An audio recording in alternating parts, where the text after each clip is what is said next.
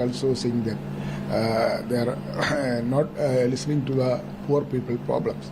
The poor people are facing so many issues, and because the price rise, unemployment. The previous budgets not address the price rise or unemployment. Common people are not getting any benefit of the previous budgets.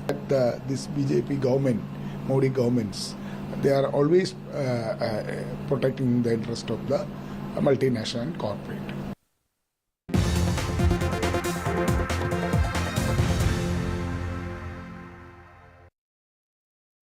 Loan मिलेगा या नहीं ये आपके credit score पे depend करता है। तो आज ही अपना क्रेडिट स्कोर चेक करें फ्री में पैसाबाजार.com पर। लोन की जरूरत कभी भी किसी को भी पड़ सकती है।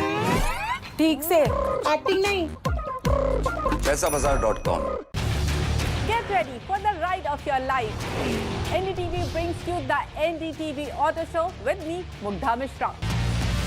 From the fastest supercars to the sleekest new energy vehicles to your trusted daily ride, we cover it all.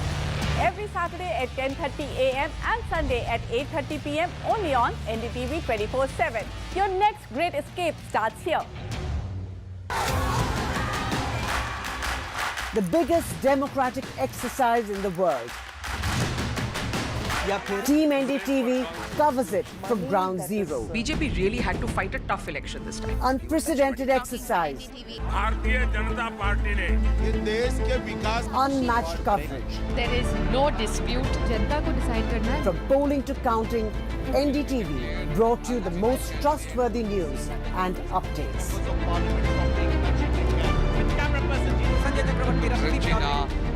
Elections mean NDTV. NDTV proudly upholds its legacy of trust and credibility. According to the prestigious Reuters Institute's Digital News Report 2024, NDTV is the topmost news platform in the country. Number one in both online and offline reach in India. Beating all its competition, NDTV stands for trust. Stay informed and entertained with the new and updated NDTV News app. You can watch all our channels live, listen to podcasts, read breaking and exclusive news from around the world and more. Download the NDTV app today and get access to the best journalism and storytelling on your smartphone or tablet. The NDTV app. News that matters to you. After a great victory by Indian team, and today we are reporting from Mohali International Airport where we are showing these visuals. Arshdeep हमारे साथ हैं। बहुत performance सही सारा नहीं थे बढ़िया results मिले। We are in the city of Kanpur today because they have their champion back home, Kuldeep Yadav. Desperation for each and everyone to go there and win the World Cup, and we did it.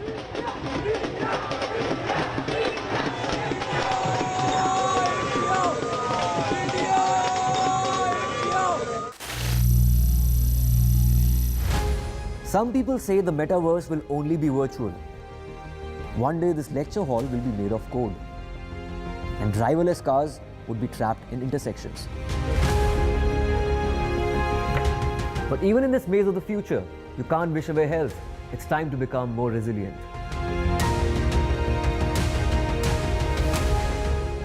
"10 years of Banega Swasth India, we have grown and achieved so many milestones.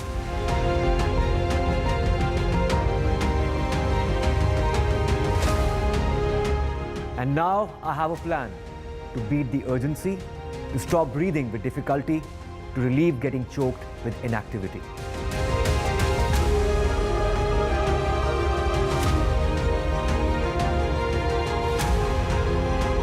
Energize our government, our environment, our society, and ourselves. Everyone, everywhere, every day.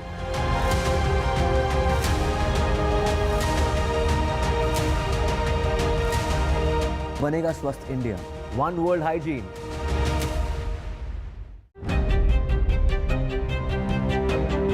Hello and welcome to IndiaSense.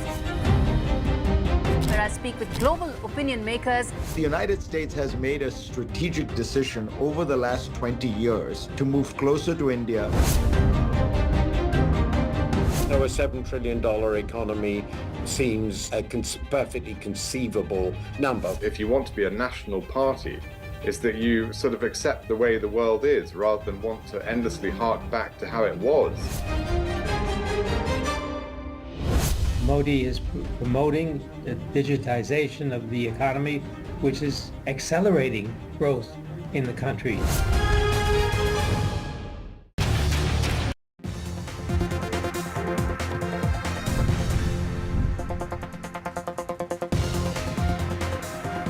Visuals now coming in from Parliament, where Prime Minister Narendra Modi has just arrived. The cabinet meeting will give the final endorsement to the budget, and thereafter Finance Minister Nirmala Sitharaman will be heading straight to the Lok Sabha to present her 7th consecutive budget. But this is also the 11th budget of the Modi government. We have veteran journalist Aditi Fadnis here. Ma'am, in 2019, there was not much of a difference between the interim budget and the final budget. Are you expecting any changes this time around? Because the political realities have also changed. Here is a coalition government. Quite right.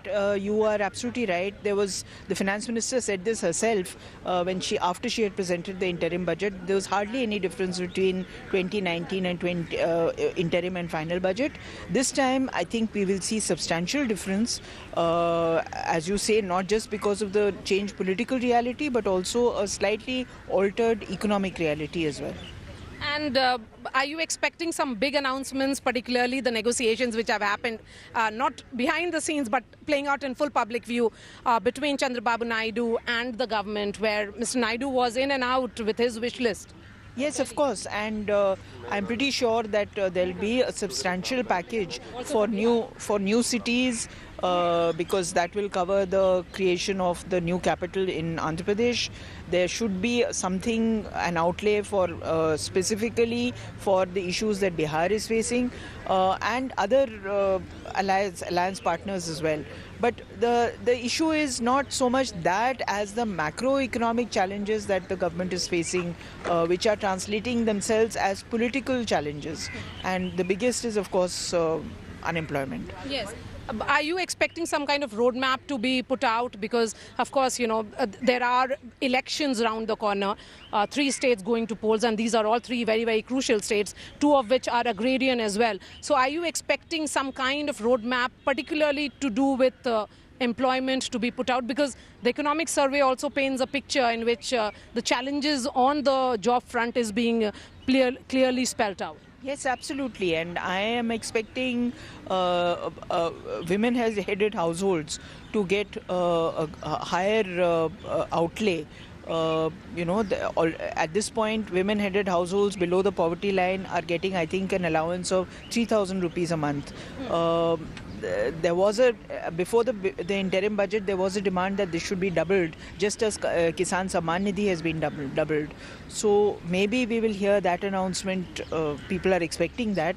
And definitely on unemployment, this is a very serious issue which has cropped up repeatedly during the campaign, and the results show that it is one of the biggest challenges. One of the biggest challenges. Ma'am, continue to be with us, because I know you have to head to the visitors gallery, the press gallery, to listen to the budget. We have Deepshika Kumar Anand, founder and CEO of Speakin, also joining us, and Ashwajit Singh, who's the founder and managing director of IPE Global. I will be coming to both the guests who are joining us, but before that, a word on Nirmala Sitharaman.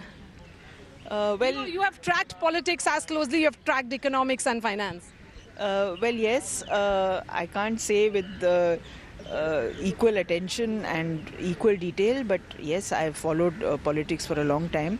Mrs. Sitharaman has come a very long way since she joined the BJP. I think it was in 2012 or so, from the days that she became a member of the National Commission for Women, till she became the finance minister, possibly nominated by the late Arun Jaitley, who thought that it was time that India got the first woman finance minister. She is very concerned about issues of women, and has a definite positive bias about the travails and the trials, tribulations of working women. So we are expecting that this budget will show some of that. All right. So thank you so much, ma'am, for joining us early morning here on NDTV. We will be going to our guests in just a bit. Slipping into our short break, the cabinet meeting is happening right inside Parliament, and this remains our top focus here on NDTV.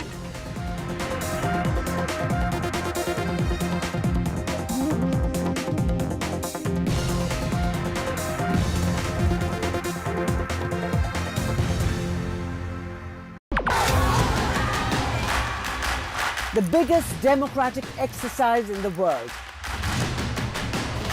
Team NDTV covers it from ground zero. BJP really had to fight a tough election this time. Unprecedented exercise. Unmatched coverage. There is no dispute. जनता को decide करना है. From polling to counting, NDTV brought you the most trustworthy news and updates.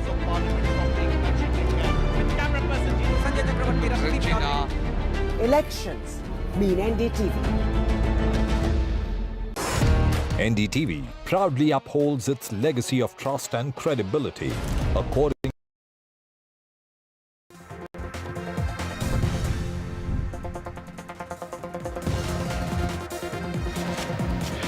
Welcome back. Just about 20 odd minutes to go before Nirmala Sitharaman, the finance minister, presents the union budget. There is an intense focus on this. We've been getting wonderful voices throughout the day. Janmajaya Sinha, co-chairperson of the CII Economic Affairs Council and chairperson of India of the Boston Consulting Group with us. Thanks very much, sir, for being with us. Consumption at 4%, economic growth at 8%. How much of the finance minister's focus do you believe will be in trying to bridge the gap between the two? I'm hoping that the finance minister's focus will continue to be on predictability, prudence, and the clarity with which the last few budgets have actually continued to move forward. So I am hoping that the fiscal deficit, taxes, tariffs, infrastructure spending remains. The consumption is a derived thing. It will come when other things fall in place. The two biggest issues that I feel, there are things which I hope and I expect, which will be continuity. The wish that I have, which may or may not happen, is a clear focus on water. Water is being ignored, I feel, and there is a whole policy arena around water which needs to be funded in the same way and thought about in the same way as infrastructure. I'm not sure anything will happen with that focus. It will help with agriculture, it will help with irrigation, it will make us less dependent on the monsoon. All this will help consumption.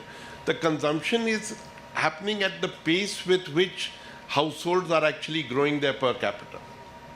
It's interesting that you talk about water, because if we talk about the economy and fail to look at it from a climatic prism, then we run in trouble. So rising weather disruptions, in fact, we're in the middle of it even now, weaker agricultural incomes partly as a result of this, and consequently persistently high food inflation. At many levels, these are all linked. Now, a lot of this is outside the hands of the government immediately. I mean, global warming is a global phenomena. But in terms of a budget, what can we seriously expect to see? I really do feel that like we have focused on infrastructure, why do we only feel infrastructure is roads and rail and ports and airports? Infrastructure is water. Infrastructure is water. Yeah. We cannot run away from it. Desalinization is infrastructure. There are a bunch of things. Why should it not be under PLI? Yeah. So I think water is really important. The other thing is, we keep talking about unemployment. My friend Manish Savarwal has said many times, it's not an unemployment issue, it's a wage issue. Everyone in India is employed. They are not employed in the jobs they want and at the wages they want. That's the issue. And that requires a release from agriculture to come in and get absorbed into the sectors where there is productive demand for them. All right, we've also got Mr. Ashwajit Singh with us, also Deepshika Kumar Anand, the founder and CEO of Speak IN. Thank you both very much for being with us. Mr. Singh, consumption at 4% is a matter of real concern. If you were the finance minister, what were 2 or 3 steps, or what are 2 or 3 steps which you would look at implementing to boost that?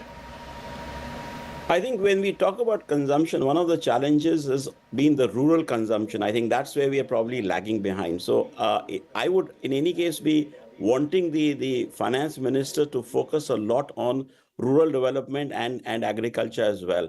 Productive agriculture. But when we talk about rural development, I would like to really, see empowering the panchayats a bit more. We spoke about we keep talking about the 73rd, 74th Amendment, but the way we've had infrastructure in the big ticket items, the railways, the ports, as well as, urban infrastructure, and we've got schemes like smart cities as well. I'd like to see some kind of resources being allocated for empowering panchayats, and in turn that'll empower the rural part of India, because while the PM Kisan and all has been good to give them funds to really get over the COVID crisis, but I think we need to now sustain the growth in the rural economy, and that's where we need to empower panchayats. I'd really like to see some kind of a smart city equivalent panchayat scheme coming up, which a challenge fund or some innovative financing that comes in at the rural level, where panchayats and the rural economy can really get a chance to grow. That's one. Number two, I'd like to look at schemes like the Mudra loan, trying to make entrepreneurs more in the rural economy, so they have that desire to be able to earn money. And the moment you've got money in their hands, you will also sort of come up with the consumption there as well. Innovative financing. The finance minister has been talking about an economic survey, been talking about the need for partnerships and getting the private sector. She spoke about in a 2022 budget about blended finance. I see blended finance as a huge tool and a game changer to really get in.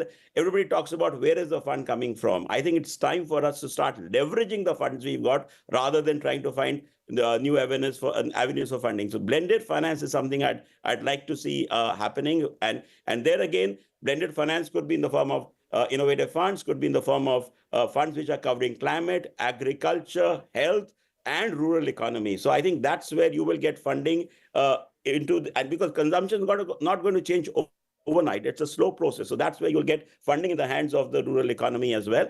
And finally, I think when we talk about CSR is something which is being neglected and not being monitored properly.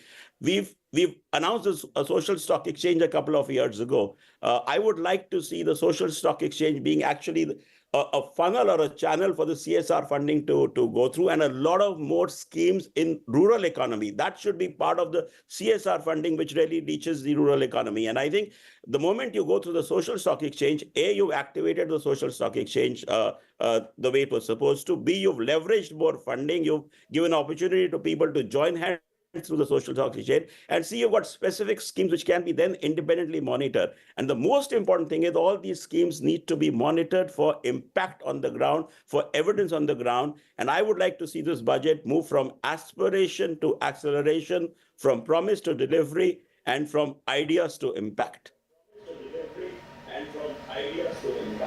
No, absolutely. In a sense, the social budget is so important, which takes into account the aspirations of people at all sectors of our economy, where what the finance minister actually presents is translated and verified on the ground.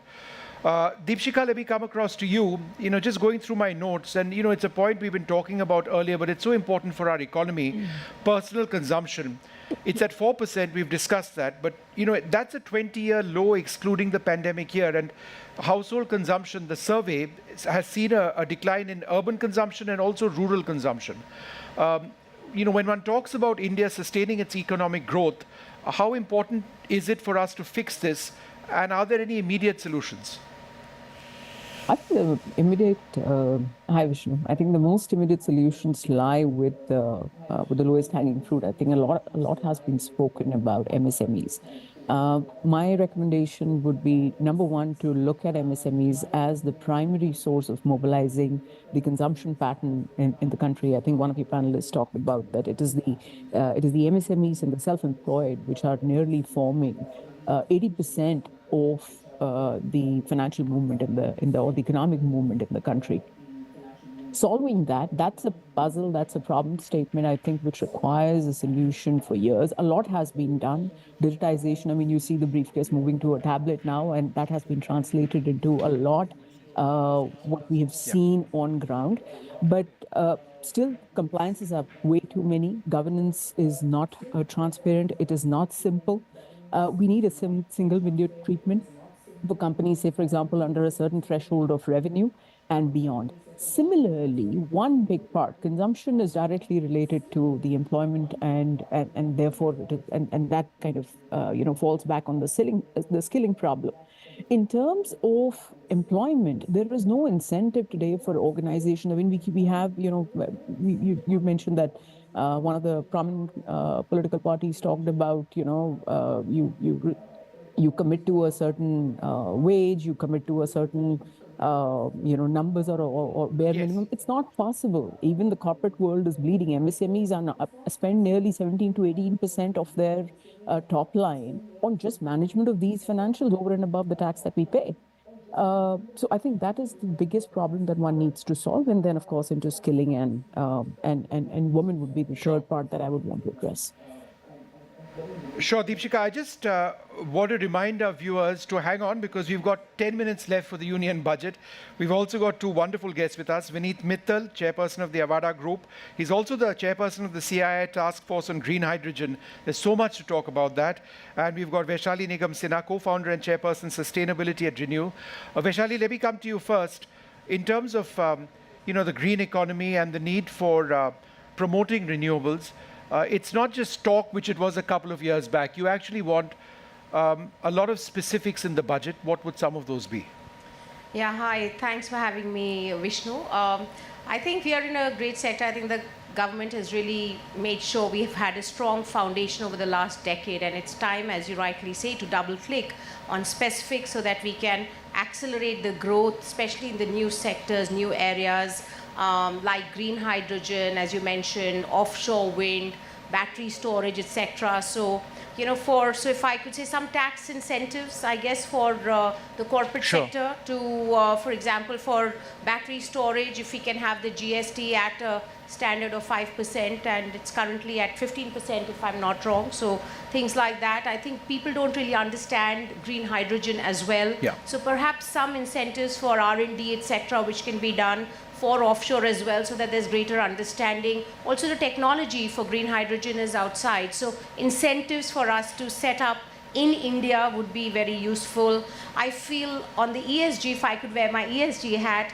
I think management of machinery is critical to minimize emissions as we, kind of take off on this Make in India journey. So perhaps some allowances and some depreciation incentives so that we are decreasing our carbon emission and managing our machinery well. It'll also help in our ESG reporting framework globally and in India as it's being sort of modified. So these are some of the things I can think of. For example, a great announcement was made in the interim budget by the finance minister on the solar rooftop scheme. Yes. But when you go and talk to people, it's great, people who are going for the free rooftop, yes, Bijli. I mean, the 1.5 to 2 lakhs of investment in rural India is a lot of money, and the sort of the, kind of money is coming to them, or the subsidy about 3 or 4 years afterwards. Can we sort of front end it, and can people get that money in their hands so that we can then accelerate this at an individual level of sort of sustainable cultural transformation, which we want to see in our country absolutely. as well. In fact, Mr. Mittal, let's talk a little bit about green hydrogen. How is green hydrogen needed for us to make it a reality sooner than later? Because so much of our economic prospects going forward depends on green hydrogen being available at a price that works with technology that's reliable. So if you look at green hydrogen is relatively new topic. We used to hear from industry that there is no way to decarbonize steel, copper, aluminum, cement or mobility. Now the good news is that technology exists which can produce at scale green ammonia, green methanol, sustainable aviation fuel. What it needs is the same support which solar and wind got it in its startup days. Mm-hmm.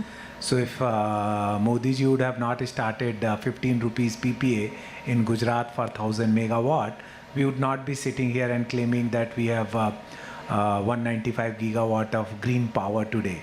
So like that, I think government needs to have a bigger heart, and mandate has to come in where green hydrogen purchase obligation like renewable purchase obligation should be made on the obligated industry.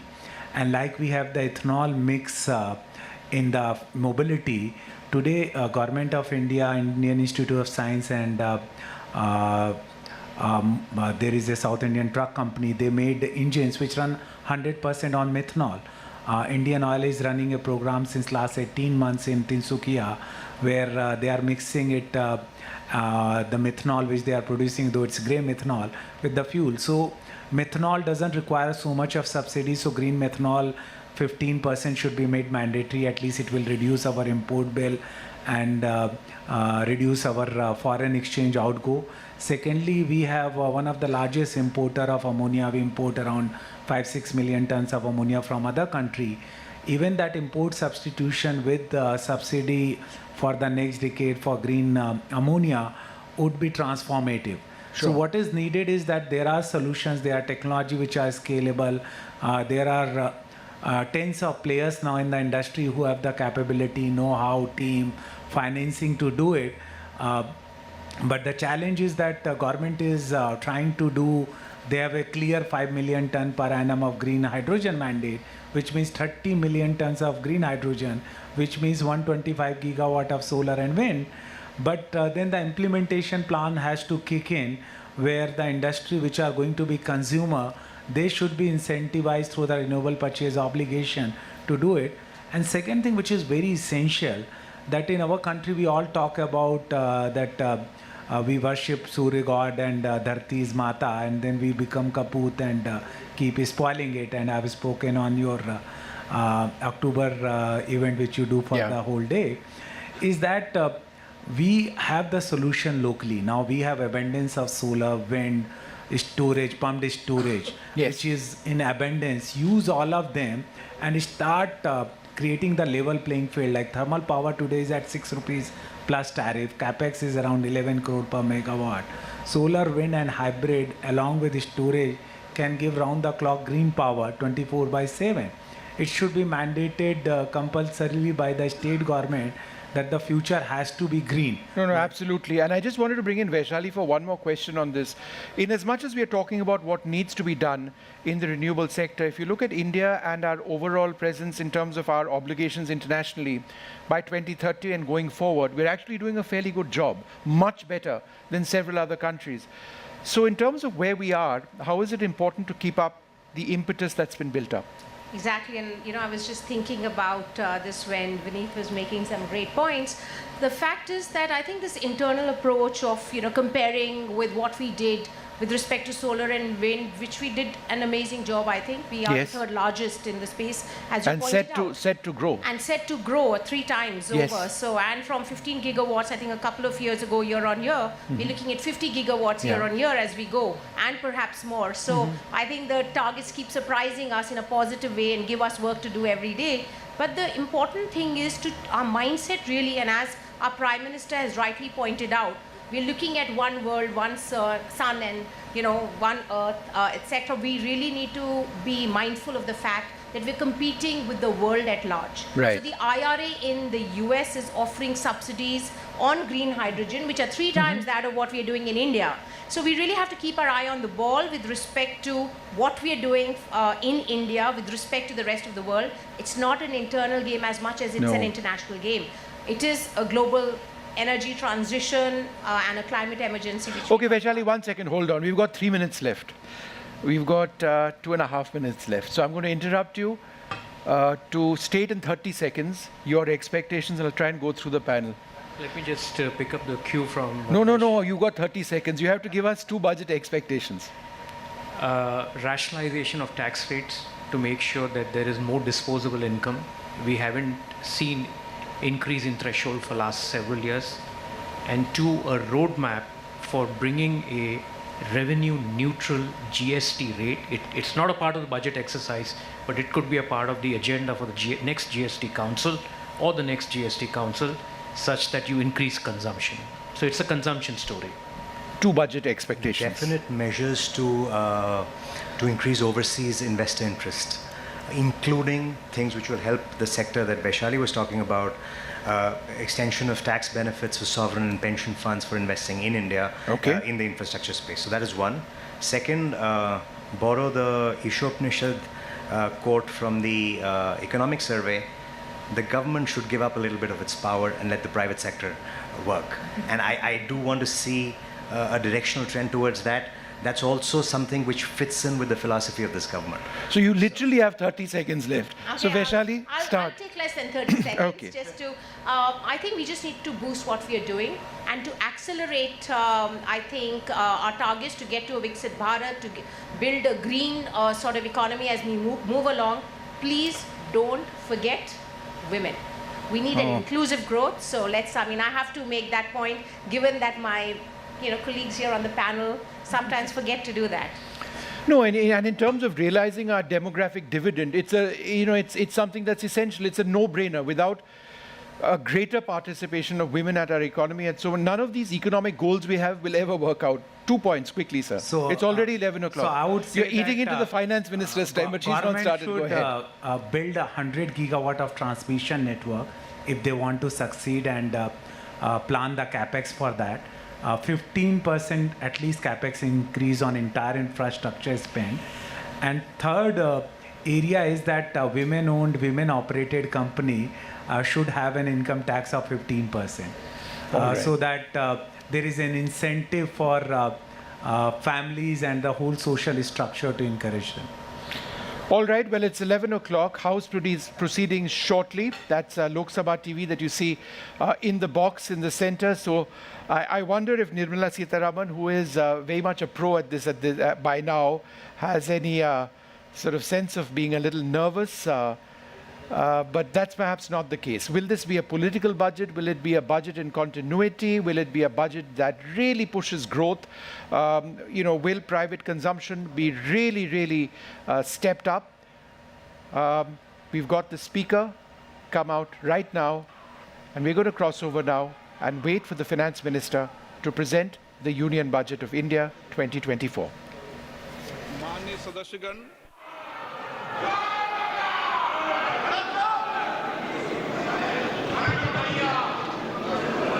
माननीय सदस्यगण, मुझे अपनी ओर से तथा सदन के माननीय सदस्यों की ओर से अंतर संसदीय संघ आईपीयू की प्रेसिडेंट और तंजानिया संयुक्त गणराज्य की नेशनल असेंबली की अध्यक्ष माननीय डॉक्टर तुलिया एक्सन का स्वागत करते हुए अत्यंत प्रसन्नता हो रही है। वे हमारी सम्मानित अतिथि के रूप में भारत की आधिकारिक यात्रा पर आई है। ये हमारे लिए खुशी की बात है कि डॉक्टर एक्सन बजट सत्र को देखने के लिए यहाँ उपस्थित है। माननीय डॉक्टर तुलिया एक्सन शुक्रवार दिनांक 19 जुलाई 2024 को भारत पहुंची। उन्होंने 21 जुलाई 2024 को आगरा का भ्रमण किया और इस समय वह विशेष बॉक्स में आसीन है। हम भारत में उनके सुखद और सफल प्रवास की कामना करते हैं। हम अंतर संसदीय संघ के प्रेसिडेंट के रूप में उनकी भूमिका के लिए सफलता की भी कामना करते हैं। उनके माध्यम से हम तंजानिया गणराज्य की संसद के सदस्यों, तंजानिया की सरकार तथा वहाँ की मित्र जनता को बधाई और शुभकामनाएं देते हैं। माननीय सदस्यगण, जैसा कि आपको समाचार भाग 2 के माध्यम से पहले ही सूचित किया जा चुका है कि माननीय वित्त मंत्री जी के बजट भाषण की प्रतियां हार्ड कॉपी के रूप में उपलब्ध कराई जाएगी। अतः बजट प्रस्तुत हो जाने के पश्चात माननीय सदस्य कृपया बजट भाषण की अपनी प्रति प्रकाशन काउंटर से प्राप्त कर लें। आपको ये भी सूचित किया जाता है कि माननीय मंत्री द्वारा बजट प्रस्तुत किए जाने के पश्चात बजट की प्रतियां आपको मेंबर्स पोर्टल के माध्यम से भी उपलब्ध करा दी जाएगी। माननीय वित्त मंत्री Shrimati Nirmala Sitharaman.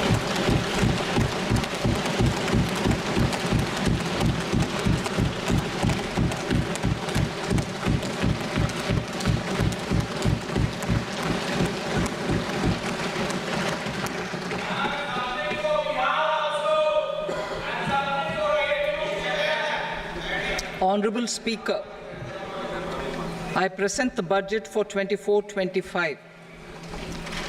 Introduction. The people of India have reposed their faith in the government led by Honorable Prime Minister Shri Narendra Modi and re-elected it for a historic third term under his leadership.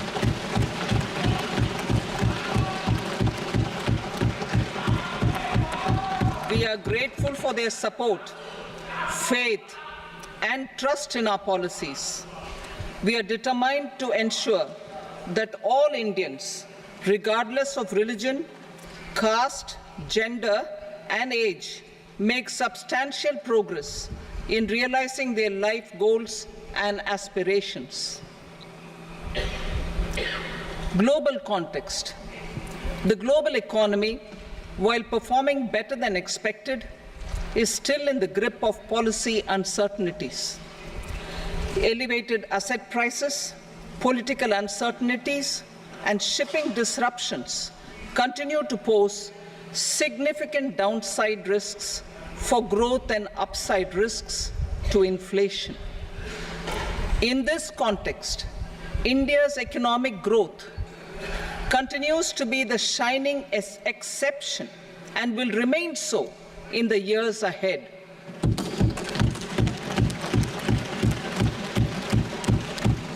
India's inflation continues to be low, stable, and moving towards the 4% target. Core inflation, that is non-food and non-fuel, currently is 3.1%. Steps are being taken to ensure supplies of perishable goods reach markets adequately. Interim budget. As mentioned in the interim budget, we need to focus on 4 major castes, namely the Garib, Mahilaye, Yuva, and Annadata, the poor, women, youth, and the farmer. For Annadata, we announced higher minimum support prices a month ago for all major crops, delivering on the promise of at least a 50% margin over costs. Pradhan Mantri Garib Kalyan Anna Yojana was extended for 5 years, benefiting more than 80 crore people. Administrative actions for approval and implementation of various schemes announced in the interim budget are well underway. The required allocations have been made. Budget theme. Turning attention to the full year and beyond in this budget, we particularly focus on employment, skilling, MSMEs, and the middle class. I am happy to announce the Prime Minister's package of 5 schemes and initiatives to facilitate employment, skilling, and other opportunities for 4.1 crore youth over a 5-year period, with a central outlay of 2 lakh crore rupees. I will speak about them shortly, while more details may be seen in the annexure. This year, I've made a provision of 1.48 lakh rupees, 1.48 lakh crore rupees for education, employment, and skilling. Budget priorities. The people have given a unique opportunity to our government to take the country on the path of strong development and an all-round prosperity. In the interim budget, we promise to present a detailed roadmap for our pursuit of Vikasit Bharat. In line with the strategy set out in the interim budget, this budget envisages sustained efforts on the following 9 priorities for generating ample opportunities for all. Number 1, productivity and resilience in agriculture. Number 2, employment and skilling. Number 3, inclusive human resource development and social justice. 4. Manufacturing and services. 5. Urban development. 6. Energy security. 7. Infrastructure. 8. Innovation, research and development. And 9. Next generation reforms. Subsequent budgets will build on these and add more priorities and actions. A more detailed formulation will be carried out as part of the economic policy framework about which I will speak later in this speech. This budget details some of the specific actions to be initiated in the current year towards fulfillment of these priorities, with potential for transformative changes. The budget also covers some of the previously made announcements with intent to strengthen them and step up their implementation for expediting our journey towards the goal of Viksit Bharat. Priority 1, productivity and resilience in agriculture. Transforming agricultural research.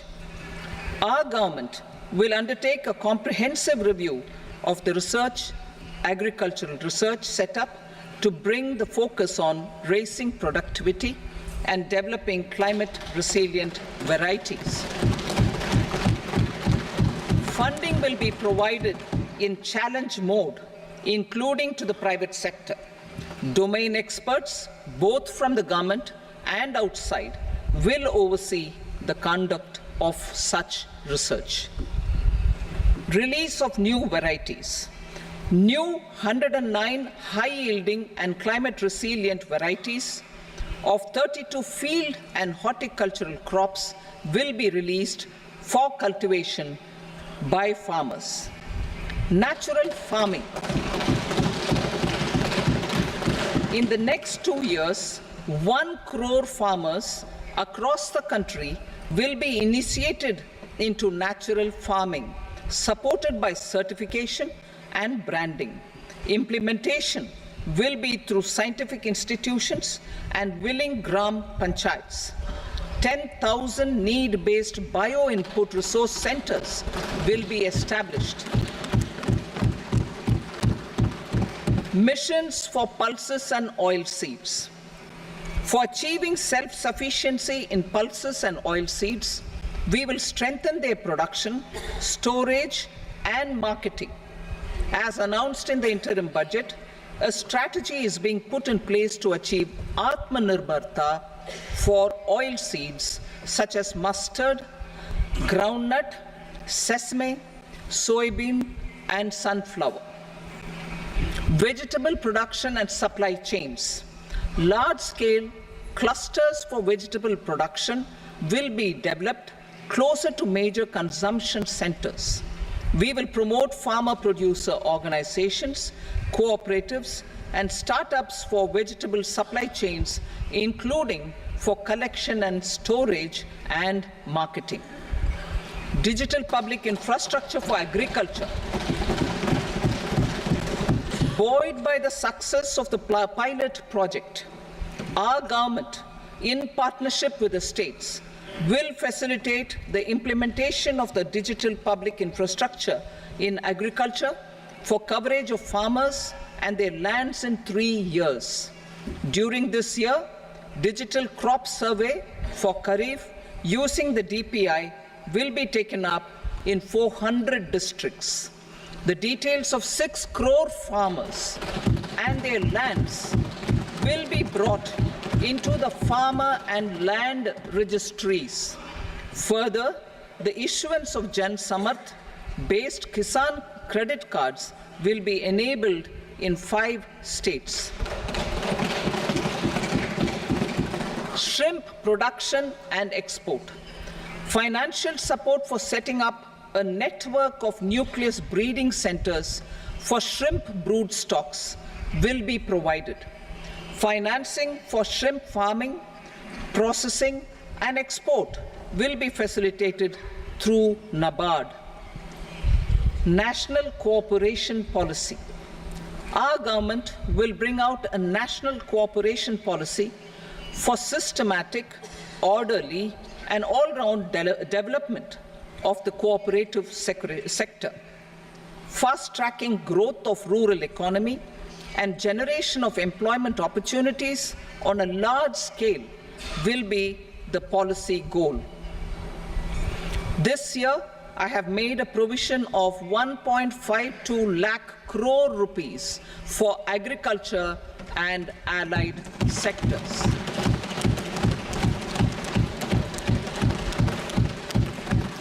Priority 2, employment and skilling. Employment-linked incentive.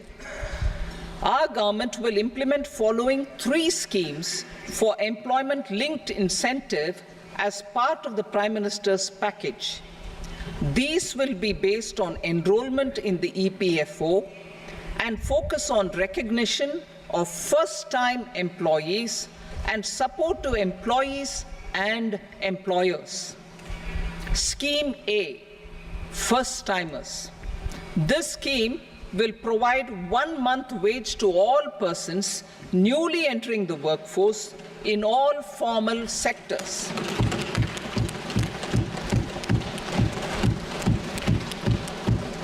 Direct benefit transfer of 1 month's salary in 3 installments to first-time employees as registered in the EPFO will be up to 15,000 rupees.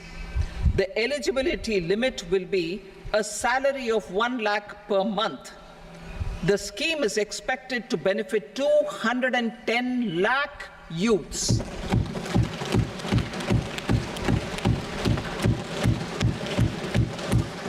Scheme B, job creation in manufacturing.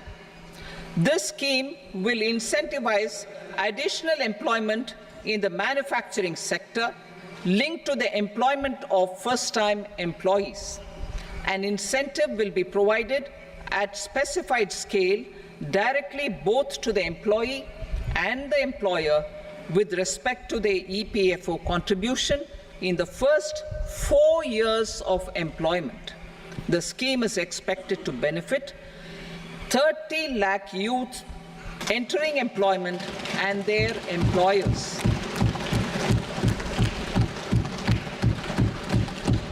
Scheme C, support to employers. This employer-focused scheme will cover additional employment in all sectors. All additional employment within a salary of 1 lakh rupee per month will be counted. The government will reimburse to employers up to 3,000 rupees per month for 2 years towards the EPFO contribution for each additional employee. The scheme is expected to incentivize additional employment of 50 lakh persons.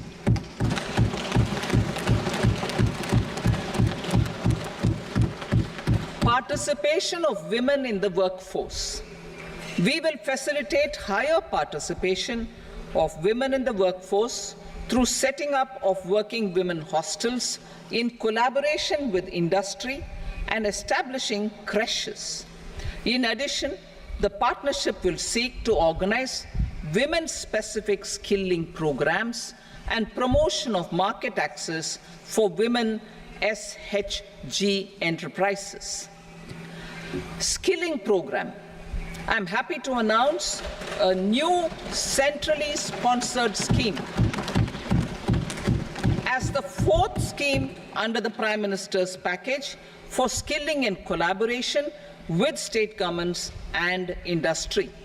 20 lakh youth will be skilled over a 5-year period.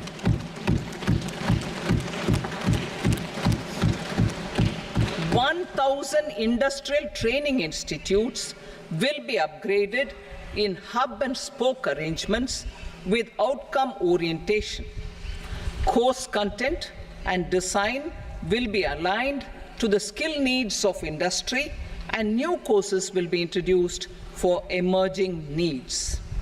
Skilling loans. The model skill loan scheme will be revised to facilitate loans up to 7.5 lakh rupees with a guarantee from a government-promoted fund. This measure is expected to help 25,000 students every year.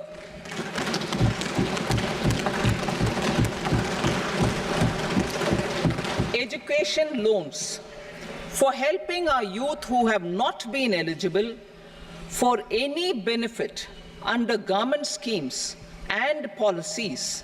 I am happy to announce a financial support for loans up to 10 lakh rupees for higher education in domestic institutions.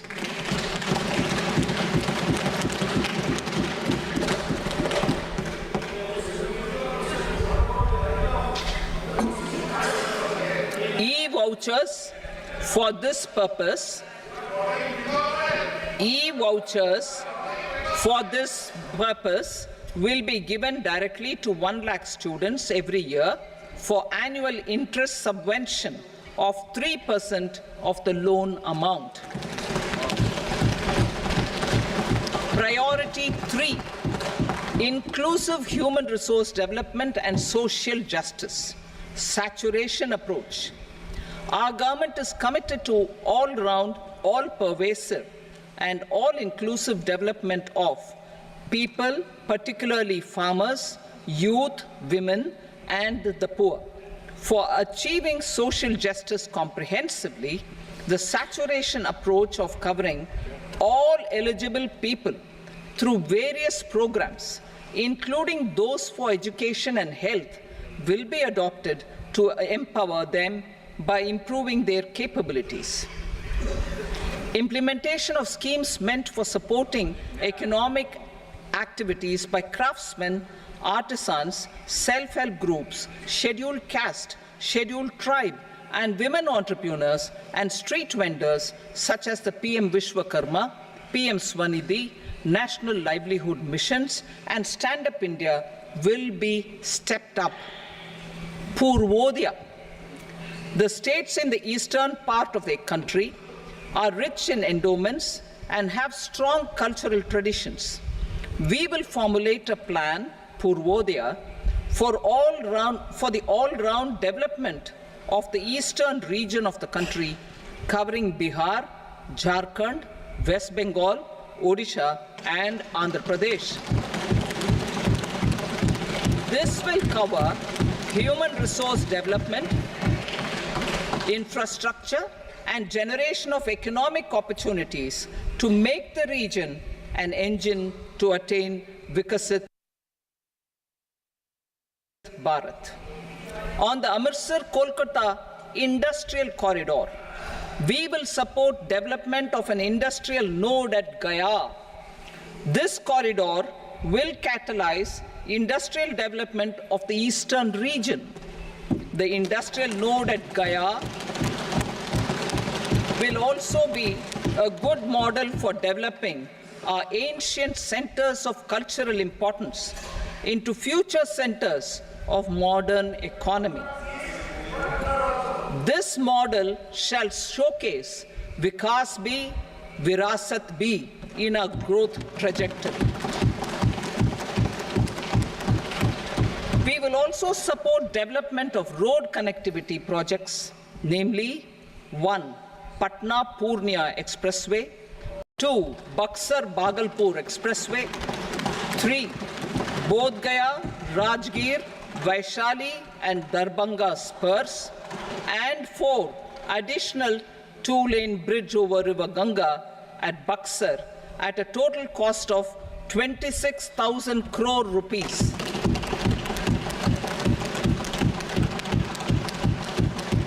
Power projects, including setting up of a new 2,400 megawatt power plant at Pir Painti, will be taken up at a cost of 21,400 crore rupees.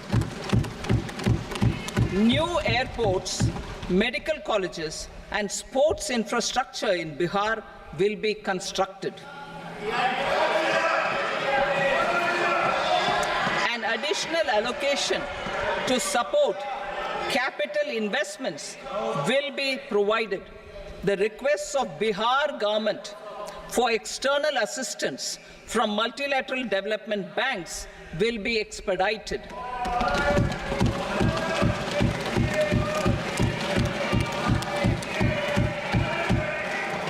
Andhra Pradesh Reorganization Act. Our government has made concerted efforts to fulfill the commitments in Andhra Pradesh Reorganization Act.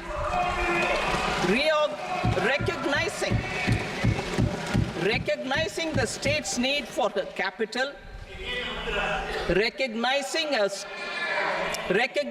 the state's need for a capital, we will facilitate special financial support through multilateral development agencies. In the current financial year, 15,000 crore rupees will be arranged with additional amounts in future years.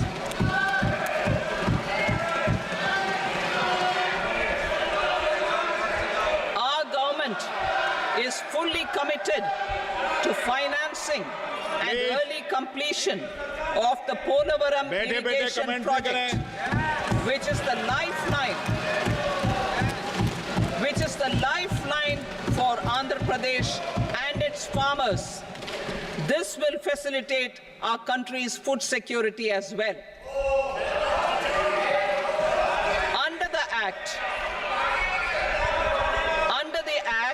Andhra Pradesh Reorganization Act, for promoting industrial development, funds will be provided for essential infrastructure such as water, power, railways, and roads.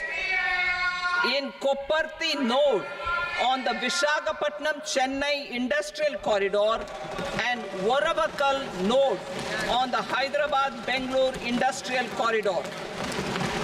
An additional allocation will be provided this year towards capital investment for economic growth. Grants for backward regions of Rayalaseema, Prakasham, North Coastal Andhra, as stated in the Act, will be provided. PM Awas Yojana. 3 crore additional houses under the PM Awas Yojana in rural and urban areas in the country have been announced, for which the necessary allocations are being made. Women-led development. For promoting women-led development, the budget carries an allocation of more than 3 lakh crore for schemes benefiting women and girls. This signals our government's commitment for enhancing women's role in economic development. Pradhan Mantri Janjatiya Unnat Gram Abhiyan. For improving the socio-economic condition of tribal communities, we will launch the Pradhan Mantri Janjatiya Unnat Gram Abhiyan by adopting saturation coverage for tribal families in tribal majority villages and aspirational districts.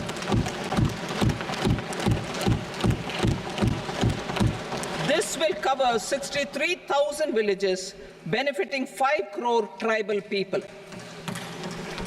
Bank branches in northeastern region.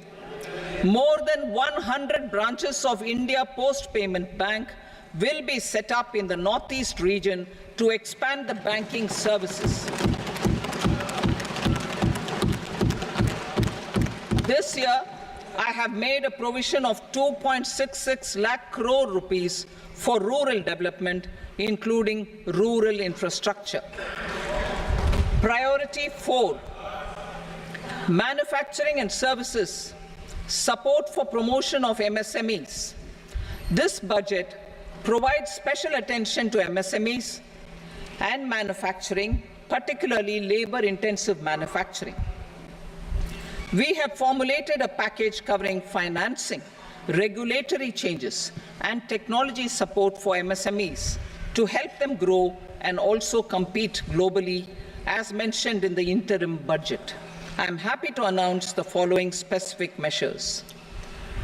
Credit guarantee scheme for MSMEs in the manufacturing sector. For facilitating term loans to MSMEs for purchase of machinery and equipment without collateral or third-party guarantee, a credit guarantee scheme will be introduced. The scheme will operate on pooling of credit risks of such MSMEs. A separately constituted self-financing guarantee fund will provide to each applicant guarantee cover up to 100 crore rupees, while the loan amount may be larger.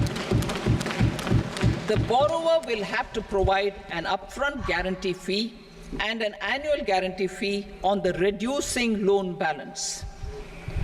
New assessment model for MSME credit. Public sector banks will build their own in-house capability to assess MSMEs for credit instead of relying on external assessment. They will also take a lead in developing or getting developed a new credit assessment model based on the scoring of digital footprints of the MSMEs in the economy. This is expected to be a significant improvement over the traditional assessment of credit eligibility based only on asset or turnover criteria. That will also cover MSMEs without a formal accounting system. Credit support to MSMEs during stress period. I'm happy to announce a new mechanism for facilitating continuation of bank credit to MSMEs during their stress period while being in special mention account, SMA stage, for reasons beyond their control. MSMEs need credit to continue their business and to avoid getting into the NPA stage. Credit availability will be supported through a guarantee from a government-promoted fund. Mudra loans. The limit of Mudra loans will be enhanced to 20 lakh from the current 10 lakh for those entrepreneurs who have availed and successfully repaid previous loans under the Tarun category. Enhanced scope for mandatory onboarding in trades. For facilitating MSMEs to unlock their working capital by converting their trade receivables into cash, I propose to reduce the turnover threshold of buyers for mandatory onboarding on the Trades platform from rupees 500 crore to 250 crore rupees. This measure will bring 22 more CPSCs and 7,000 more companies onto the platform. Medium enterprises will also be included in the scope of the suppliers. SIDBI branches in MSME clusters. SIDBI will open new branches to expand its reach to serve all major MSME clusters within 3 years and provide direct credit to them. With the opening of 24 such branches this year, the service coverage will expand to 168 out of 242 major clusters. MSME units for food irradiation, quality and safety testing. Financial support for setting up of 50 multi-product food irradiation units in the MSME sector will be provided. Setting up of 100 food quality and safety testing labs with NABL accreditation will be facilitated. E-commerce export hubs.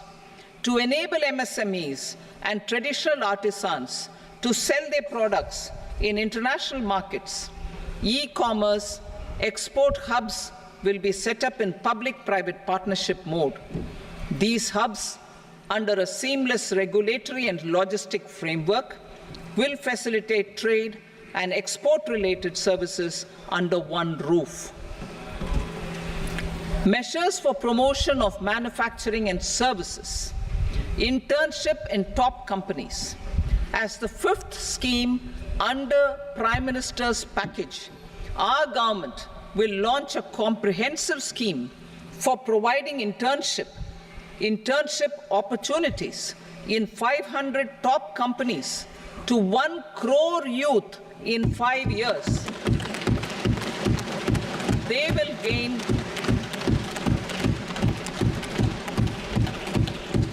will gain exposure for 12 months to real-life business environment, varied professions, and employment opportunities.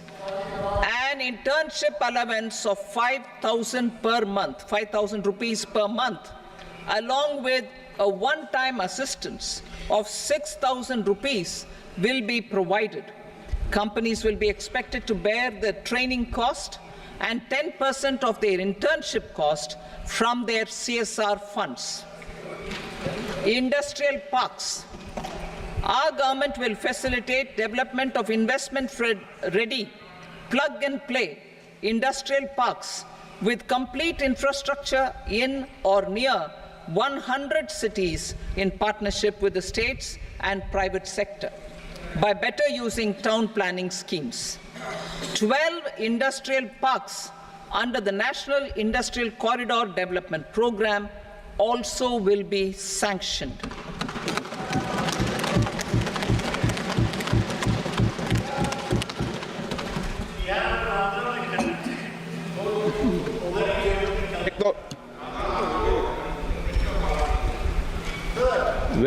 No, please, Petty.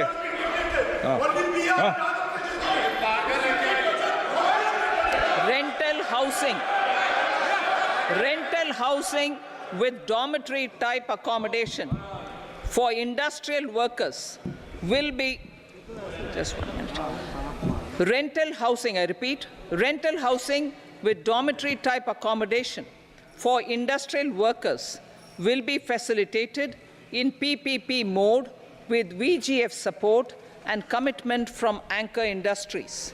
Shipping industry, ownership, leasing, and flagging reforms will be implemented to improve the share of Indian shipping industry and generate more employment. Critical mineral mission. We will set up a critical mineral mission for domestic production, recycling of critical minerals, and overseas acquisition of critical mineral assets. Its mandate will include technology development, skilled workforce, extended producer responsibility framework, and a suitable financing mechanism. Offshore mining of minerals. Our government will launch the auction of the first tranche of offshore blocks for mining, building on the exploration already carried out. Digital public infrastructure applications. Turning to the services sector, I propose development of DPI applications at population scale for productivity gains, business opportunities, and innovation by the private sector. These are planned in the areas of credit, e-commerce, education, health, law and justice, logistics, MSME service delivery, and urban governance. Integrated technology platform for IBC ecosystem. An integrated technology platform will be set up for improving the outcomes under the Insolvency Bankruptcy Code for achieving consistency, transparency, timely processing, and better oversight for all stakeholders. Voluntary closure of LLPs. The services of the Center for Processing Accelerated Corporate Exit, CPACE, will be extended for voluntary closure of LLPs to reduce the closure times. National Company Law Tribunals. The IBC has resolved more than 1,000 companies, resulting in direct recovery of 3.3 lakh crore to creditors. 3.3 lakh crore rupees to creditors. In addition, 28,000 cases involving over 10 lakh crore rupees have been disposed of even prior to admission. Appropriate changes to the IBC, reforms and strengthening of the tribunal and appellate tribunals will be initiated to speed up insolvency resolution. Additional tribunals will be established. Out of those, some will be notified to decide cases exclusively under the Companies Act. Debt recovery. Steps for reforming and strengthening debt recovery tribunals will be taken. Additional tribunals will be established to speed up recovery. Priority 5, urban development. Cities as growth hubs. Working with states, our government will facilitate development of cities as growth hubs. This will be achieved through economic and transit planning and orderly development of peri-urban areas utilizing town planning schemes. Creative redevelopment of cities. For creative brownfield redevelopment of existing cities with a transformative impact, our government will formulate a framework for enabling policies, market-based mechanisms, and regulation. Transit-oriented development. Transit-oriented development plans for 14 large cities with a population above 30 lakh will be formulated, along with an implementation and financing strategy. Urban housing. Under the PM Awas Yojana, Urban 2.0, housing needs of 1 crore urban poor and middle-class families will be addressed with an investment of 10 lakh crore rupees. This will include the central assistance of 2.2 lakh crore rupees in the next 5 years. A provision of interest subsidy to facilitate loans at affordable rates is also envisaged. In addition, enabling policies and regulations for efficient and transparent rental housing markets with enhanced availability will also be put in place. Water supply and sanitation. In partnership with state governments and multilateral development banks, we will promote water supply, sewage treatments, and solid waste management projects and services for 100 large cities through bankable projects. These projects will also envisage use of treated water for irrigation and filling up of tanks in nearby areas. Street markets. Building on the success of PM Swanidhi scheme in transforming the lives of street vendors, our government envisions a scheme to support each year over the next 5 years the development of 100 weekly hearts or street food hubs in select cities. Stamp duty. We will encourage states which continue to charge high stamp duty to moderate the rates for all and also consider further lowering duties for properties purchased by women. This reform will be made an essential component of urban development schemes. Priority 6, energy security, energy transition. In the interim budget, I had announced our strategy to sustain high and more resource-efficient economic growth, along with the energy security in terms of availability, accessibility, and affordability. We will bring out a policy document on appropriate energy transition pathways that balances the imperatives of employment, growth, and environmental sustainability. PM Surya Ghar Muft Bijli Yojana. PM Surya Ghar Muft Bijli Yojana. In line with the announcement in the interim budget, In line with the announcement in the interim budget, PM Surya Ghar Muft Bijli Yojana has been launched to install rooftop solar plants to enable 1 crore households obtain free electricity up to 300 units every month. The scheme has generated remarkable response with more than 1.28 crore registrations and 14 lakh applications, and we will further encourage it. Pumped storage policy. A policy for promoting pumped storage projects will be brought out for electricity storage and facilitating smooth integration of the growing share of renewable energy with its variable and intermittent nature in the overall energy mix. Research and development of small and modular nuclear reactors.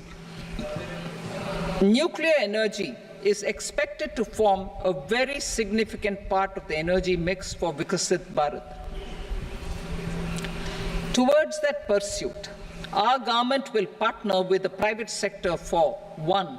Setting up Bharat Small Reactors, 2. Research and development of Bharat Small Modular Reactor, and 3. Research and development of newer technologies for nuclear energy. The R&D funding announced in the interim budget will be made available for this sector also. Advanced ultra supercritical thermal power plants.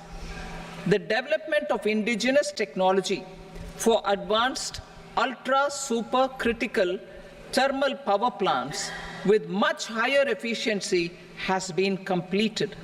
A joint venture between NTPC and BHEL will set up a full-scale 800 megawatt commercial plant using AUSC technology. The government will provide the required fiscal support. Moving forward, development of indigenous capacity for the production of high-grade steel and other advanced metallurgy materials for these plants will result in strong spin-off benefits for the economy. Roadmap for hard-to-abate industries.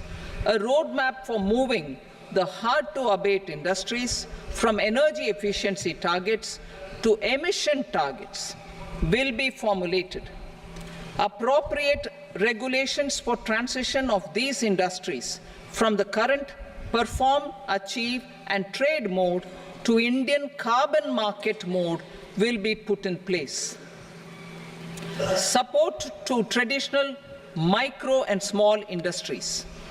An investment-grade energy audit of traditional micro and small industries in 60 clusters, including brass and ceramic, will be facilitated. Financial support will be provided for shifting them to cleaner forms of energy and implementation of energy efficiency measures.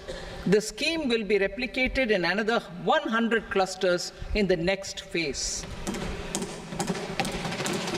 Priority 7, infrastructure investment by central government. Significant investment the central government has made over the years in building and improving infrastructure has had a strong multiplier effect on the economy. We will endeavor to maintain strong fiscal support for infrastructure over the next 5 years in conjunction with imperatives of other priorities and fiscal consolidation. This year, I have provided 11,11,111 crore rupees for capital expenditure. This would be 3.4% of our GDP. Infrastructure investment by state governments. We will encourage states to provide support of similar scale for infrastructure, subject to their development priorities. a provision of 1.5 lakh crore rupees for long-term interest-free loans have been made this year also to support the states in their resource allocation. Private investment in infrastructure. Investment in infrastructure by private sector will be promoted through viability gap funding and enabling policies and regulations. A market-based financing framework will be brought out. Pradhan Mantri Gram Sadak Yojana, Phase 4 of the PMGSY will be launched to provide all-weather connectivity to 25,000 rural habitations, which have become eligible in view of their population increase. Irrigation and flood mitigation. Bihar has frequently suffered from floods, many of them originating outside the country. Plans to build flood control structures in Nepal are yet to progress. Our government, through the Accelerated Irrigation Benefit Program and other sources, will provide financial support for projects with estimated cost of 11,500 crore rupees,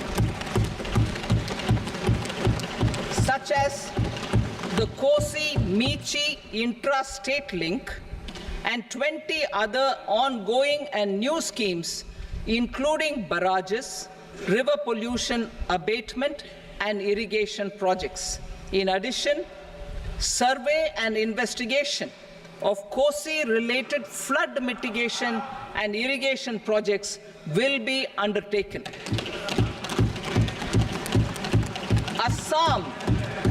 Assam grapples with floods every year by the Brahmaputra River and its tributaries originating outside India. We will provide assistance to Assam for flood management and related projects.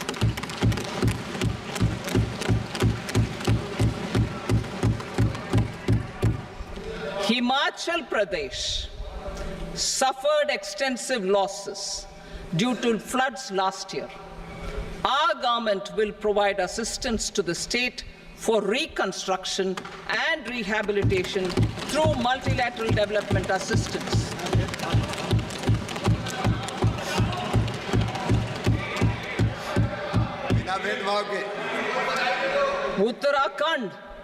Uttarakhand too suffered losses due to cloudbursts and massive landslides. We will provide assistance to the state. Recently, Sikkim witnessed devastating flash floods and landslides that wreaked havoc across the state. Our government will provide assistance to the state. Tourism. Tourism has always been a part of our civilization. Our efforts in positioning India as a global tourist destination will also create jobs, stimulate investments, and unlock economic opportunities for other sectors. In addition to the measures outlined in the interim budget, I propose the following measures. Vishnupad Temple at Gaya and Mahabodhi Temple at Bodh Gaya in Bihar are of immense spiritual significance. Comprehensive development of Vishnupad Temple Corridor and Mahabodhi Temple Corridor will be supported, modeled on the successful Kashi Vishwanath Temple Corridor to transform them into world-class pilgrim and tourist destinations. Rajgir holds immense religious significance for Hindus, Buddhists, and Jains. The 20th Tirthankara Muniswarata temple in the Jain temple complex is ancient. The Saptarishi, or the 7 hot springs, form a warm water Brahmkund that is sacred. a comprehensive development initiative for Rajgir will be undertaken. Our government will support the development of Nalanda as a tourist center, besides reviving Nalanda University to its glorious stature. Odisha's scenic beauty, temples, monuments, craftsmanship, wildlife sanctuaries, natural landscapes, and pristine beaches make it an ultimate tourism destination. Our government will provide assistance for their development to Odisha as well. Priority 8, innovation, research and development. We will operationalize the Anusandhan National Research Fund for basic research and prototype development. Further, we will set up a mechanism for spurring private sector-driven research and innovation at commercial scale with a financing pool of 1 lakh crore rupees in line with the announcement in the interim budget. Space economy. With our continued emphasis on expanding the space economy by 5 times in the next 10 years, a venture capital fund of 1,000 crore rupees will be set up. Priority 9, next generation reforms. Economic policy framework. We will formulate an economic policy framework to delineate the overarching approach to economic development and set the scope of the next generation of reforms for facilitating employment opportunities and sustaining high growth. Our government will initiate and incentivize reforms for 1. Improving productivity of factors of production, and 2. Facilitating markets and sectors to become more efficient. These reforms will cover all factors of production, namely land, labor, capital, and entrepreneurship, and technology as an enabler of improving total factor productivity and bridging inequality. Effective implementation of several of these reforms requires collaboration between the center and the states, and building consensus as development of the country lies in development of the states. For promoting competitive federalism and incentivizing states for faster implementation of reforms, I propose to earmark a significant part of the 50-year interest-free loan. Working with the states, we will initiate the following reforms.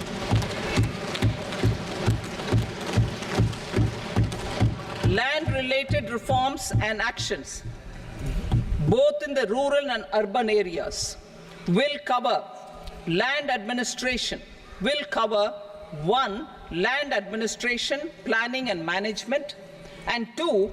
Urban planning usage and building bylaws. These will be incentivized for completion within the next 3 years through appropriate fiscal support.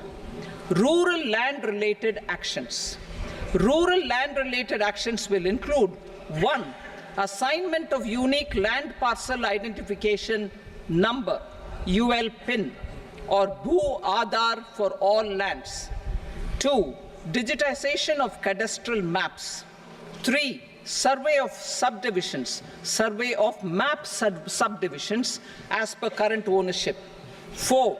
Establishment of land registry. And 5. Linking to the farmers registry. These actions will also facilitate credit flow and other agricultural services. Urban land-related actions. Land records in urban areas will be digitized with GIS mapping. An IT-based system for property record administration, updating, and tax administration will be established. These will also facilitate improving the financial position of urban local bodies. Labor-related reforms. Services to labor. Our government will facilitate the provision of a wide array of services to labor, including those for employment and skilling. A comprehensive integration of e-Shram portal with other portals will facilitate such one-stop solution. Open architecture databases for the rapidly changing labor market, skill requirements, and available job roles, and a mechanism to connect job aspirants with potential employers and skill providers will be covered in these services. Shram Suvidha and Samadhan portal. Shram Suvidha and Samadhan portal will be revamped to enhance ease of compliance for industry and trade. Capital and entrepreneurship related reforms, financial sector vision and strategy. For meeting financing needs of the economy, our government will bring out a financial sector vision and strategy document to prepare the sector in terms of size, capacity, and skills. This will set the agenda for the next 5 years and guide the work of the government, regulators, financial institutions, and market participants. Taxonomy for climate finance. We will develop taxonomy for climate finance for enhancing the availability of capital for climate adaptation and mitigation. This will support achievement of the country's climate commitments and green transition. Variable capital company structure. We will seek the required legislative approval for providing an efficient and flexible mode for financing leasing of aircrafts and ships and pooled funds of private equity through a variable company structure. Foreign direct investments and overseas investment. The rules and regulations for foreign direct investment and overseas investments will be simplified to 1. Facilitate foreign direct investments, 2. Nudge prioritization, and 3. Promote opportunities for using Indian rupee as a currency for overseas investment. NPS Vatsalya.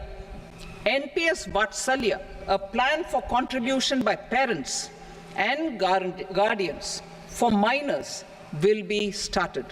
On attaining the age of majority, the plan can be converted seamlessly into a normal NPS account.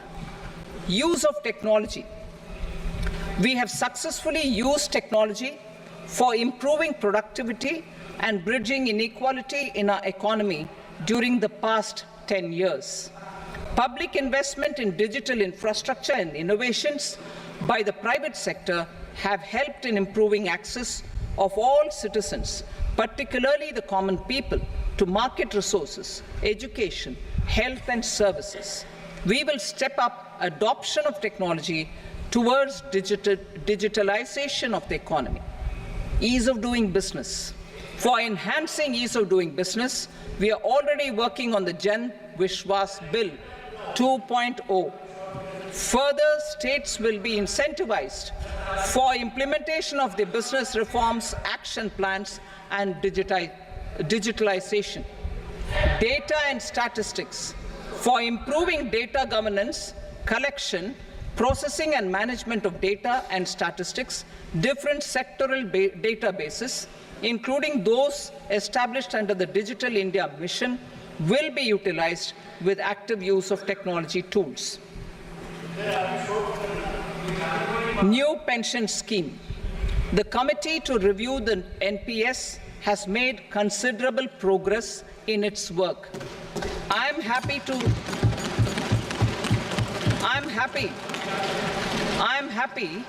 that the staff side of the National Council of the Joint Consultative Machinery for Central Government Employees has taken a constructive approach. A solution will be evolved which addresses the relevant issues while maintaining fiscal prudence to protect the common citizens. Budget estimates for 24-25. For the year 24-25, total receipts other than borrowings, and the total expenditure are estimated at 32.07 lakh crore rupees and 48.21 lakh crore rupees respectively. The net tax receipts are estimated at 25.83 lakh crore rupees. The fiscal deficit is estimated at 4.9% of the GDP. The gross and the net market borrowings through dated securities during 24-25 are estimated at 14.01 lakh crore rupees and 11.63 lakh crore rupees respectively. Both will be less than that in 23-24. The fiscal consolidation path announced by me in 2021 has served our economy very well, and we aim to reach the deficit below 4.5% next year. The government is committed to staying the course. From 2026-27 onwards, our endeavor will be to keep the fiscal deficit each year such that the central government's debt will be on a declining path as percentage of GDP. I will now move to Part B.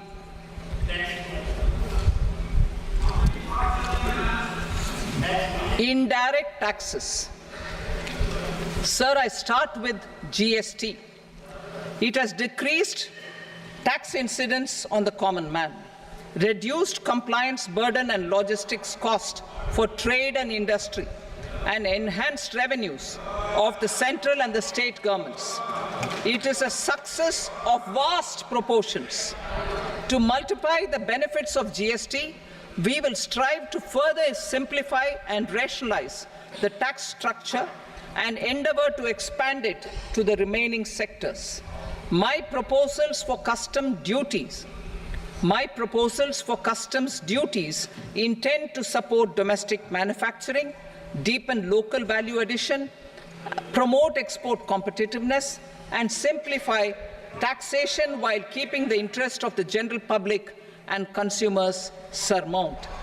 In Budget 22-23, we reduced the number of customs duty rates.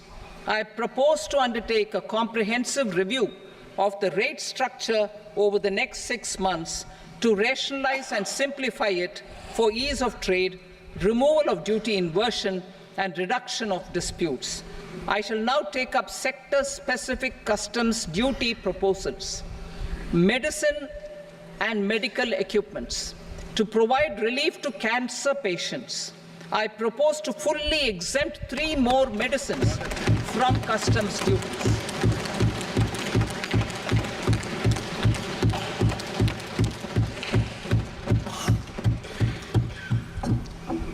I also propose changes in the BCD on X-ray tubes and flat panel detectors for use in medical X-ray machines under the phased manufacturing program so as to synchronize them with the domestic capacity addition. Mobile phone and related parts. With a 3-fold increase in domestic production and almost a 100-fold jump in exports of mobile phones over the last 6 years, the Indian mobile industry has matured. In the interest of consumers, I now propose to reduce the BCD on mobile phone, mobile PCBA, and mobile charger to 15%. Critical minerals.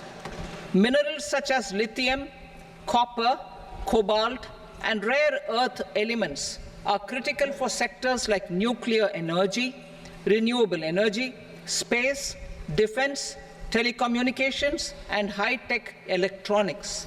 I propose to fully exempt customs duties on 25 critical minerals and reduce BCD on 2 of them. This will provide a major fillip to the processing and refining of such minerals and help secure their availability for these strategic and important sectors. Solar energy. Energy transition is critical in the fight against climate change. To support energy transition, I propose to expand the list of exempted capital goods for use in the manufacture of solar cells and panels in the country. Further, in view of sufficient domestic manufacturing capacity of solar gas, glass and tinned copper interconnect, I propose not to extend the exemption of custom duties provided to them. Marine products. India's seafood exports in the last financial year touched an all-time high of more than 60,000 crores of rupees. Frozen shrimp accounted for about 2/3 of these exports. To enhance their competitiveness, I propose to reduce BCD on certain broodstock, polychaete worms, shrimp and fish feed to 5%. I also propose to exempt customs duty on various inputs for manufacture of shrimp and fish feed. Leather and textile. Similarly, to enhance the competitiveness of exports in the leather and textile sectors, I propose to reduce BCD on real down-filling material from duck or goose. I am also making additions to the list of exempted goods for manufacture of leather and textile garments, footwear, and other leather articles for export. To rectify inversion in duty, I propose to reduce BCD subject to conditions on methylene diphenyl diisocyanate (MDI) for manufacture of spandex yarn from 7.5 to 5%. Furthermore, the export duty structure on raw hides, skin, and leather is proposed to be simplified and rationalized. Precious metals. To enhance domestic value addition in gold and precious metal jewelry in the country, I propose to reduce customs duties on gold and silver to 6% and that of platinum to 6.4%. Other metals, steel and copper are important raw materials. To reduce their cost of production, I propose to remove the BCD on ferronickel and blister copper. I am also continuing with nil BCD on ferrous scrap and nickel cathode and concessional BCD of 2.5% on copper scrap. Electronics. To increase value addition in the domestic electronics industry, I propose to remove the BCD subject to conditions on oxygen-free copper for manufacture of resistors. I also propose to exempt certain parts for manufacture of connectors. Chemicals and petrochemicals. To support existing and new capacities in the pipeline, I propose to increase the BCD on ammonium nitrate from 7.5% to 10%. Plastics. PVC flex banners are non-biodegradable and hazardous for environment and health.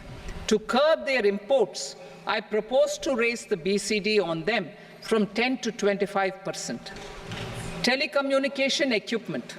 To incentivize domestic manufacturing, I propose to increase the BCD from 10 to 15% on PCBA of specified telecom equipment. Trade facilitation. To promote domestic aviation and boat and ship MRO, I propose to extend the period for export of goods imported for repairs from 6 months to 1 year. I'll read that again.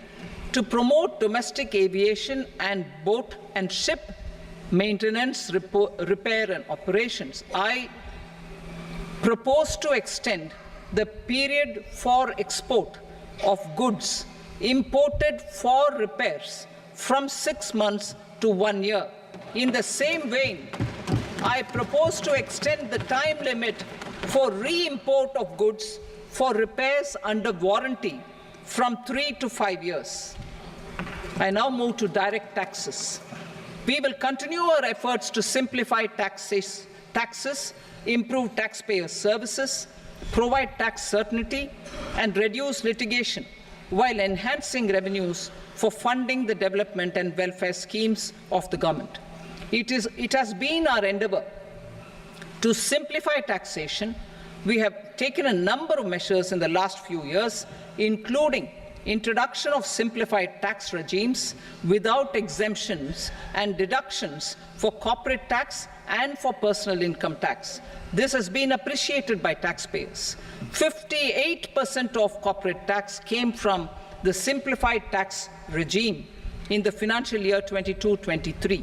Similarly, as per data available till now, for the last fiscal, more than 2/3 have availed the new personal income tax regime.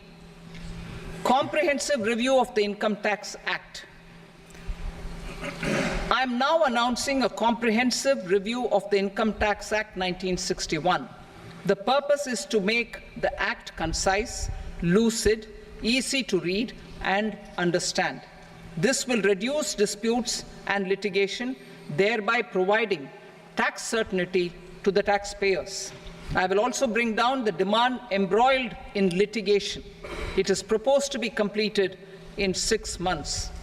A beginning is being made in the finance bill by simplifying the tax regime for charities, tedious rate structures, provisions of reassessment and such provisions, and capital gains taxation. Simplification for charities and tedious. Two tax exemption regimes. The two tax exemption regimes for charities are proposed to be merged into one. The 5% tedious rate on many payments is being merged into the 2% tedious rate, and the 20% tedious rate on repurchase of units by mutual funds or UTI is being withdrawn. Tedious rate on e-commerce operators is proposed to be reduced from 1 to 0.1%. Moreover, credit of TCS is proposed to be given in the TDS to be deducted on salary. Further, I propose to decriminalize delay for payment of TDS up to the due date of filing statement for the same. I also plan to provide a standard operating procedure for TDS defaults and simplify and rationalize the compounding guidelines for such defaults. Simplification of reassessment. I propose to thoroughly simplify the provisions for reopening and reassessment. An assessment hereinafter can be reopened beyond 3 years from the end of the assessment year only if the escaped income is 50 lakh rupees or more, up to a maximum period of 5 years from the end of the assessment year. Even in such cases, a time limit of 6 years before the year of the search, as against the existing time limit of 10 years, is being proposed. This will reduce tax uncertainty and disputes. Simplification and rationalization of capital gains. Capital gains taxation is also proposed to be hugely simplified.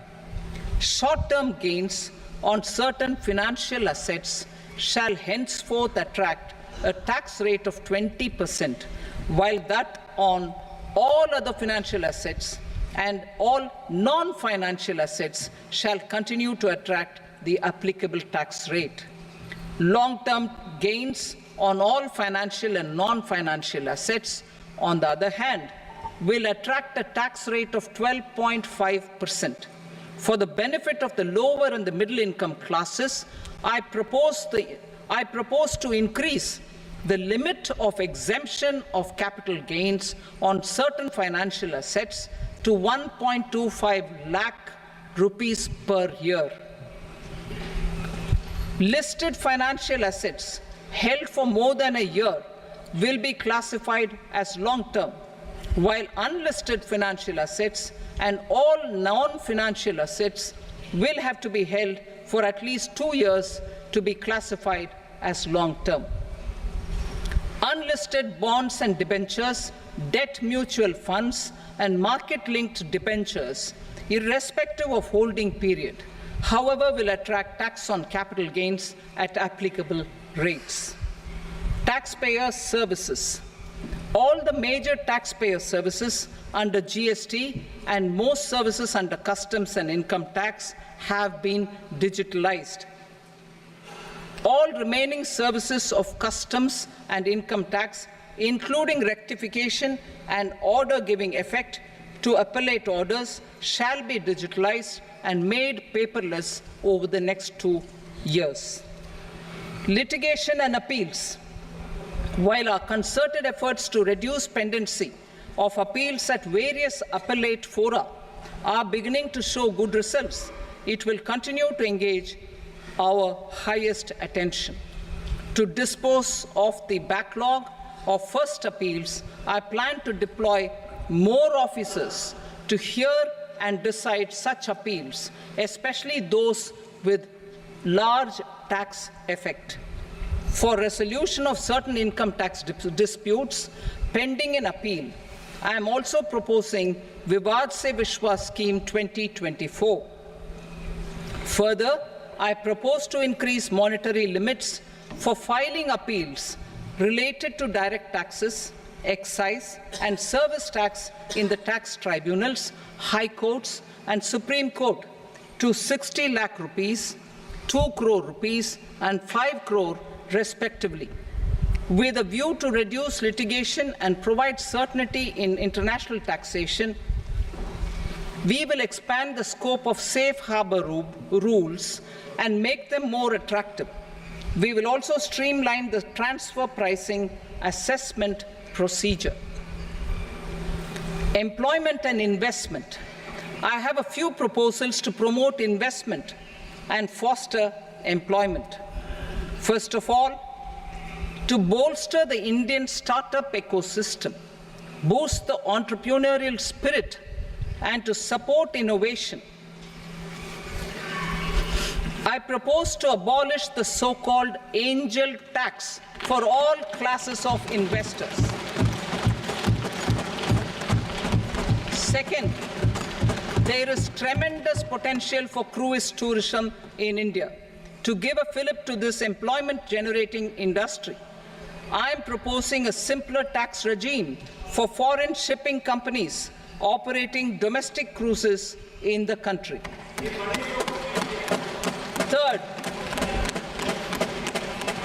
India is a world leader in the diamond cutting and polishing industry, which employs a large number of skilled workers. To further promote the development of this sector, we would provide for safe harbor rates for foreign mining companies selling raw diamonds in the country. Fourth, to attract foreign capital for our development needs, I propose to reduce the corporate tax rate on foreign companies from 40 to 35%. Deepening the tax base. I have a couple of proposals for deepening the tax base. First, security transaction tax on futures and options of securities is proposed to be increased to 0.02% and 0.1% respectively. Second, for reasons of equity, I propose to tax income received on buyback of shares in the hands of recipients.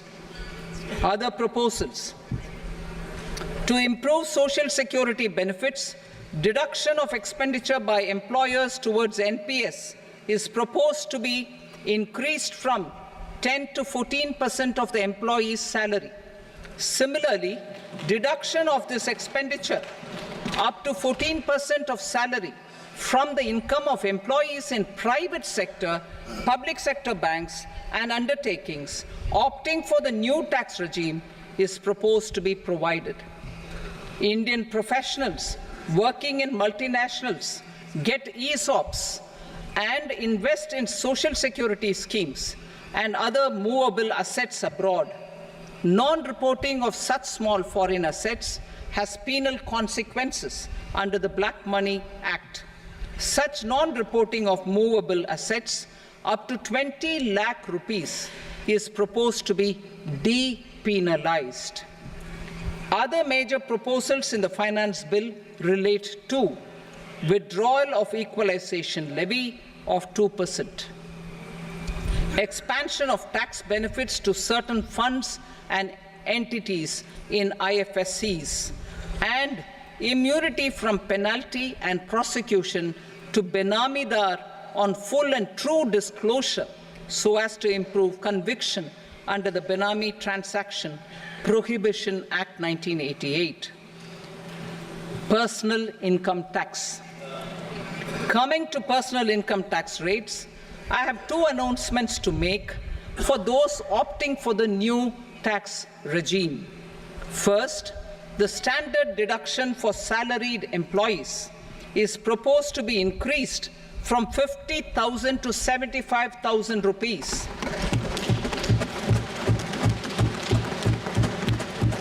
Similarly, deduction on family pension for pensioners is proposed to be enhanced from 15,000 to 25,000 rupees. This will provide relief to about 4 crore salaried individuals and pensioners.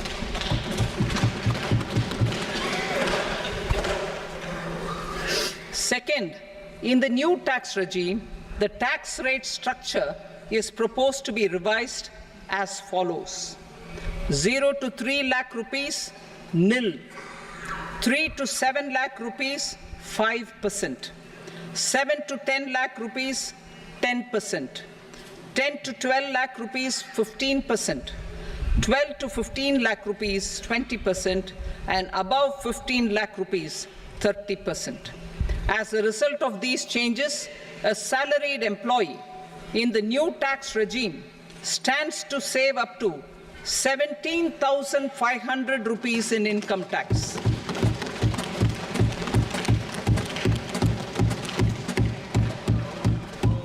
Apart from these, I am also making some other changes as given in the annexure.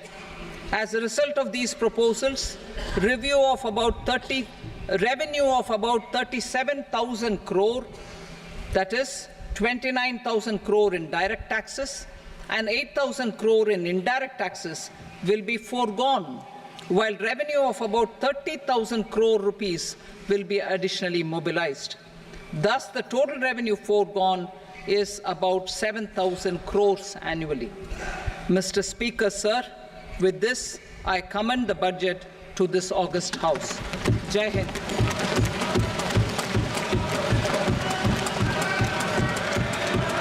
Item number 2. Item number 2.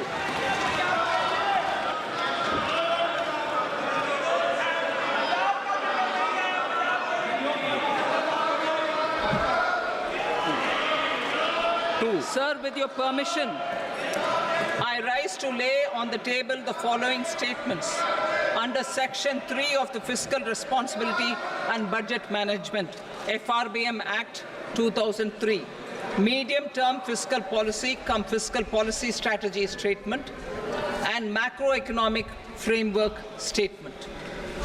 Item number 3. Sir, with your permission, I rise to move for leave to introduce the Finance Number 2 Bill 2024. प्रश्न ये कि विधेयक को पुनर्स्थापित करने की अनुमति प्रदान की जाए। जो सदस्य इसके पक्ष में हाँ कहें, जो सदस्य विरोध में ना कहें। मेरे विचार में निर्णय हाँ वालों के पक्ष में अनुमति प्रदान की जाती है। माननीय मंत्री जी, अब विधेयक पुनर्स्थापित करें। Sir, I introduce the bill. Item number 4. The Union Territory of Jammu and Kashmir budget.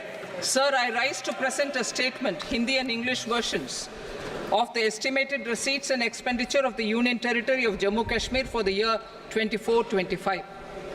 सभा की कार्रवाई कल बुधवार दिनांक 24 जुलाई 2024 को प्राप्त 11 बजे तक के लिए स्थगित की जाती है।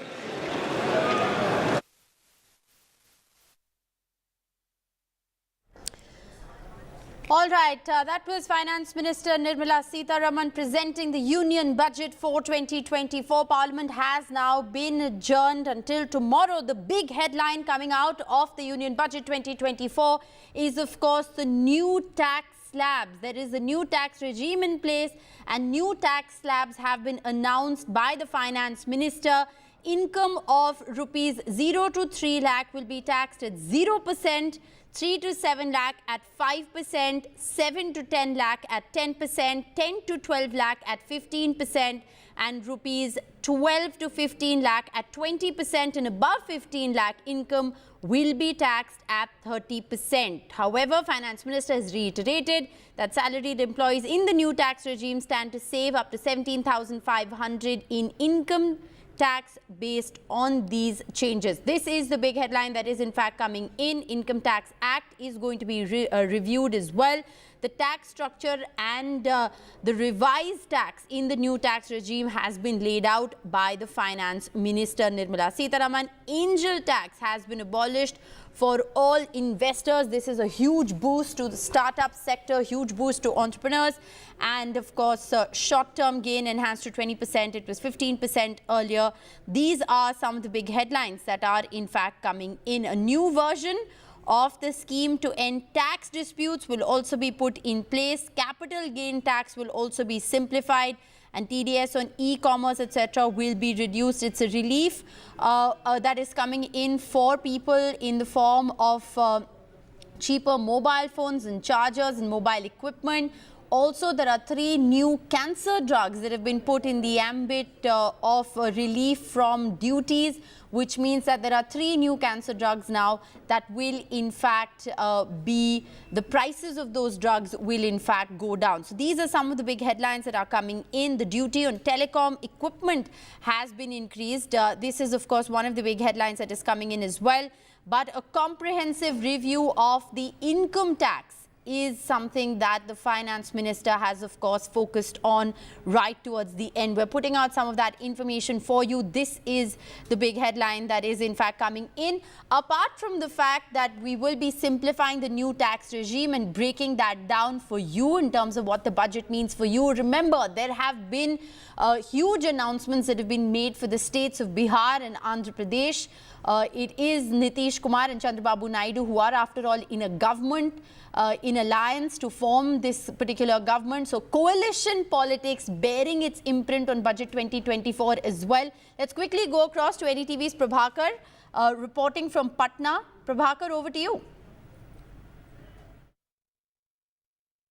As everybody is glued to their television sets, we are at the office of the Bihar Industry Association. You can see happy faces out here. Almost a special package announced for the state of Bihar and huge funds allocated in terms of road infrastructure, power infrastructure and other infrastructure projects which Bihar had been demanding for long. So, seems, I mean, you have a smile on your face. This budget has brought good news for Bihar. Yeah, definitely so. We have been given 26,000 rupees for roads, 25,000 crore rupees one thermal power plant in energy for Pirpanti, Bhagalpur, and there is 11,000 crore rupees for flood relief infrastructure, and I mean, wherever there is something for that, we have. So it's almost a 60,000 crore. We have asked for 50,000 crore rupees interest-free loan for 10 years. Government has, at the moment, they have suggested 1.5 lakhs crore for the whole nation. Out of that, our share will become about 15,000 crore.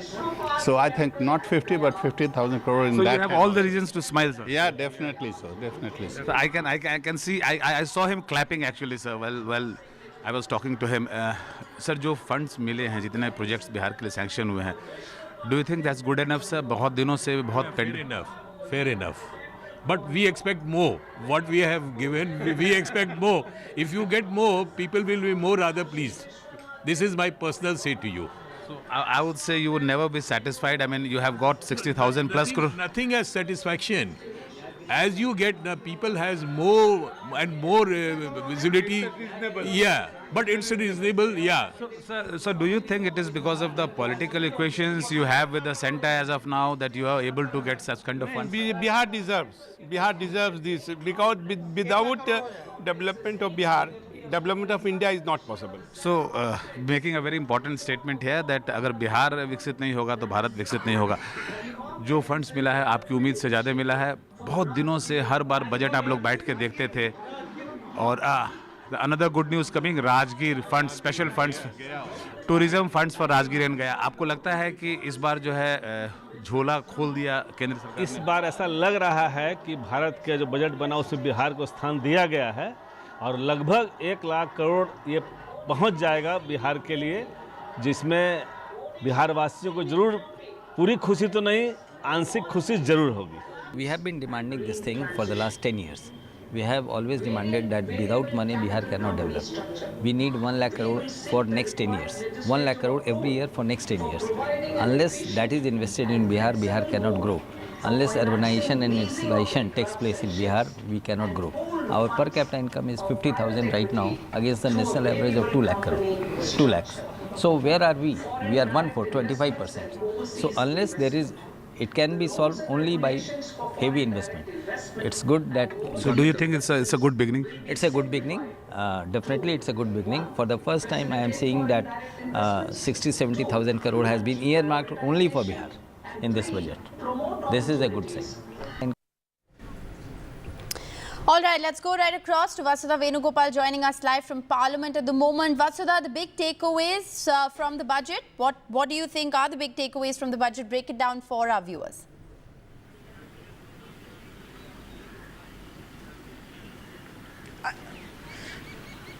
Hello everybody, we're coming to you from live from the Parliament, from outside the Parliament. Nirmala Sitharaman, the Finance Minister of the country, presented her historic 7th consecutive budget, and in fact she has announced quite a few measures. In fact, the focus was completely a lot on job creation, skilling, also on farms. She has also made this very important announcement that the government has proposed to abolish this angel tax that was to give boost to startups. She has in fact announced a comprehensive review of the income tax, and she said that she will make it concise and also easy to read, and she will also cut litigation out of this.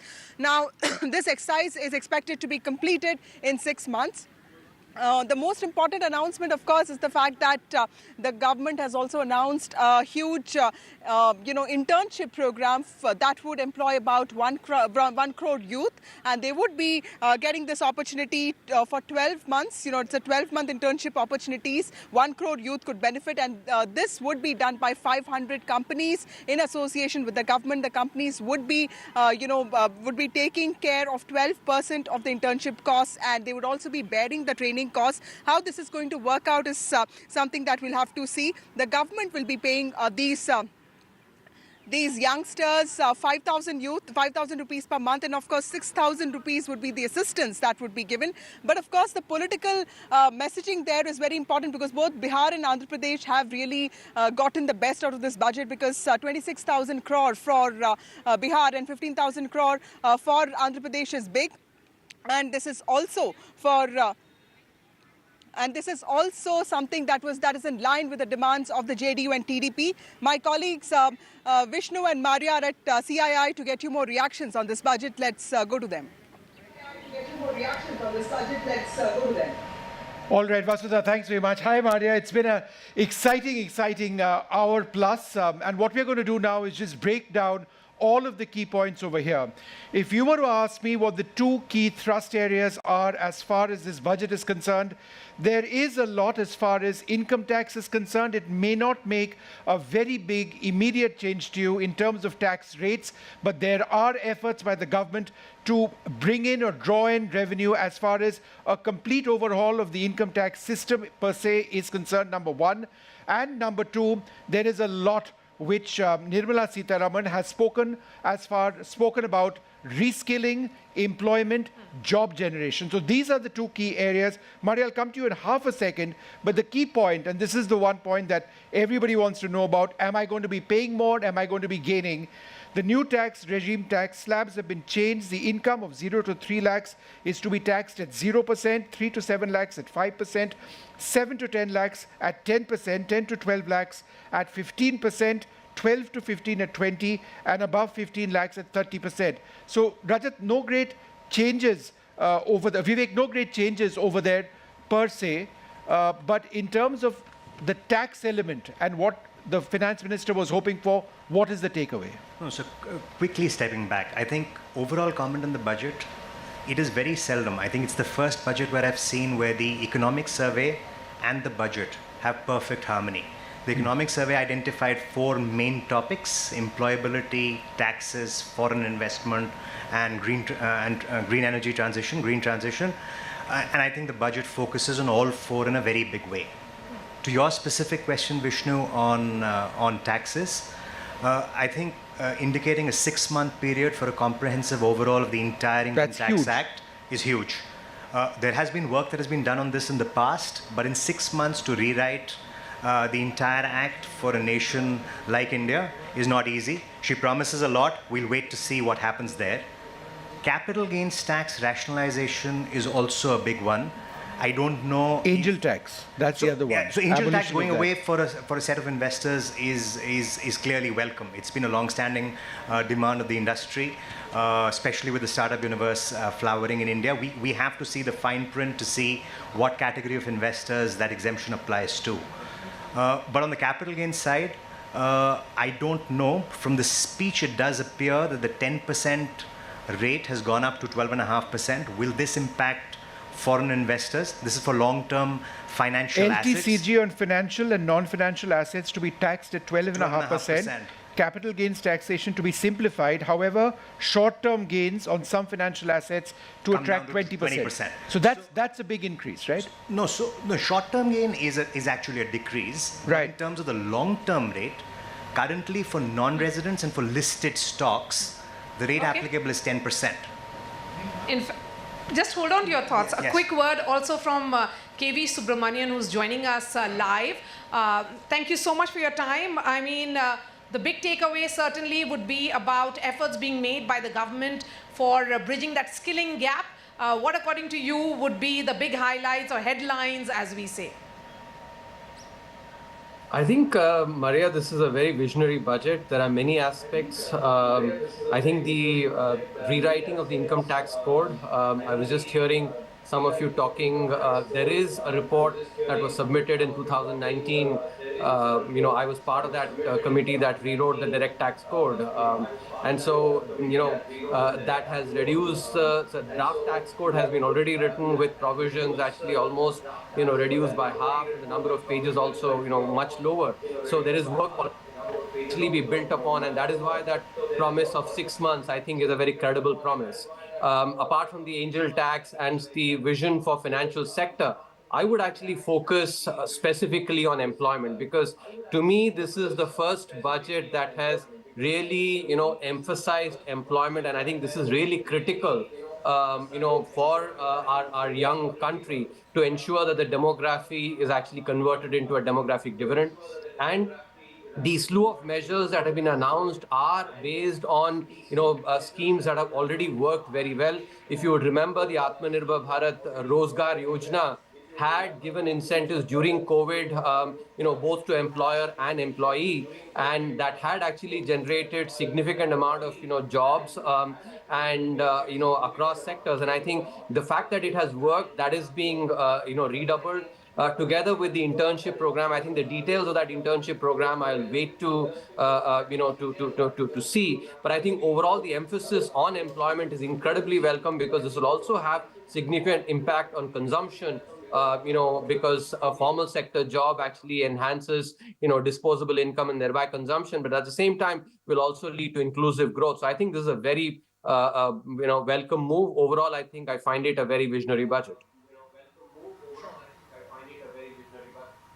We've also got Mr. N.K. Singh joining us at this stage. Thanks, Mr. Singh, very much for being with us. We've had a bit of a chat as far as taxation is concerned. I'd like to focus a little bit more as far as job creation is concerned. For starters, there's a scheme for first-timers that's been introduced. There's an internship program that has been introduced. Also, 1.48 lakh crore is a provision made for education, employment and skilling.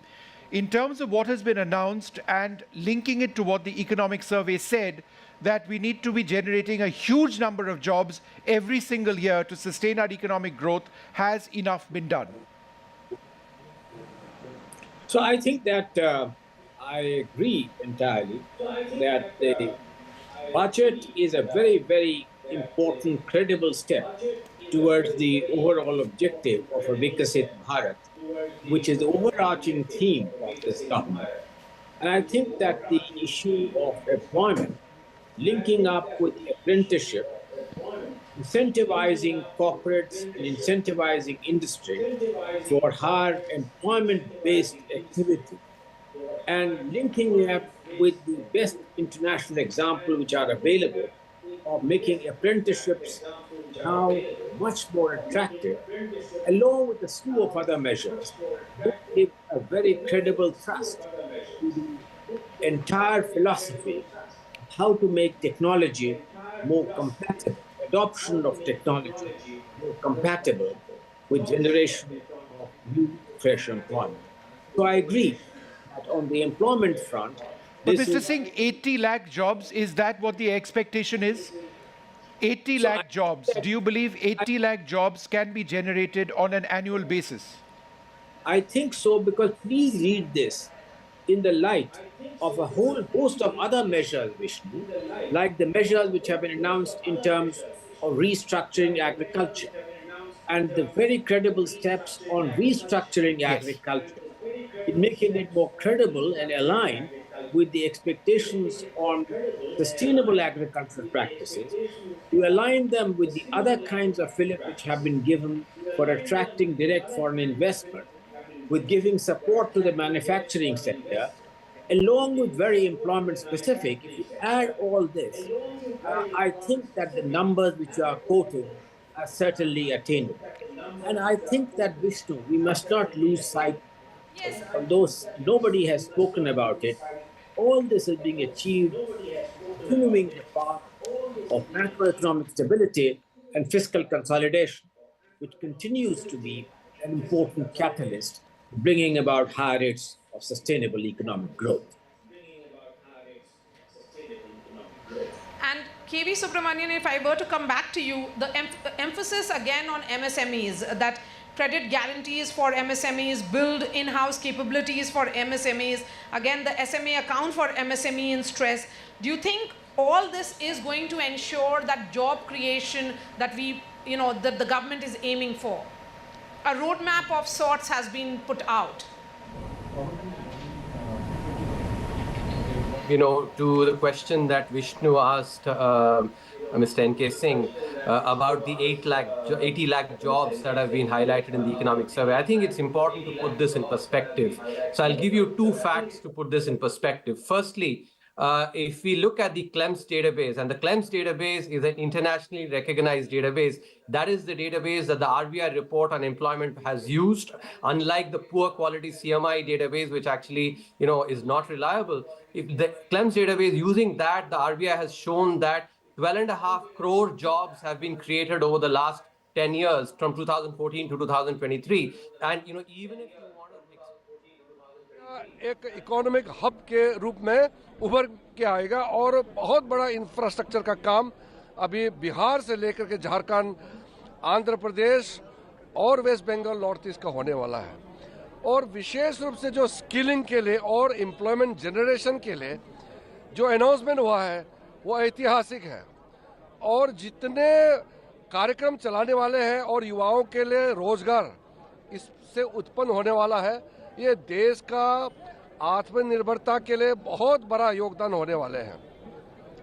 साथ साथ में महिलाओं को अलग से जो scheme support देने का जो प्रावधान रखा है, ये बहुत ही सराहनीय है।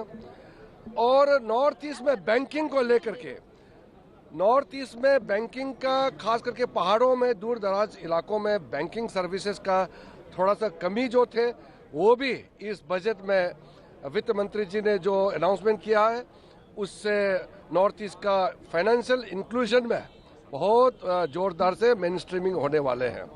इसके अलावा 3 करोड़ आवास योजना गरीबों के लिए शहरों में और ग्रामीण इलाकों में घर बनाने वाला है, वो भी ऐतिहासिक है। और फिर मुझे लगता है कि प्रधानमंत्री जी का जो सपना है कि 2047 तक भारत को विकसित राष्ट्र बनाना है, इसका बहुत बड़ा शुरुआत आज के इस बजट में झलकता है।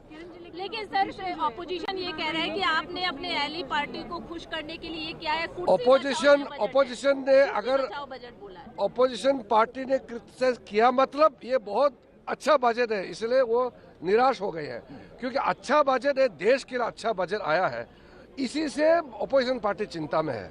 बजट में आप बताइए, एक सेक्टर बताइए जिसको आपने नजरअंदाज किया, कहीं ऐसा नजर नहीं आता है। हर एक सेक्टर के लिए इस बजट में प्रावधान रखा है, खास करके ये ग्रोथ ओरिएंटेड बजट है, सब लोगों के लिए एक ड्रीम बजट है। आप टैक्स देखिए ना, कितना छूट मिडिल क्लास के लिए, सैलरीड क्लास के लिए, पेंशनर्स के लिए जो छूट दिया है, और कैंसर पेशेंट के लिए जो छूट दिया गया है दवाइयों के लिए, ऐसा बजट आज तक आपने कभी देखा नहीं होगा। सबसे ज्यादा बात बिहार और ये आंध्र प्रदेश को लेकर हो रही है। बिहार में भी राबड़ी देवी जी ने बोला कि झुंझुना थमा दिया है, वहाँ पर स्थिति इतनी खराब है, मर्डर हो रहा है, ये हो रहा है। आप लोग बिहार में जो नेपाल से फ्लड आते हैं, उसको सिर्फ बिहार का प्रॉब्लम मत देखिए। बिहार में नेपाल से जो फ्लड्स आते हैं बरसात के समय में, तबाही मचते हैं, ये देश का समस्या है। इसको सिर्फ बिहार का समस्या क्यों बोलते हैं विपक्ष के लोग? रिएक्शन ये बिहार चाहिए या किसान की आय बढ़नी चाहिए, वो तो joining us live from Bengaluru। किसान के साथ संकट पैदा किया इन्होंने, बेरोजगारी इन्होंने बढ़ाई है। 10 साल में जो इतनी बेरोजगारी बढ़ गई, उसको कैसे कम करें, और वो भी आधी अधूरी नौकरी से। आप 2 साल की, 1 साल की या कुछ ट्रेनिंग करा करके नौकरी या रोजगार का सपना दिखा रहे हैं। देश का नौजवान अपना भविष्य बनाने के लिए पक्की नौकरी चाहता है, और फिर जो आधी अधूरी नौकरी है, क्या उसमें आरक्षण होगा?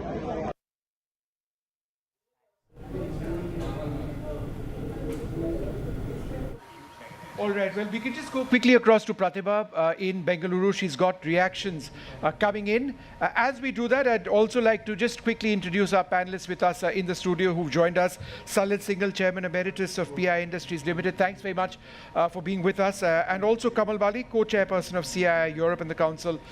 Thank you very much for being with us. He's also with the Volvo Group India Private Limited as Managing Director. But before we come across to them, let's go straight across to Pratibha, who's got a couple of reactions coming in. Pratibha, go ahead. Well, I have with me two corporate personalities of the CII here in Bengaluru. Let me actually go across to them without further ado. What are your first thoughts, if you could also introduce yourself? Sure. I'm Rabindra Srikantan. I'm the Vice Chair for CII Karnataka. Good working budget, definitely. And the 9 areas of Viksit Bharat has been very well covered. Things like employment, skilling, MSMEs and agriculture have been addressed very well. I think this is a big positive. And also kind of reining in some of the current deficit has also been addressed. I think these are my first thoughts. Right. And what about you, sir? If you could also introduce yourself. You hail from the education sector. Yeah, I'm Sudarshan. I'm the Managing Director of EduTech NDTV. I also lead the Industry Institute Finance CII. For me, the budget, they have seemed to have addressed all the key challenges coming forward, especially coming from employment and skilling. There are a lot of good initiatives have been planned, including 20 lakh youth getting on the skilling central initiative. And the big boost is the internship. 1 crore people will get internship, and also which is the key problem for all the institutes to get good internships. So top 500 companies will offer, and also they get the funding support from the government, and also they can make use of the CSR funding. Apart from that, they have some skill loans enhanced up to 7.5 lakhs, and these are all some good trends which is very positive, and hope it will revive the employment opportunities for India, for the youth. Are there any kind of challenges that you foresee as far as this budget is concerned? We probably have to see the fine print and maybe a little bit more on the digital side, tech side, Gen AI. We were hoping to see more. Maybe it is somewhere in the whole R&D budget which was spoken about, so that we'll have to wait and see. Also, I think some of the challenges in terms of taxation, especially on the F&O and all that, we we have to really see the repercussions and how savings money going to capital markets, how that is going to get affected. Some of the challenges we'll have to wait and see. In fact, most of them from the IT, the tech sector, were talking about how they must be eliminating the angel tax. So do you see that as a good news here? Yeah, very good news, eliminating the angel tax, and especially we from the Bengaluru, the startup city. And when we are in the CI meeting, it was taken with a good cheer, and I think it will also boost the startup, and also a lot of new initiative to promote the women entrepreneurship and also women skilling. So a lot of thrust has been given on the diversity as well. I think this will bring a good diversity into the ecosystem. A lot of growth initiatives, a lot of pluses that most of them seem to see as well as notice as far as this budget is concerned. We'll have to work through the nitty-gritties once the actual work is there on paper, is the reaction that we pick up from Bengaluru. Back to you. All right, Pratibha, thank you so much for getting us that reaction. Of course, all eyes will be on the reaction that will come from the tech sector, from the startups, and what do they have to say particularly about this first-timer scheme. I would like to know your views on that, because a lot of political reactions coming in, Mr. Salil, but your thoughts particularly on this first-timer scheme which is being introduced. Well, let's be clear. A lot of us take a lot of first-timers. In fact, we go around universities, colleges, all over the place, looking for first-timers to groom them into our businesses. And I think this is an excellent... So it's an internship program where the corporate has to pay, as I understand it, for them, and there is some sort of support from the government as well. But you don't necessarily have to hire them, presumably. But, the idea is exposure. Getting these young people a foothold into industry. So as a measure, when we're talking about skilling and reskilling, is this not a really important first step? It is, and in fact, there is a very interesting part that this can be part of the CSR activity. Right, yes. So I think it's a great balancing and definitely a great incentive. I mean, it's not a big incentive, but it is a direction to take. And I think it's a great job. The government's own estimate is that it will benefit 2.1 crore youth to begin with. Estimates are estimates, but time will tell. But surely, I can tell you as industry, by and large, all of us are seriously concerned about the challenges of employment in our country. Because that can lead to a lot of social unrest. And unless we can make that as an important part, and there are challenges within the industry in terms of automation, in terms of scaling up operations, where generally labor-intensive jobs do tend to get mechanized. Yeah. So there is a, as I say, like in the financial world, they talk of the twin balance sheet problem. We have a twin employment problem. But having said that, it's very heartening to see the number of institutions which are now coaching youngsters, and a lot of things are happening. Many of us in the industry, let's go back historically. When the IT industry came through Infosys, what did they do? Their biggest challenge was people. But they invested in people, their training, and today the jobs are for the asking. I just want to quickly go through the 4 main points of what we are talking about because I've got it listed. So internship in 500 top companies will be encouraged under this particular scheme, number one. Number two, 1 crore young people, youth, to benefit from this particular scheme. The internship allowance of 5,000 rupees will be allotted and a one-time assistance of 6,000 to be provided under the internship scheme. So I presume that 6,000 comes from the government. Yes.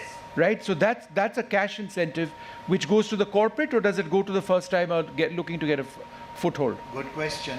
You'll have to read the budget. So no, because otherwise it's a direct subsidy to the company to hire these people. So that needs to be looked at. Companies to bear the training costs from their CSR funds under the government's internship scheme. My understanding was that for employment where the salary is less than 1 lakh rupees, it comes out of the subsidy, out of the EPFO contribution that would have been made by the employer.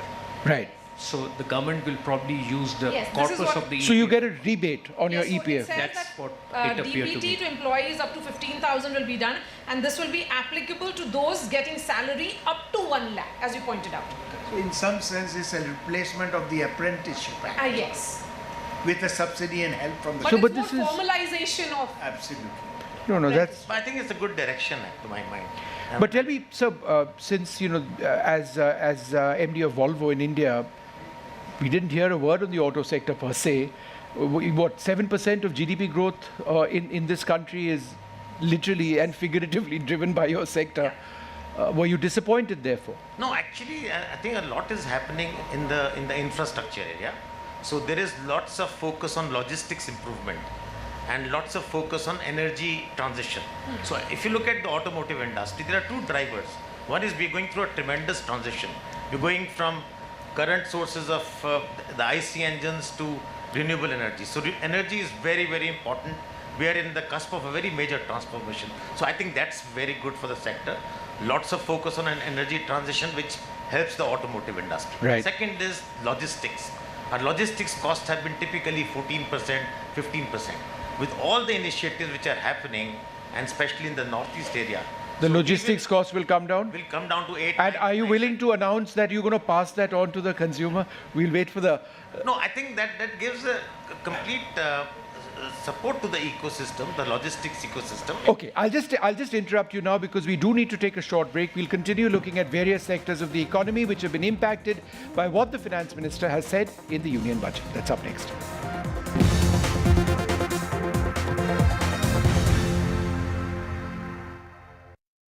Loan मिलेगा या नहीं ये आपके credit score पे depend करता है। तो आज ही अपना क्रेडिट स्कोर चेक करें फ्री में पैसाबाजार.com पर। लोन की जरूरत कभी भी किसी को भी पड़ सकती है। ठीक से एक्टिंग नहीं। पैसाबाजार.com।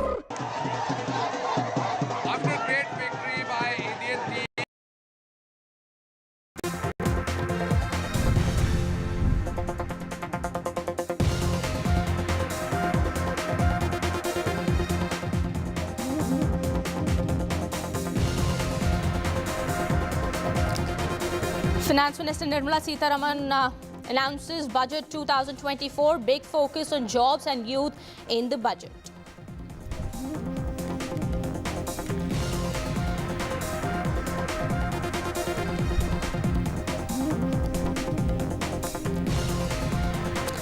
Finance Minister opens purse strings for allies. Special package has been announced for Bihar as well as the new Andhra capital.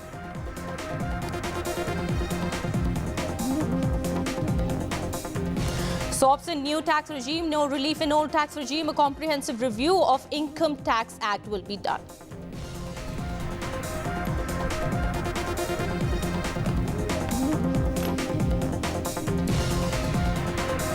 Finance Minister Nirmala Sitharaman announced that the capital gains tax will be increased and that the angel tax on all investors is going to be abolished.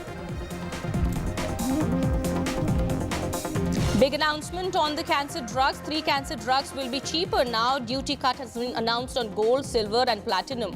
Mobile phones and chargers will also be cheaper.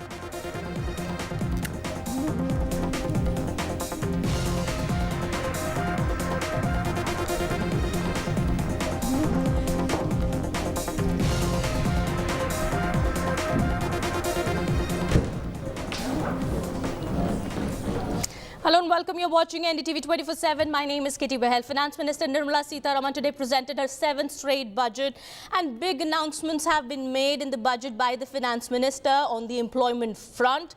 Jobs and skilling have been given the priority by the Finance Minister in the budget 2024.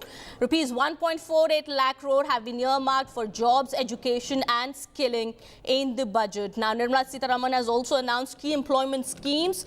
What has been the major headline regarding on the jobs front has been about the wages that will be provided to the first-time employees. Also, announcement has been made regarding internships that are going to be provided to the youth. 1 crore youth are going to be benefited with the internships and the opportunities that are going to be provided. Now, for the middle class, the announcement that has been made on the tax front is that no changes have been made in the old pension scheme, while in the new tax slabs, in the new tax slabs, income up to 3 lakh rupees is not going to be taxed. Some changes have been made if for income up to from 3 to 7 lakh rupees, 5% tax will be imposed. However, what we are learning at the moment is that the announcements now that have been made, there is no change that has been made in the old scheme. However, changes have been made in the new schemes. Now, another big headline that has come out from the budget 2024 is that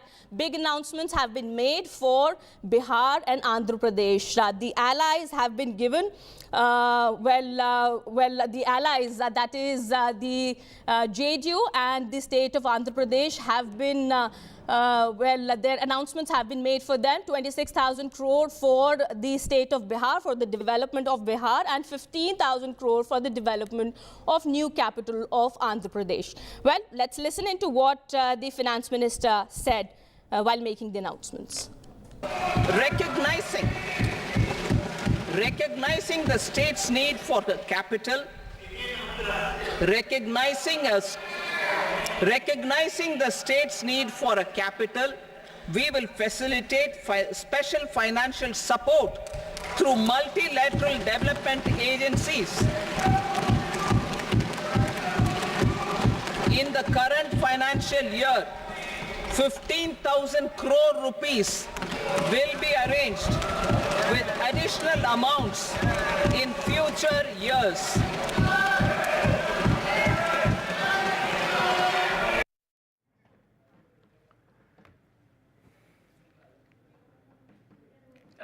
And now we are joined by RPSG founder and chairman, Mr. Sanjeev Goenka. Mr. Goenka, welcome to NDTV on this rather momentous day, I must say. In his third term, Mr. Modi presents his first budget, or rather his finance minister presents the first budget. Your initial thoughts, Mr. Goenka, on the first budget of Modi 3.0?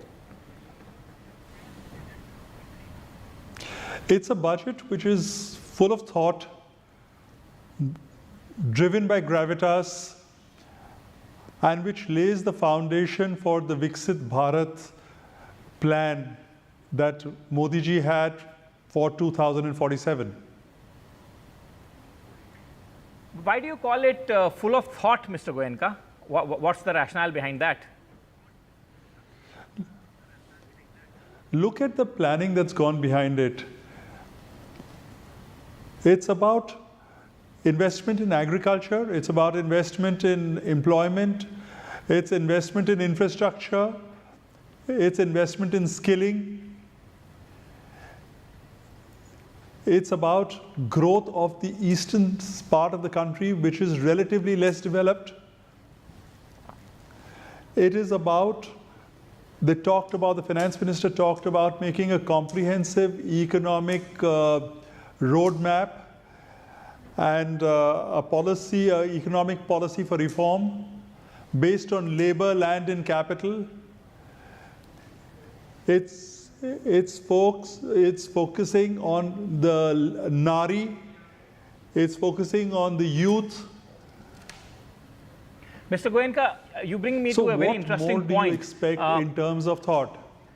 Mr. Goenka, you bring me to a very interesting point. You said, about the development of the eastern region of this country, and this is a point that the Home Minister of the country, Mr. Amit Shah, Prime Minister, Mr. Modi, have stressed upon multiple times, not only during the election speeches, but generally also. They have said that unless the eastern bloc of this country develops, the nation cannot make full optimum progress, matching the steps of all the regions. What do you think is one salient scheme? Of course, there are special schemes for Bihar, but one salient scheme, since you had such a large business in the eastern part of the country, you are one of the biggest business magnates from the eastern part of the country. What do you think is the one salient feature, Mr. Goenka, of this budget, which makes you think that it will certainly propel growth there?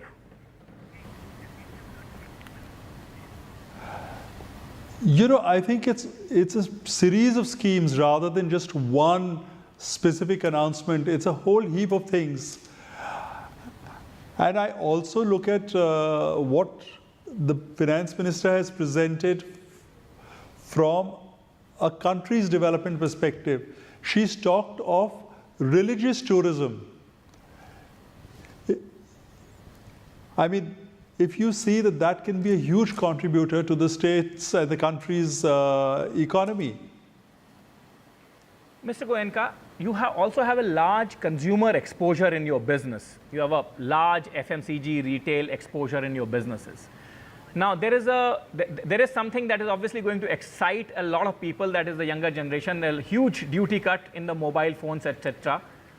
Other than that, what do you think in this budget? In this budget, there is that particular point which will excite the retail consumer market, because remember, we have been talking about tepid private investments and tepid market sentiment when it comes to retail offtake, particularly in certain rural segments of the economy. You know, I think this whole thing about skilling the youth and providing internships to 1 crore plus youth. So it gives them opportunities, it gives them income, it gives them money to spend on their hands.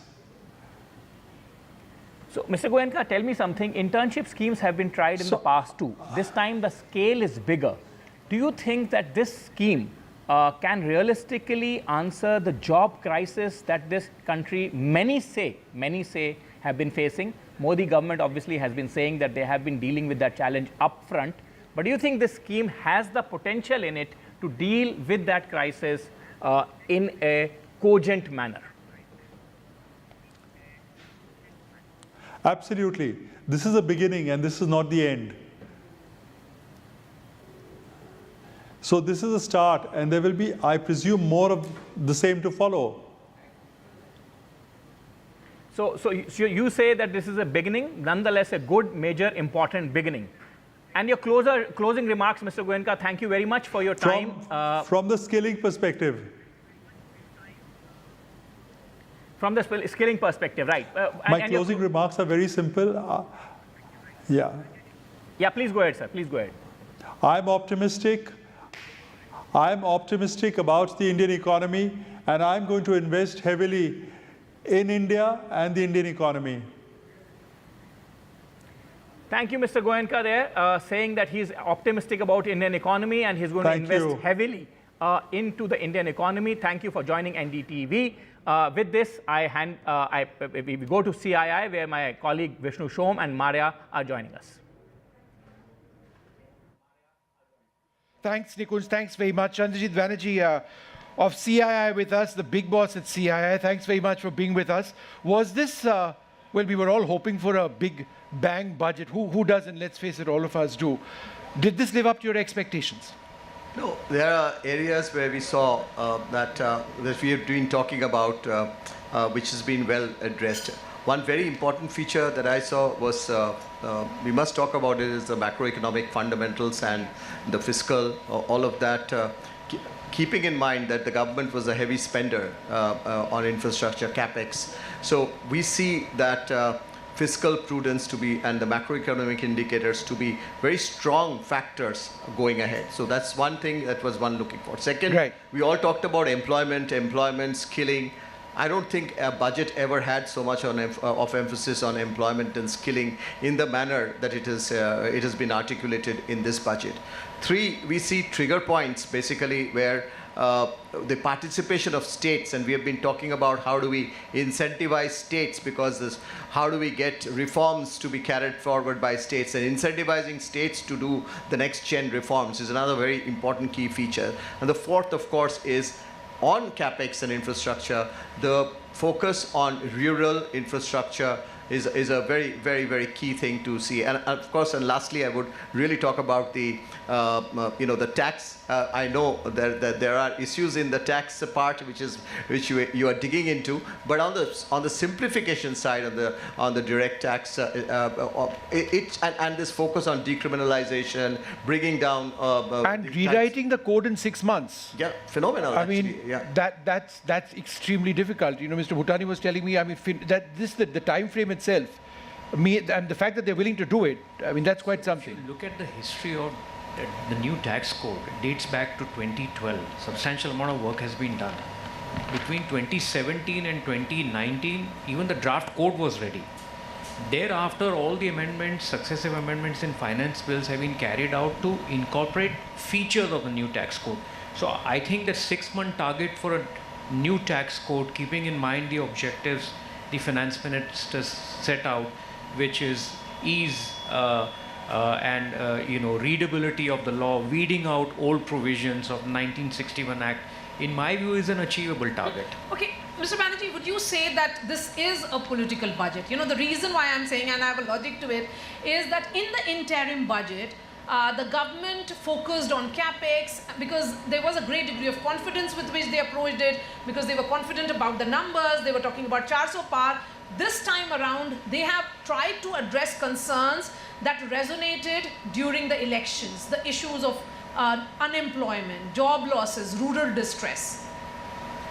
You know, all these are very, very key features to be high up in the agenda for any economy which is growing so fast, which needs to be a developed economy with a target in mind. You cannot have a section of the economy being ignored. So I think that besides politics of it, it also makes economic sense to focus on states, into rural, into the lower income brackets. All of that is pretty much important to carry. If you see the economic survey, which says that take everyone along in the economic growth story of India.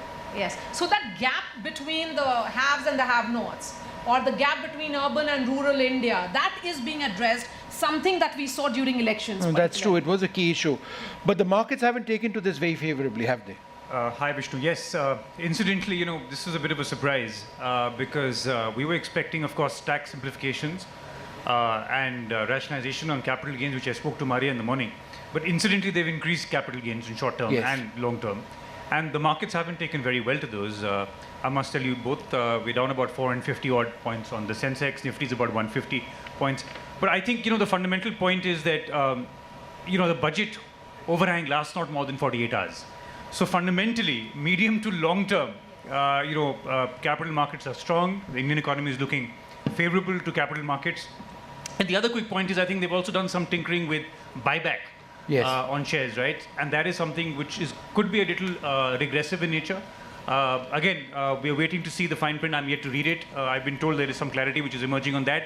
But that can again, in the sense, has put some taxation angle in place to see that there is some stress there as well, which the markets are kind of showing up today, right? And the last thing I would say is that, you know, it's been a mix of between push towards manufacturing. They've talked about MSME, which is a very important sector in terms of employment generation multiplier. But you know what? We've seen these announcements in the past. Has the MSME sector actually been benefited? I think that the execution is a big challenge which remains, and that needs to be seen very evidently. Sure. You know, contribution to one last point, Vishnu, the contribution from MSME, which is manufacturing ideally, to GDP, is about 13% in India as of now. The target was about 25%.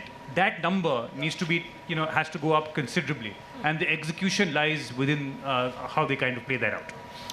You know, there were three areas, Marya, I don't know if you noticed this as well, which we didn't see any mention of, or perhaps saw only a fleeting mention of. Health, education, and defense. Would any of you like to sort of take this question, Mr. Sinha, back with us? I wouldn't ask you whether you were disappointed, because, there is so much in the budget, a lot of which the minister doesn't necessarily need to read. But we talk about Atmanirbharta in the defense sector. It's a big policy push. It has to be a policy push, but not one word, in her speech. And health and education. So I want to just divide my comment into two parts.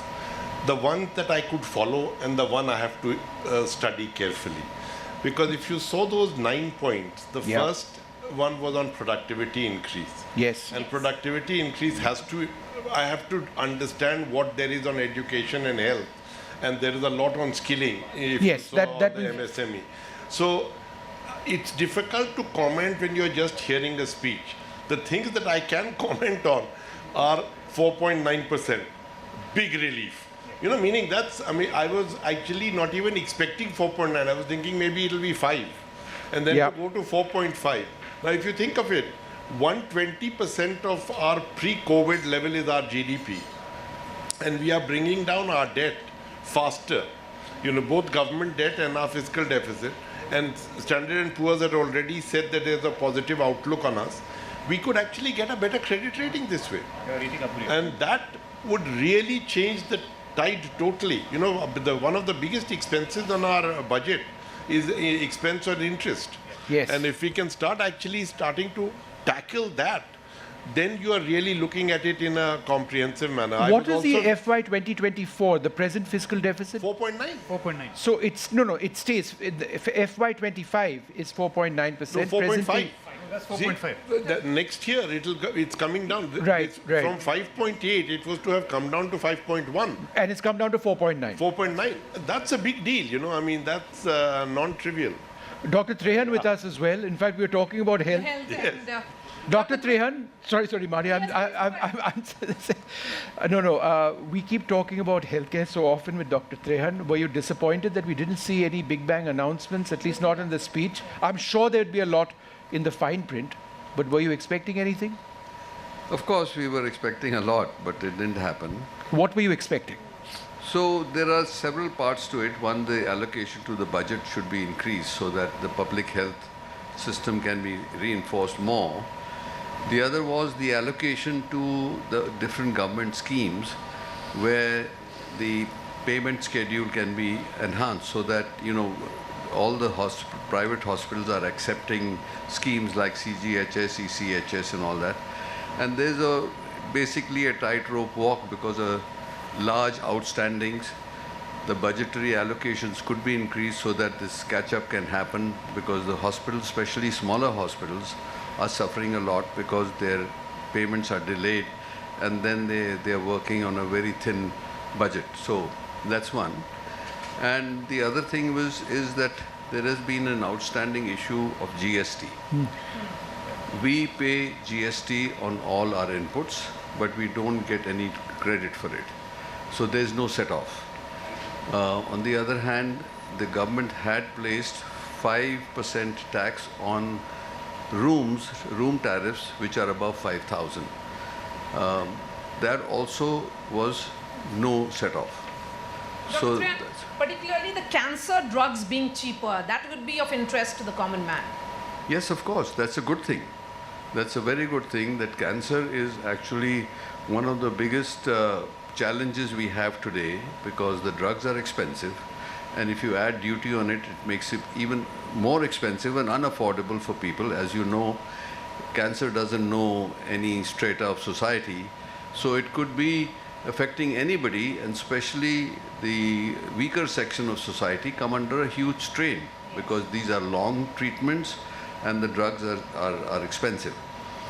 Now, this will help, of course, but that's the only thing that has happened. Also, there is reduction of duty on X-ray tubes and flat panel detectors and things like that. But that's a very small sucker because the cost of care is actually going up because of the fact that a large proportion of our major equipment, like the CT scans, MRIs, and other things, the dollar value is only increasing. So the cost has gone up in the last 3 years hugely. So that's why there is always this mismatch that we as private healthcare providers are always trying to keep the cost to the patient as low as possible because that's what's required. But it's becoming incrementally challenging because no actually relief from the government has come in the last 2-3 budgets, and that's why I think that everything is getting stretched.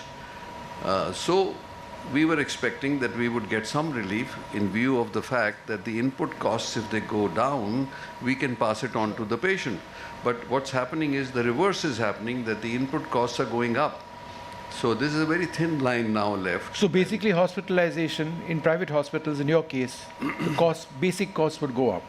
Definitely. Right. See, the cost of medication, room costs, and of course labor costs. All input costs like electricity, all these other things are going up. So with all the stresses on delivery of healthcare, if help could come from the government, Even if GST was set off like for everybody else, we could actually make some provision for the future.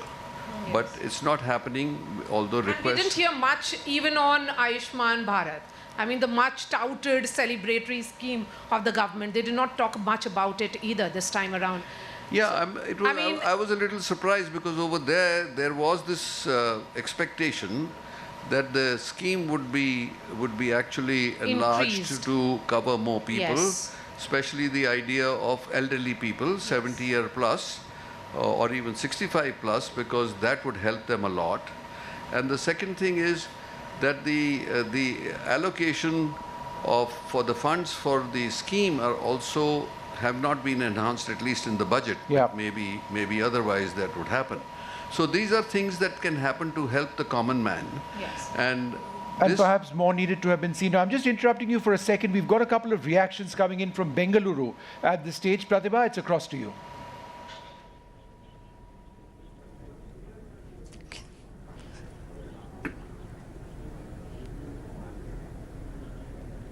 I'll make them introduce themselves, don't worry. 2 minutes introduction for all of us. 4 minutes.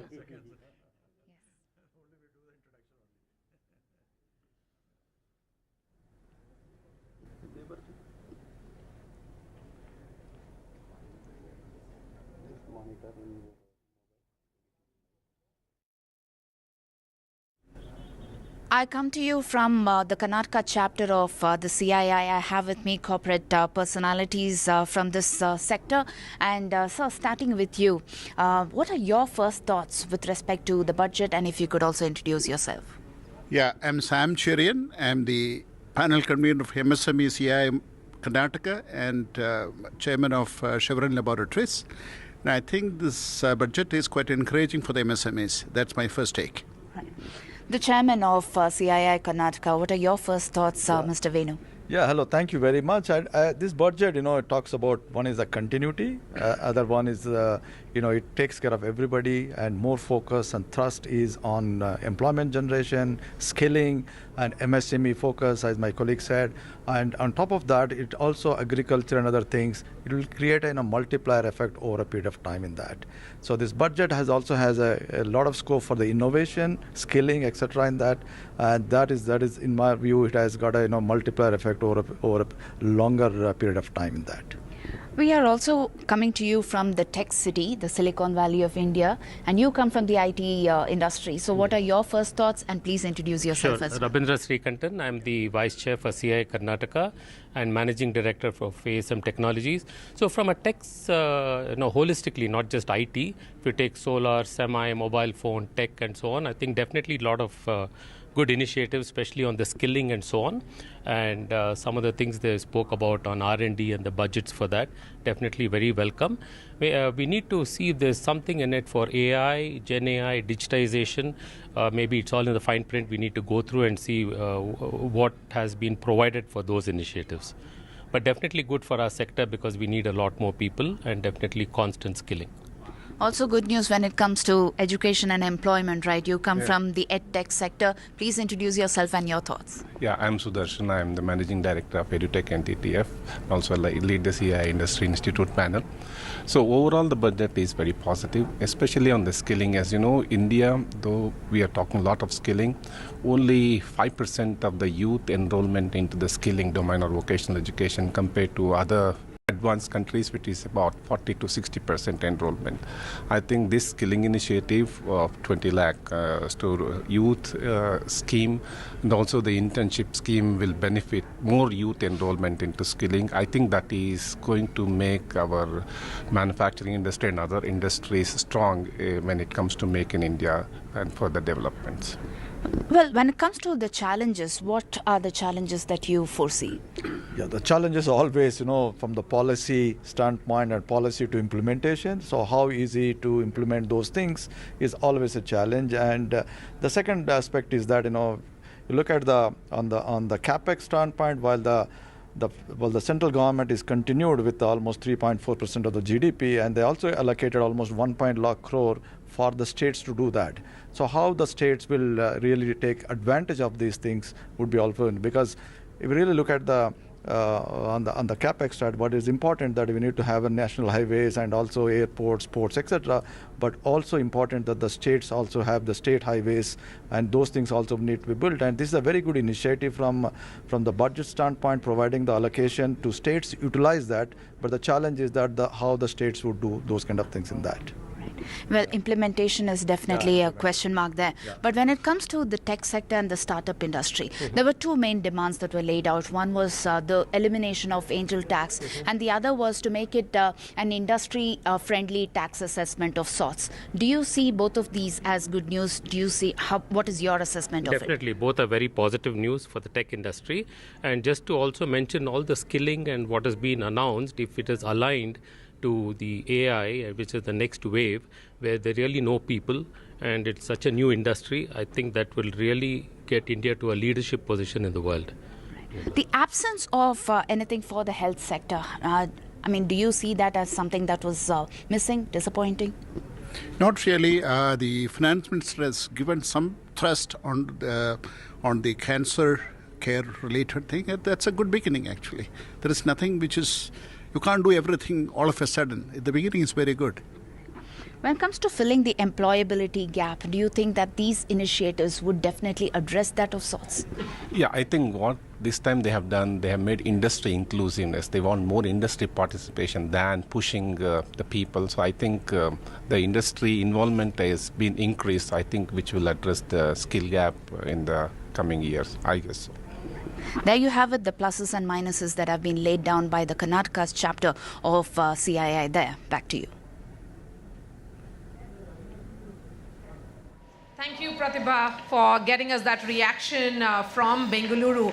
Let's listen in to all the political reactions that have come in from the Parliament. Soon after Finance Minister presented the budget, a lot of MPs came out and gave the reactions. Let's listen in.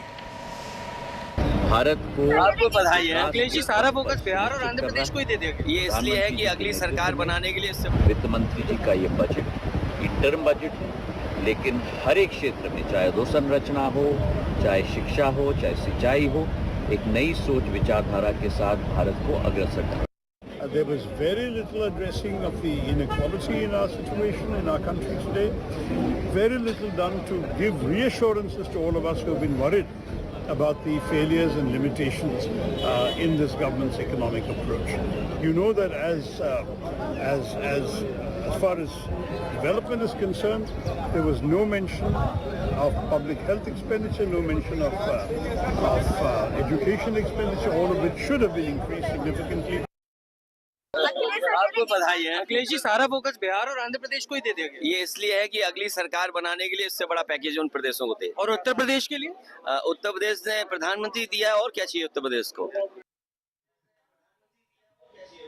That is quintessential Akhilesh Yadav these days.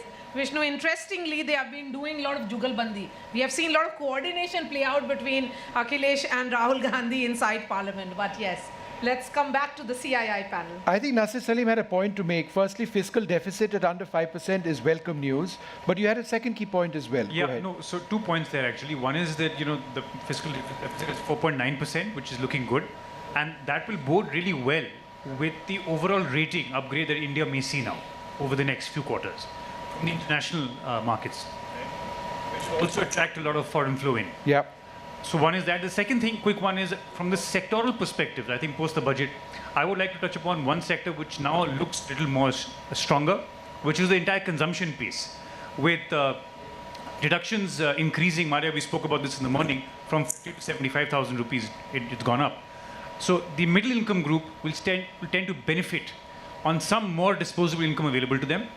Also, the extension limit of long-term capital gain from up to 1 lakh to now 1,25,000 will leave them with more disposable income. So some, numbers. So those in lower income brackets would tend to have more disposable income, is what you're saying. Yeah, because we're seeing a lot of participation now in, listing. And that could be up to 75,000 rupees more annually. Absolutely, absolutely. So that will bode well with consumption, and also, they've given some tax rebates on mobiles and certain other consumer discretionary products, which may also bode really well. So that hopefully should play out. Would you like to come in? Has enough been done to drive private consumption? That's really not my subject, but if you allow me, I'd like to speak on infrastructure. Go right ahead, sir. So there is a very big, I think a lot of people have missed a very big message embedded in yesterday's economic survey and today's budget speech, which is that for 10 years, this government has followed a happy and consistent macroeconomic policy of driving GDP growth by very large outlays in infrastructure and public expenditure. And that was, in fact, touted as pump priming economic growth. So in the last few years, we have seen infrastructure outlays increase by 25 and 30%, 5.5 to 7.5, 7.5 to 10. And the expectation this year was that in the first year of a new government full of energy to again embark on new things, that we would get a 30% increase in the infrastructure outlay, taking it up to 13 lakh crores. But what we've got is 11.1, which is a 11% increase. So the important point is the economic survey did not talk about expenditure-led growth. It talked about bottoms-up growth, and it talked about private sector having to stand up and do its number. Yes. Whether in Similarly, very interestingly, Madam in her speech today, the Honorable Finance Minister, and I marked it very carefully, said, we have moderated our infrastructure outlays to take care of fiscal consolidation and to have resources available for other priority areas. She said this in her budget speech. Now that's a very important message, and I think in the days ahead, economists will have to now examine whether this leads to a significant shift in macroeconomic thinking of India as a nation.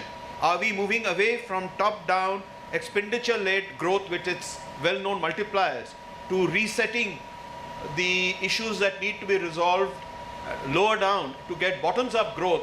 And her speech was sprinkled with trying to get many other people to do the heavy lifting on financing, which the central government has been doing. She spoke about pushing states, she spoke about private sector, and wonder of wonders, after many years, we are seeing the budget speech sprinkled with references to multilateral development banks. So there's some very clear macroeconomic messages in this budget, which I think will need to be deliberated in the days and weeks and months ahead, as, to my mind, a significant shift of macroeconomic policy and thinking of the country. And I want to make one last point. We are all lauding the control on fiscal deficit at 4.6. Now, it appears to be an universal truth that any finance minister who reduces fiscal deficit is to be lauded.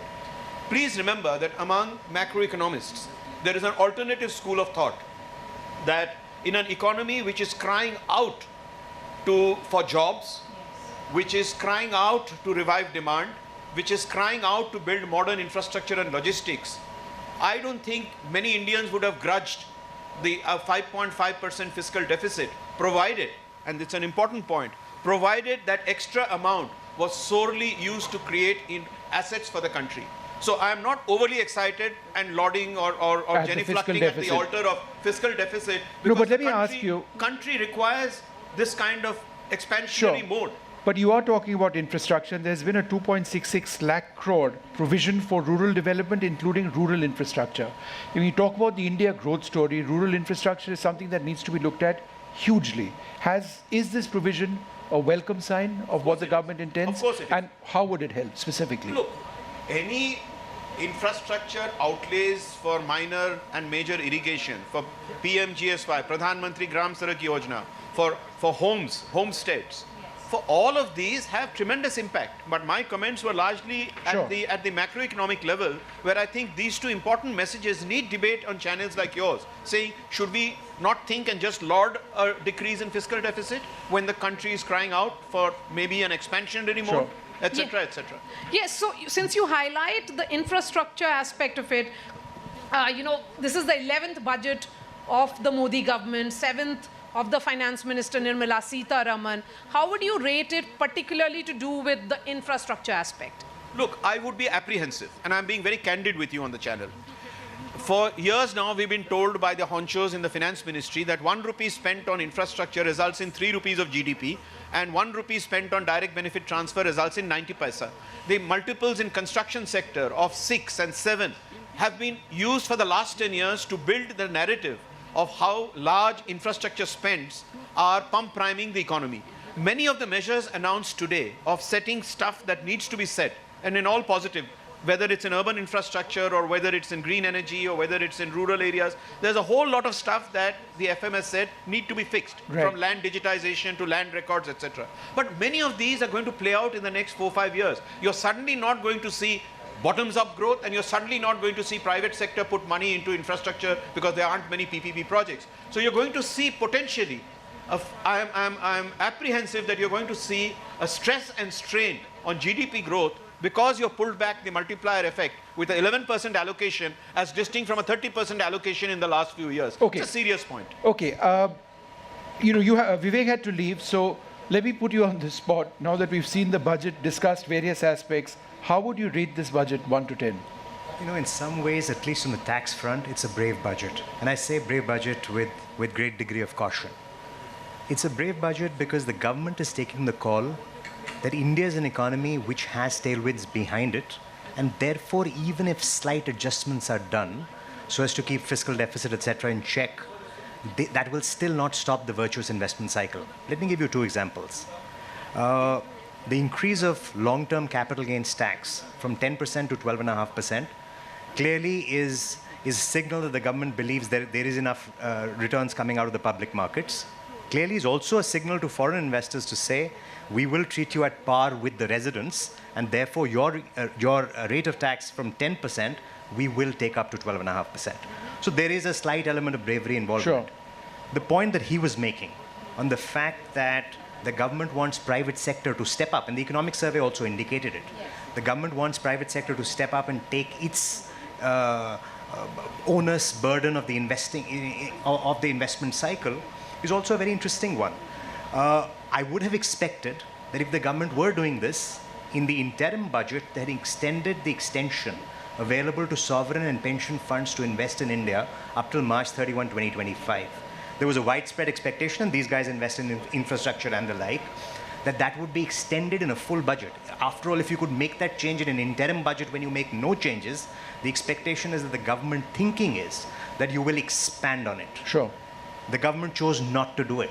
So the signal or the thinking in the North Bloc seems to be there will be investment because we have tailwinds, there will be investment because of the geopolitical situation, and we can take a little bit of chance with some of these things. Or is it because they realize that the narrative of not enough jobs is actually hurting them?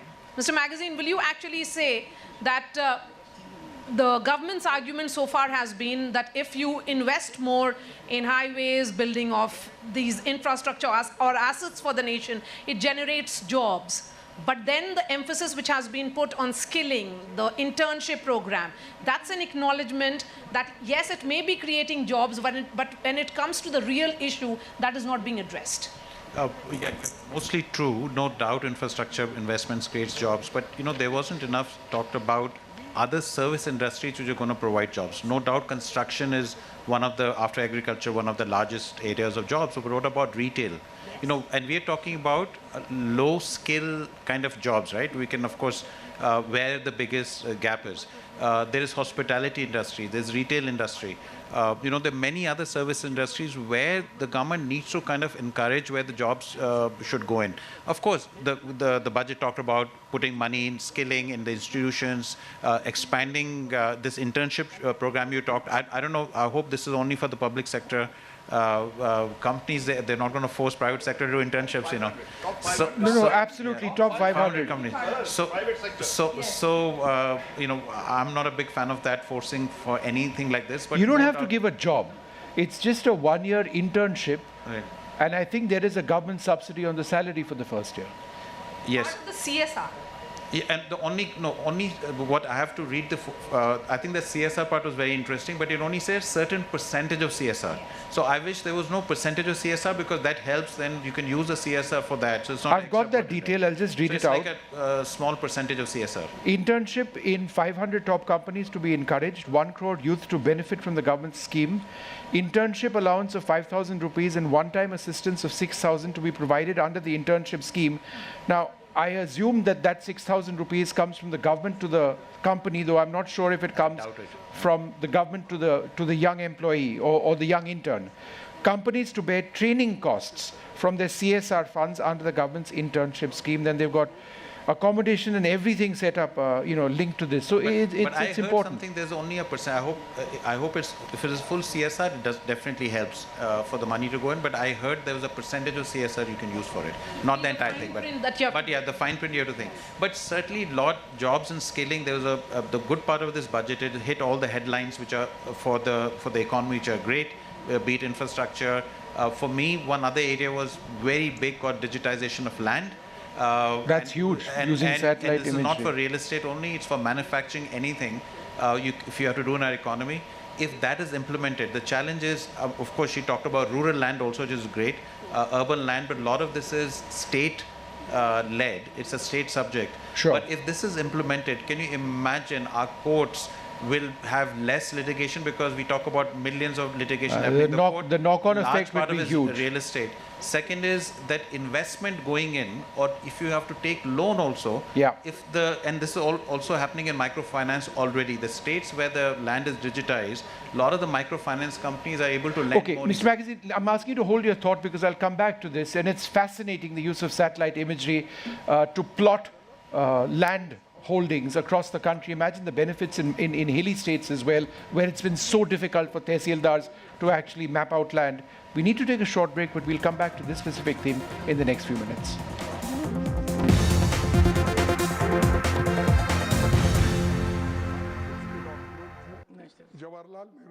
Loan मिलेगा या नहीं, ये आपके credit score पे depend करता है। तो आज ही पैसाबाजार.com पर जाइए और अपना क्रेडिट स्कोर चेक कीजिए फ्री में, क्योंकि लोन की जरूरत कभी भी किसी को भी पड़ सकती है। बस एक्टिंग करा लो इनसे। पैसाबाजार.com, क्रेडिट स्कोर चेक, आदत अच्छी है। Hello and welcome to IndiaSense, where I speak with global opinion makers. The United States has made a strategic decision over the last 20 years to move closer to India. So a $7 trillion economy seems a perfectly conceivable number. If you want to be a national party, it's that you sort of accept the way the world is rather than want to endlessly hark back to how it was. Modi is promoting the digitization of the economy, which is accelerating growth in the country. Get ready for the ride of your life. NDTV brings you the NDTV Auto Show with me, Mugdha Mishra. From the fastest supercars to the sleekest new energy vehicles to your trusted daily ride, we cover it all. Every Saturday at 10:30 a.m. and Sunday at 8:30 p.m. only on NDTV 24/7. Your next great escape starts here. The biggest democratic exercise in the world. Team NDTV covers it from ground zero. BJP really had to fight a tough election this time. Unprecedented exercise. Unmatched coverage. There is no dispute. जनता को decide करना है. From polling to counting, NDTV brought you the most trustworthy news and updates.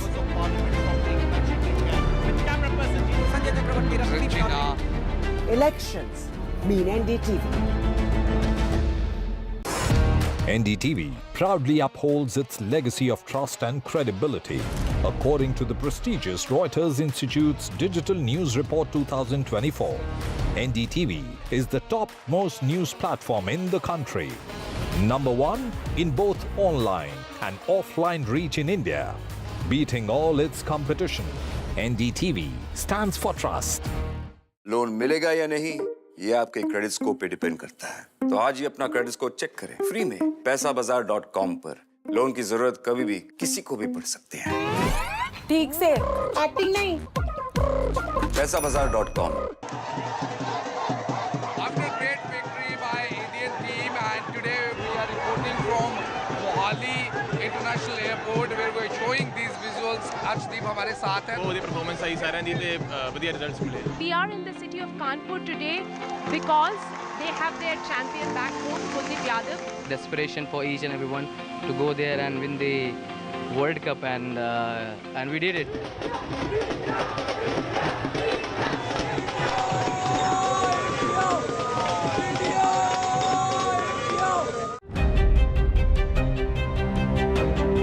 Hello and welcome to India IndiaSense, where I speak with global opinion makers. The United States has made a strategic decision over the last 20 years to move closer to India. So a $7 trillion economy seems a perfectly conceivable number. If you want to be a national party, it's that you sort of accept the way the world is rather than want to endlessly hark back to how it was. Modi is promoting the digitization of the economy, which is accelerating growth in the country. Get ready for the ride of your life. NDTV brings you the NDTV Auto Show with me, Mugdha. From the fastest supercars to the sleekest new energy vehicles to your trusted daily ride, we cover it all. Every Saturday at 10:30 a.m. and Sunday at 8:30 p.m. only on NDTV.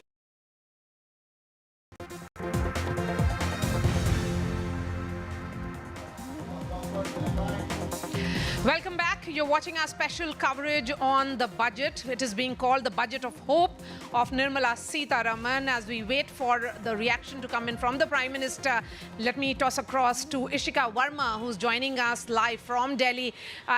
She's standing by with some people. Let's listen in to what their reactions are to this budget. Over to you, Ishika. Well, as you rightly said, the budget has been presented, and if we talk about, the focus certainly for the people was, as to what benefits they would be getting for especially the taxpayers here. But here we are seeing that if we talk about the new tax regime, the government says that the salaried employee can save up to 17,500 rupees, but the standard deduction charges have now increased from 50,000 to 75,000. कैसे देख रहे हैं आप इस पूरे budget को, और खासकर तब जब हम अगर बात करें टैक्स रिजीम की, गवर्नमेंट कह रही है कि जो सैलरीड एम्प्लॉय है वो 17,500 तक सेव अप कर सकता है. स्टैंडर्ड डिडक्शन की अगर हम बात करें तो 50,000 से बढ़कर अब वो 75,000 हो गया. कैसे देखें? पहली बात तो आज तो हम सबके लिए बहुत ही खुशी का दिन है कि इतना बजट जो ना केवल सैलरीड के लिए बल्कि यूथ एम्पावरमेंट के लिए बहुत फोकस था, इवन किसानों के लिए बहुत फोकस था कि जो मुद्रा लोन है एंटरप्रेन्योरशिप के लिए वो 10 करोड़ से 20 करोड़ कर दिया. Now back to your point कि सैलरीड अब 25,000 15,000 से पहले 50 था, अब 75 हो गया, तो ऑलमोस्ट 15,000 समथिंग. आप ये समझिए पूरी हेल्प करेगा किचन में. जो हमारी दूसरे जो लोग हैं जो काम नहीं करते हैं, दूसरी पार्टियां केवल मोदी जी पे इल्ज़ाम लगाती रहती हैं. ठीक, हमारा मानना ये है कि इस बार बजट हम बहुत खुश हैं और वाकई में इससे राहत मिलेगी, किचन को राहत मिलेगी, बिल्कुल राहत मिलेगी. अगर हम बात करें तो इस बजट में बात करें तो यूथ के लिए भी बहुत ज़्यादा फोकस रखा गया है. खुद जो फाइनेंस मिनिस्टर है वो कह रही हैं कि यूथ को हम जो है 1 करोड़ से ज़्यादा इंटर्नशिप्स दिए जाएंगे, टॉप कंपनीज़ में इंटर्नशिप दिए जाएंगे, जॉब पर फोकस किया जा रहा है.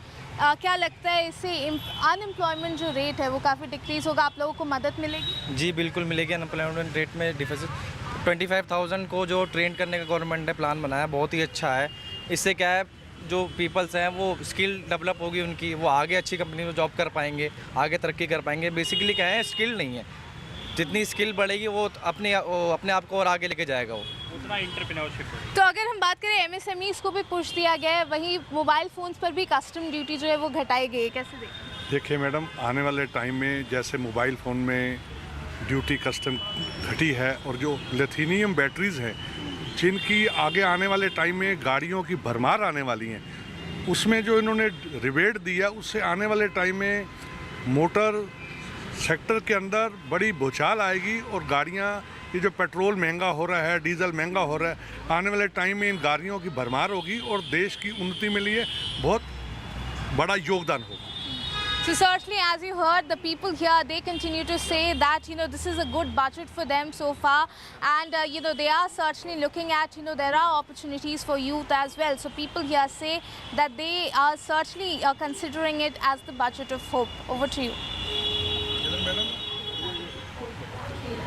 All right, Ishika, thanks very much. Mr. Magazine, one of the interesting parts of the budget, you were talking about that, is a proposal to use satellite imagery to plot land holdings. If this is to work out, what would the benefits be? It will have a huge impact. I think from all the budget discussion, if something will have which will be a needle mover for our country, it will be this, because end of the day, the land is not only required, like I mentioned, for real estate, is for manufacturing, for anything we want to do, build social infrastructure, hospitals, schools, whatever, we need land. And the big problem right now we face is a lot of the investment is also not coming in because, for example, if a large manufacturer wants to buy land, both foreign or local, or someone wants to build a school, land is the biggest deterrent. Leave aside the cost, just to get clear title land. So if this lot of investment. Also, if you look at it, there are microfinance companies right now. A lot of people have small land holdings. It's already started, but as to scale up, they take loan against that land, right? And the big problem is, and for a lot of the microfinance companies to lend them, imagine if they know this land is digitized, there'll be no dispute on the title, then they can lend money. So the financing will go up. The government will be able to collect more taxes because now they have proper records.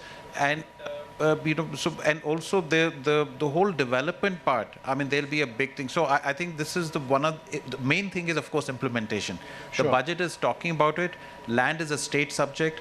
The central government can only do that much. So implementation will be the key for this, I would suggest there'd be a lot of disputes which actually also appear. Some may disappear, in terms of land holdings. And the land bill, which was earlier tabled by the government in the first Modi government, that has been sent to the select committee, and it has been there with them for the longest time. So they understand that because it's a state subject, lot has to be done between the center and the state. And how do you navigate and negotiate between states which are ruled by other opposition parties? Whether the ISRO satellite to help is the point that he's mentioned. The other part is the black money, right? Right. So that will reduce. So there's the huge benefits. Okay, well, we're going to take a short break. It's been several hours since we've been reporting this non-stop. Firstly, expectations and now reactions to the union budget. A lot more coming up.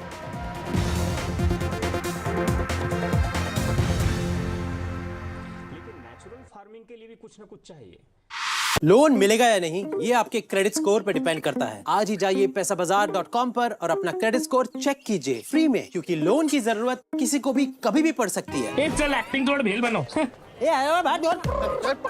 पैसाबाजार.com। NDTV proudly upholds its legacy of trust and credibility.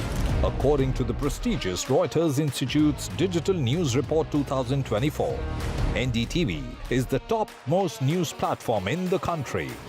Number one in both online and offline reach in India. Beating all its competition, NDTV stands for trust. After a great victory by Indian team, and today we are reporting from Mohali International Airport where we are showing these visuals. Arshdeep हमारे साथ हैं। बहुत performance सही सारे दी थे बढ़िया results मिले। We are in the city of Kanpur today because they have their champion back home, Kuldeep Yadav. Desperation for each and everyone to go there and win the World Cup, and we did it.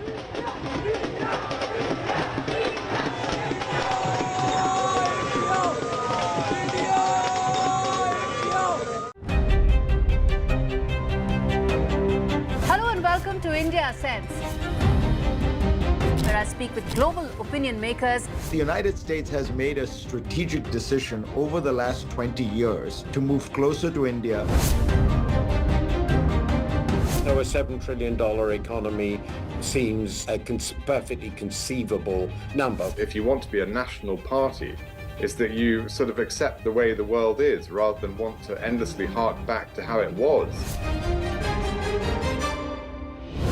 Modi is promoting the digitization of the economy, which is accelerating growth in the country.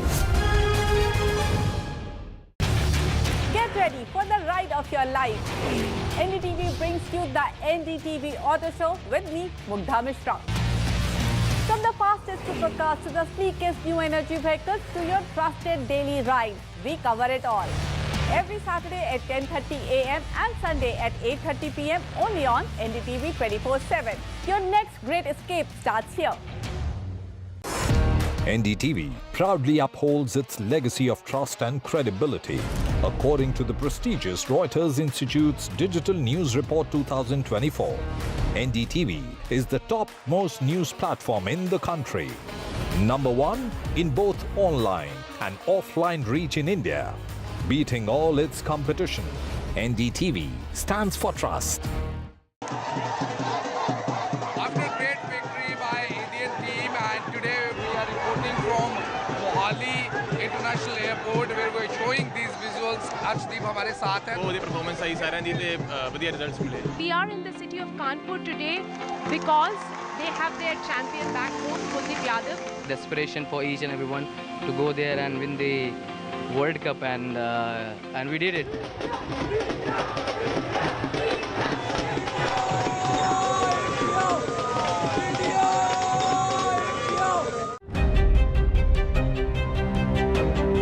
Hello and welcome to IndiaSense, where I speak with global opinion makers. The United States has made a strategic decision over the last 20 years to move closer to India.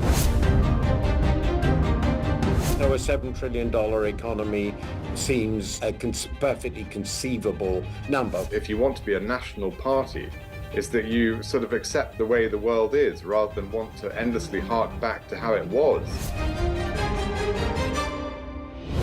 Modi is promoting the digitization of the economy, which is accelerating growth in the country. Get ready for the ride of your life. NDTV brings you the NDTV Auto Show with me, Mugdha Mishra. From the fastest supercars to the sleekest new energy vehicles to your trusted daily ride, we cover it all. Every Saturday at 10:30 a.m. and Sunday at 8:30 p.m. only on NDTV 24/7. Your next great escape starts here. NDTV proudly upholds its legacy of trust and credibility, according to the prestigious Reuters Institute's Digital News Report 2024. NDTV is the top most news platform in the country. Number one in both online and offline reach in India. Beating all its competition, NDTV stands for trust. After a great victory by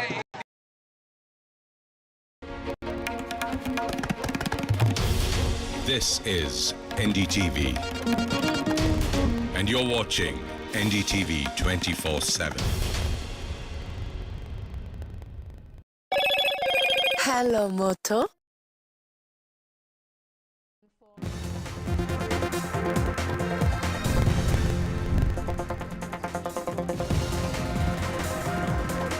Finance Minister's top focus on jobs and youth in the budget. New schemes launched for job creation. FN opens purse strings for allies. Special package for Bihar and new Andhra Pradesh capital.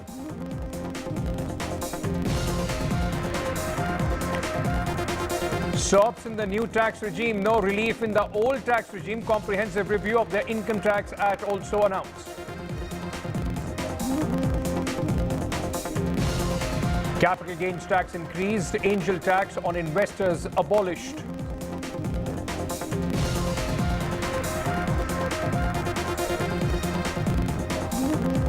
Jittery response from the market. Sensex Nifty trend downwards. Market slips on capital gains tax announcement.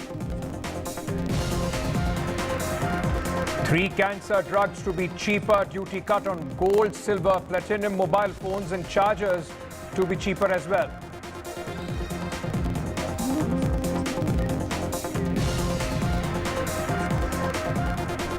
Good afternoon and welcome to NDTV. Our top focus today remains on the big announcements in the union budget. Finance Minister Nirmala Sitharaman presented her 7th straight budget.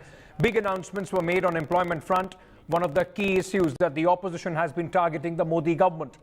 Jobs, skilling have been given big priority. Rupees 1.48 lakh crore embarked for jobs in education and skilling. In a 7th record union budget, Nirmala Sitharaman also announced key employment schemes, wages for first-time employees, internships to 1 crore youths. Now, for the middle class on the tax front, no changes have been made in the old tax regime, while in the new tax regime, there have been slabs which have been changed. Income tax up to rupees 3 lakh per annum will not be taxed. 3 to 7 lakhs will be 5%. 7 to 10 lakhs will be taxed at 10%. Finance Minister has also made big incentives for Bihar, Andhra Pradesh, rupees 26,000 crore for Bihar and 15,000 crore for development of the new capital of Andhra Pradesh as well. So the allies who are crucial as far as the central government is concerned, their support, TDP and the JDU is crucial. Let's quickly, in fact, go across to Prime Minister Narendra Modi. वासियों को बधाई देता हूं। वित्त मंत्री निर्मला सीतारमण जी और उनकी पूरी टीम बहुत बहुत बधाई की पात्र है।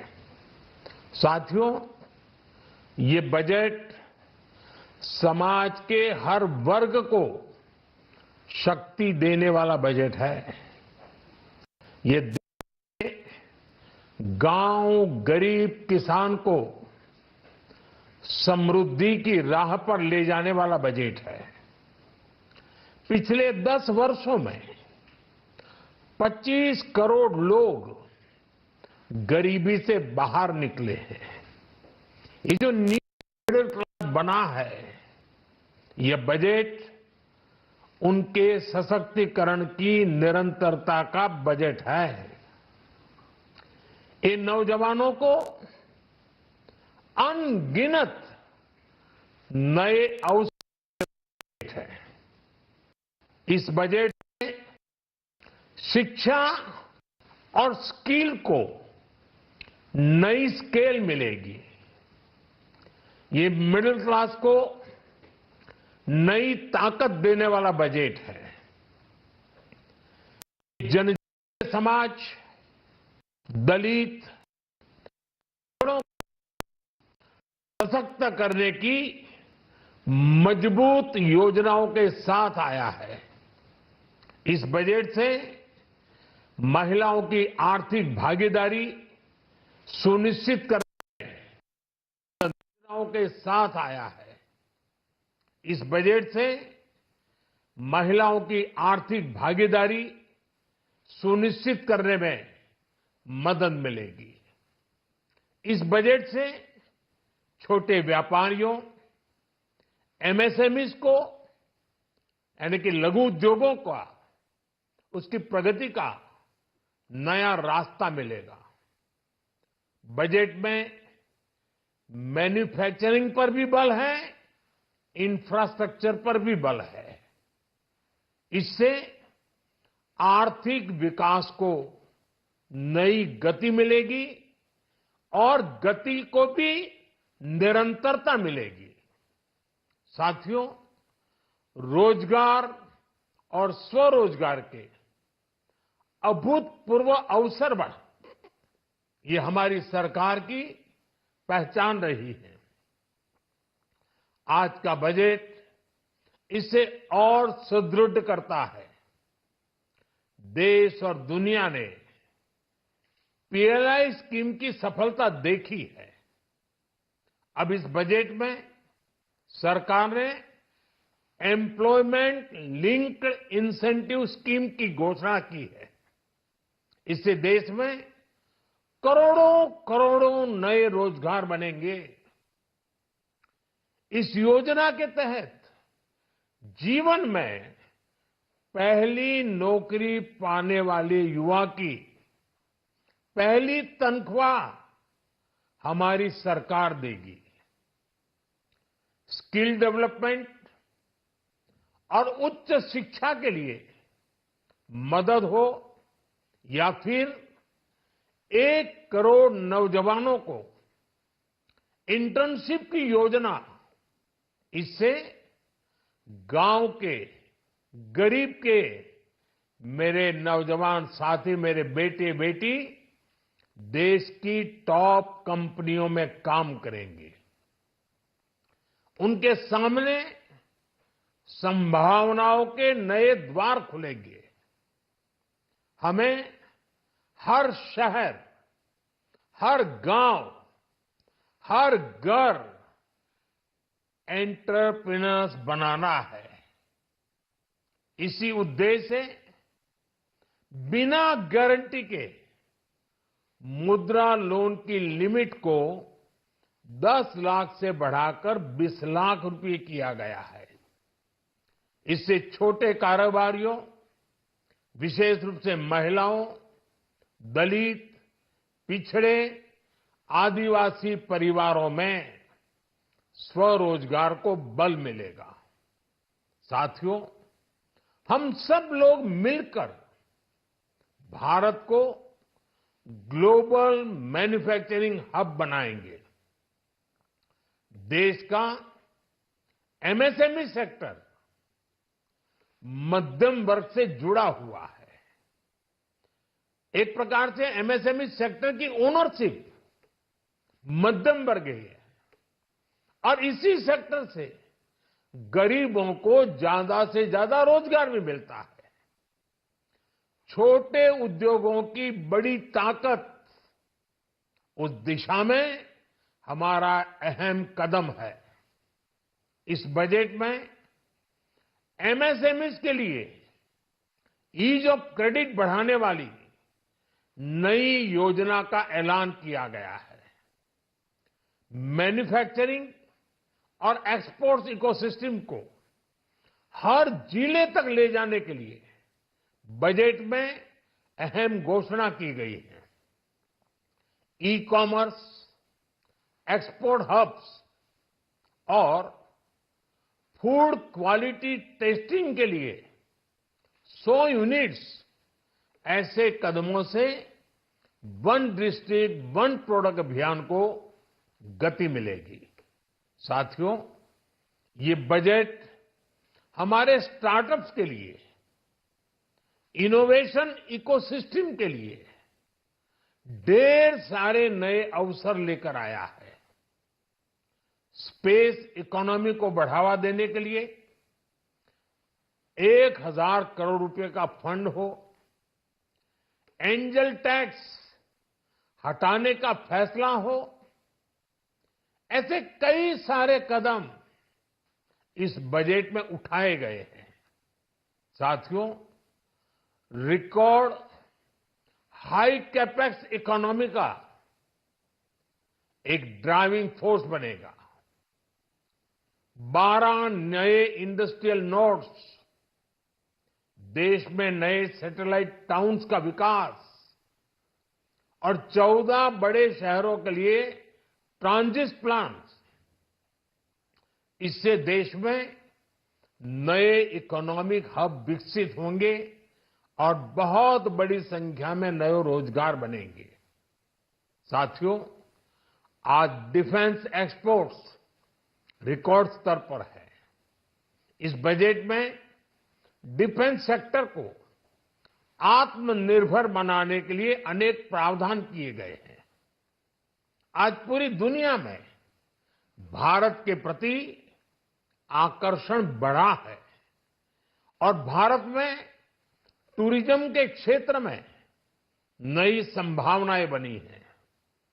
टूरिज्म क्षेत्र गरीब और मध्यम वर्ग के लिए कई अवसर लेके आता है। इस बजट में टूरिज्म क्षेत्र पर भी विशेष बल दिया गया है। साथियों, एनडीए सरकार ने पिछले 10 साल में ये सुनिश्चित किया है कि गरीब और मध्यम वर्ग को लगातार टैक्स से राहत मिलती रहे। इस बजट में भी इनकम टैक्स में कटौती और स्टैंडर्ड डिडक्शन में भी वृद्धि का फैसला लिया गया है। टीडीएस के नियमों को भी सरल किया गया है। इन कदमों से हर टैक्स पेयर को अतिरिक्त बचत होने वाली है। साथियों, देश के विकास के लिए भारत के पूर्वी क्षेत्र का संपूर्ण विकास पूर्वोदय के विजन द्वारा हमारे इस अभियान को नई गति, नई ऊर्जा मिलेगी। हम पूर्वी भारत में कई महत्वपूर्ण इंफ्रास्ट्रक्चर जैसे हाईवेज, वाटर प्रोजेक्ट्स और पावर प्रोजेक्ट्स का निर्माण कर विकास को नई गति देंगे। साथियों, इस बजट का एक बहुत बड़ा फोकस देश के किसान है। अन्न भंडारण के लिए दुनिया की सबसे बड़ी स्कीम के बाद अब हम वेजिटेबल प्रोडक्शन क्लस्टर्स बनाने जा रहे हैं। इससे एक और छोटे किसानों को फल सब्जियों अन्य उपज के लिए नए बाजार मिलेंगे, बेहतर दाम मिलेंगे, तो दूसरी ओर हमारे मध्यम वर्ग के लिए फल सब्जियों की उपलब्धता बढ़ेगी और परिवार के लिए पोषण भी सुनिश्चित होगा। कृषि क्षेत्र में भारत का आत्मनिर्भर बनना समय की मांग है। इसलिए दलहन तिलहन की पैदावार बढ़ाने के लिए किसानों को मदद की घोषणा की गई है। साथियों, देश में गरीबी समाप्त हो, गरीब का सशक्तिकरण हो, इस दिशा में भी आज के बजट में प्रमुख घोषणाएं की गई है। गरीबों के लिए 3 करोड़ नए घर बनाना तय हुआ है। जनजातीय उन्नत ग्राम अभियान सेचुरेशन अप्रोच के साथ 5 करोड़ आदिवासी परिवारों को मूलभूत सुविधाओं से जोड़ा जाएगा।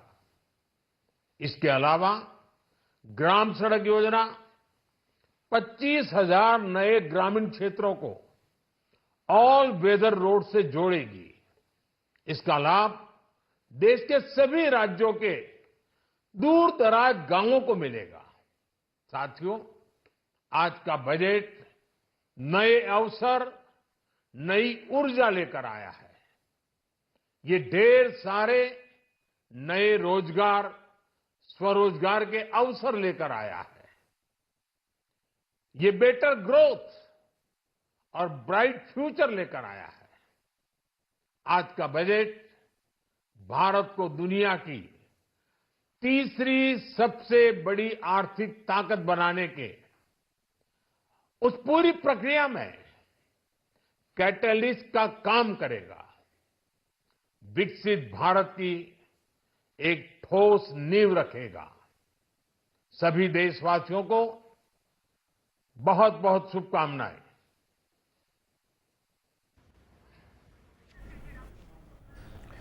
Prime Minister Narendra Modi now speaking about the budget, the first full budget of his third regime. In fact, Prime Minister congratulating Nirmala Sitharaman, the Finance Minister, and her team for what he says, a budget which has given priority to youth and is a budget which primarily focus on every section of the country, specifically for women, poor and the people living in the villages. Prime Minister says that this budget will create jobs and also create opportunities for the youth of the country. Now, while the BJP has presented, the government of India has presented this budget, the opposition, which was in fact listening very eagerly about the various announcements which have been made. Let's listen in to some reactions of how the opposition thinks and how much marks are they giving to 7th budget of Nirmala Sitharaman. आपको बधाई है। अखिलेश जी, सारा focus Bihar और आंध्र प्रदेश को ही दे देंगे। ये इसलिए है कि अगली सरकार बनाने के लिए इससे बड़ा पैकेज उन प्रदेशों को दे। और उत्तर प्रदेश के लिए? उत्तर प्रदेश ने प्रधानमंत्री दिया, और क्या चाहिए उत्तर प्रदेश को? It's an underwhelming budget. I didn't hear anything about the key issues facing the common people of our country. There was no mention of Manrega. There was no mention or insufficient mention of any steps taken to improve the income of the ordinary person. We have seen far too little from the government when it comes to taking care of the severe income disparities in this country. Job creation, there was a token gesture made towards that, but unfortunately very short on specifics. And I personally welcome only one provision, which is this abolition of the tax on angel investors. Union Minister Rammohan Naidu is with me. Rammohan sir, I've been to your state during the elections as well. I've seen Amravati not building for last 5 years. But this time, do you think that now the infrastructure work and the development work will go on. Absolutely, there is a lot of budget provision that has been created in this budget today to the tune of 15,000 crores. And also, when the central government gives an idea that we are supporting the capital, automatically the private industry, automatically the people, they get a lot of confidence that the capital is going to be built here. So that is what we are expecting there. It is going to give a huge push for Andhra Pradesh, and this is what Jagan Reddy did before. Like you have said, you would have seen it. He has made it a ghost town. He has totally destroyed the idea of Amaravati capital. So now it is the responsibility of the NDA government to rebuild it, which was an election promise also. And I am very happy that within 2 months' time of the election result, that central government has reciprocated the confidence, the assurance that people had on the NDA government. They have reciprocated with huge heart. एक तरीके से सबके लिए dream budget है, sub section के लिए और खास करके युवाओं के लिए और महिलाओं के लिए. ऑपोजिशन पार्टी ने क्रिटिसाइज किया, मतलब ये बहुत अच्छा बजट है, इसलिए वो निराश हो गए हैं, क्योंकि अच्छा बजट है, देश के लिए अच्छा बजट आया है, इसी से ऑपोजिशन पार्टी चिंता में है. बजट में आप बताइए, एक सेक्टर बताइए जिसको आपने नजरअंदाज किया, कहीं ऐसा नजर नहीं आता है, हर एक सेक्टर के लिए इस बजट में प्रावधान रखा है. Right, so lots of reactions coming in as far as the budget is concerned. We began the day with our budget expectations. We've got reactions at this stage. Mr. Sanjeev Puri with us, Mr. Mukundan Rajanavane, and Deepak Shetty as well, and also Deepak Thakur. Thank you all very much for being with us. Mr. Puri, let me come to you first. Were you satisfied with what this budget had? Did it give our economy the big bang or a serious impetus which so many look forward to? I think it's indeed a remarkable budget. The mic next to you, yeah. It's indeed a remarkable budget. It has addressed the issue of continued investment for growth. It has addressed the issue of very important issue of the climate emergency. And it has stuck to the, not stuck actually, it has gone way beyond whatever guidance was given on fiscal consolidation. It was 5.1 earlier, it's now, we're talking of 4.9%. So it's much better from a macro stability point of view. And a lot of focus very clearly on livelihoods and a lot of focus on the rural economy, agriculture, a lot of focus on providing impetus to manufacturing, a lot of focus on certain futuristic areas like critical minerals, innovation. And beyond that, I think what is very important also is the budget has very clearly made some very strong statements on the intent for ease of doing business, a lot of reference to certain areas that will be comprehensively reviewed. Very strong statement on GST to make it more inclusive, strong statement on next generation factor reforms, that they will be a policy paper and you know that will hopefully start narrative. A lot of reference to the next generation of reforms which have to be done by the states on how to align the states with that. So all in all, I think address these issues of our growth and economic transformation, and also very clearly articulating the policy direction that's required for the next phase of economic transformation. And if I may add, a new tax code in 6 months. Absolutely. In new 6 months, you know, I mean, that's really impressive. Really impressive. I just, go ahead. Yes, Marya. Question on infrastructure in particular.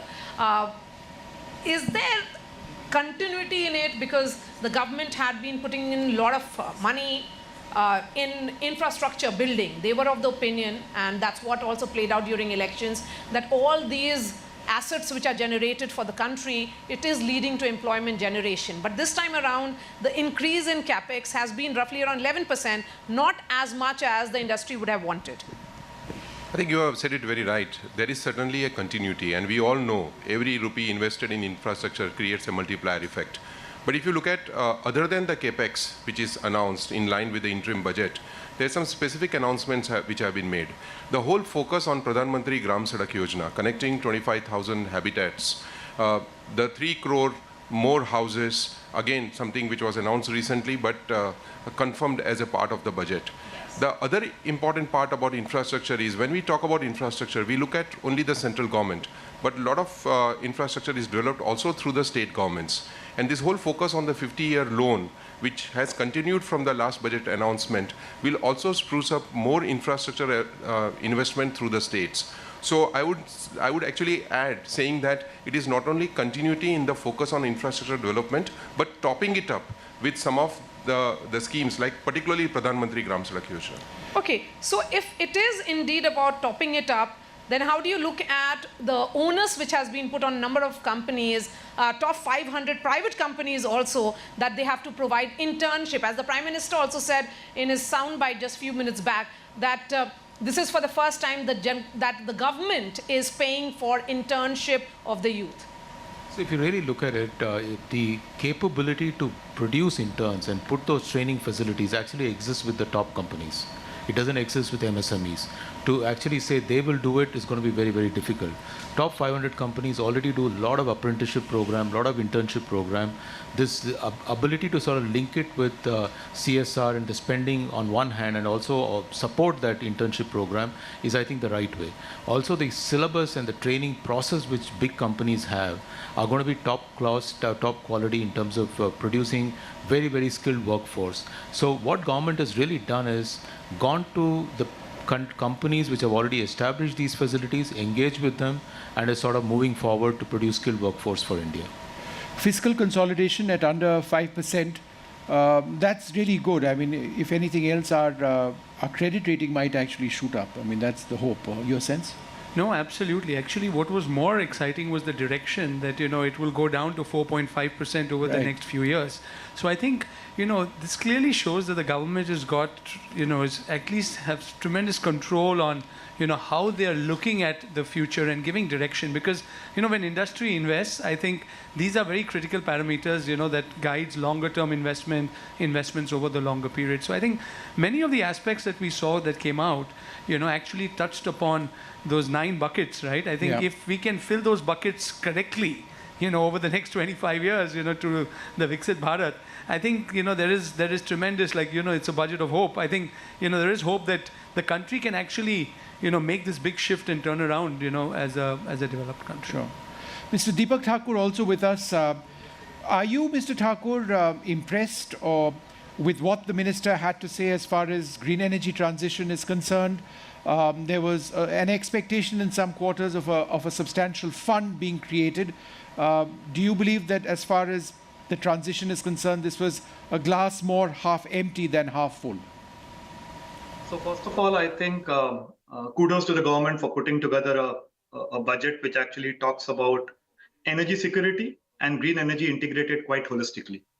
If you look at it, if I see the budget, the 3 key ingredients, which is human capital, finance, and a policy framework which supports the growth of energy transition and green energy, I think has been addressed quite well. Let's just see one thing which has come out, which I believe is going to be a huge catalyst for the industry in terms of finance. The whole taxonomy on climate finance, I think, will clearly help enhancing the availability of capital for climate adaptation and mitigation investments.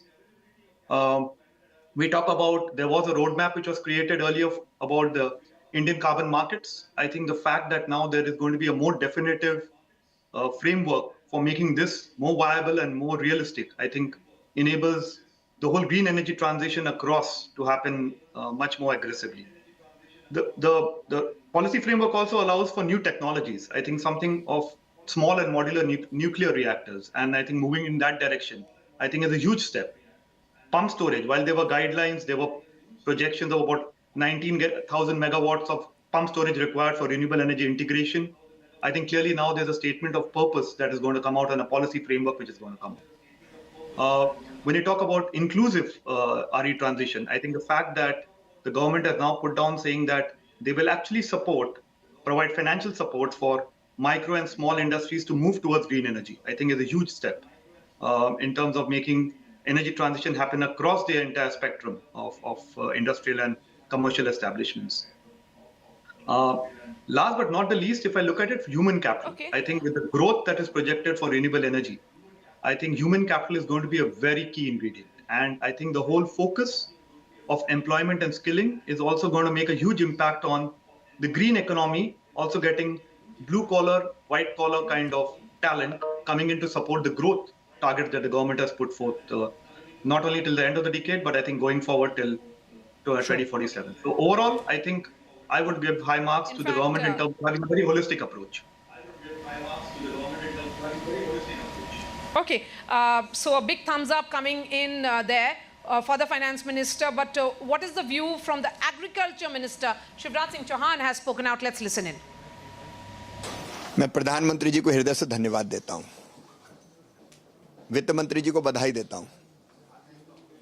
ये budget 2047 तक विकसित भारत के निर्माण का budget है।